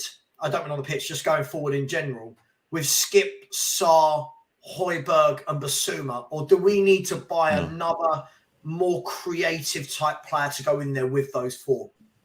I'd love to see a creative player come in. I mean, how many games have we got to watch where it's same old dross football, absolutely rubbish. All our attacking's meant to come from the wing backs, but that don't happen either because none of them can cross the road, let alone a football. Yeah, you know. So I'd love to see a Cam come in, so a presence. I mean, do we have a creative player already? Can we put Kane maybe in that? It's true what was said earlier. Man United replaced Ericsson before we did, and that was one game. And that was I love that full joke that was on Twitter. The thing is with Ericsson is he's gone to the World Cup, died, been brought back to life, gone to Italy, then gone to Man United and won a trophy before Kane has. Yeah. Well, technically, he went to Italy, then he died. Yeah. He went to Italy, went to the Euros, died there, then went to Man United. Well, he went to Ajax to train, and then to Man United. So, do you know what would be Ajax fix anything? Cooper, do you know what would be? By the way, the link I've just put in the chat that says YouTube is for the show starting in 5 minutes, which is the continuation of this, but just on a different stream. What would be worse, Cooper, than that would be if Harry Winks goes to Italy, comes back and wins a trophy with another club before Harry Kane does, wouldn't it? No, and Ndombele is doing that this year. The Italian but Ndombele's such a bit part player for them, isn't he? Like he is going to win it technically, but when he's going to hold that thing up, and he's going to know that he had appearances. appearances. Sorry, Kuba.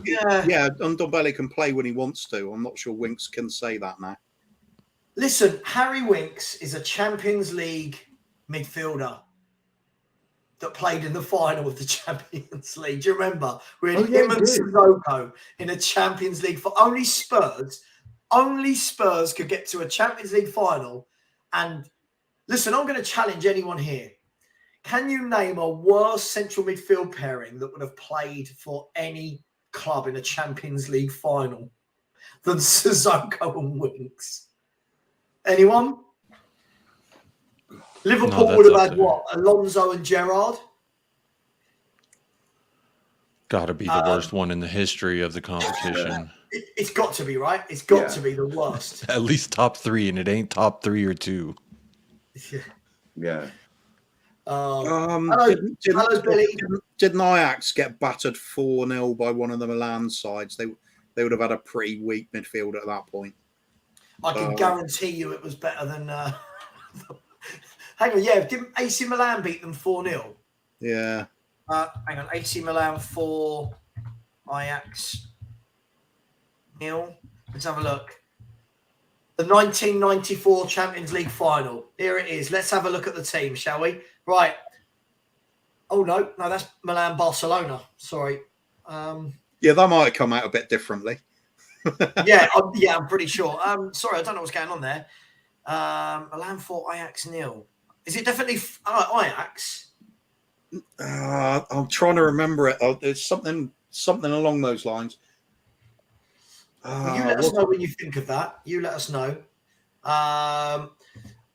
Let's have a look. The White Rooster said, no, we've won that. I don't know what that means. Q7 has said the creativity comes from the wing backs due to Conte's system. If we get a central attacking midfielder, where does he play? As we know, if he's here, it won't change. I think this is the bigger debate over do we need an attacking midfielder? It's will Conte change formation to allow this change to happen?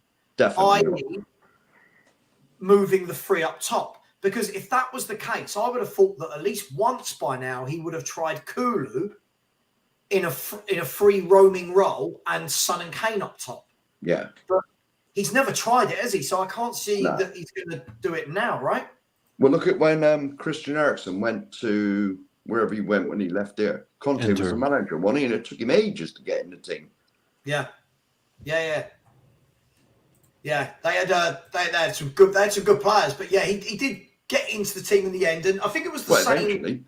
I think it was the same, Mark, when he went to Chelsea. I don't know if any of you have seen the conversation that Fabregas has had, where he said, "Look, he told me that he didn't want me. He told me I wasn't in his plans, and I had to fight to get in it." And then that season, Fabregas got something like 8 goals and 16 assists or something from central midfield, but he was told he wasn't wanted. And, Well, that's the difference in character, Savva. You have a manager tell a person like Fabregas that, and what does he do? What you just said. You have Conte come in, tell that to the players. What do? They fucking fold. They fold. Now it's training's too hard. Oh, it's too much going on. And these players, man, Kuva said something months ago. He said, I'm starting to get to the point where I just want to see it all burn to the ground and rebuild. And let's know that we're not going to have any form of, why are we bringing a Conte in? He's a winner. He needs a top team to win. We don't have a top team. If we're not going to give the man a top team, what are we doing? Just let Ryan Mason, Yaya Toure, let's just ride that wave and let the U21s play in the first team. I mean, what are we even doing? What's the point? That's kind of how I'm feeling after that FA Cup anyway. Listen, guys, what I am going to do is I am going to put in the link. Hang on, 1 second. Sorry, 1 second. So the link I'm putting into the private chat with you is going to be for moving over.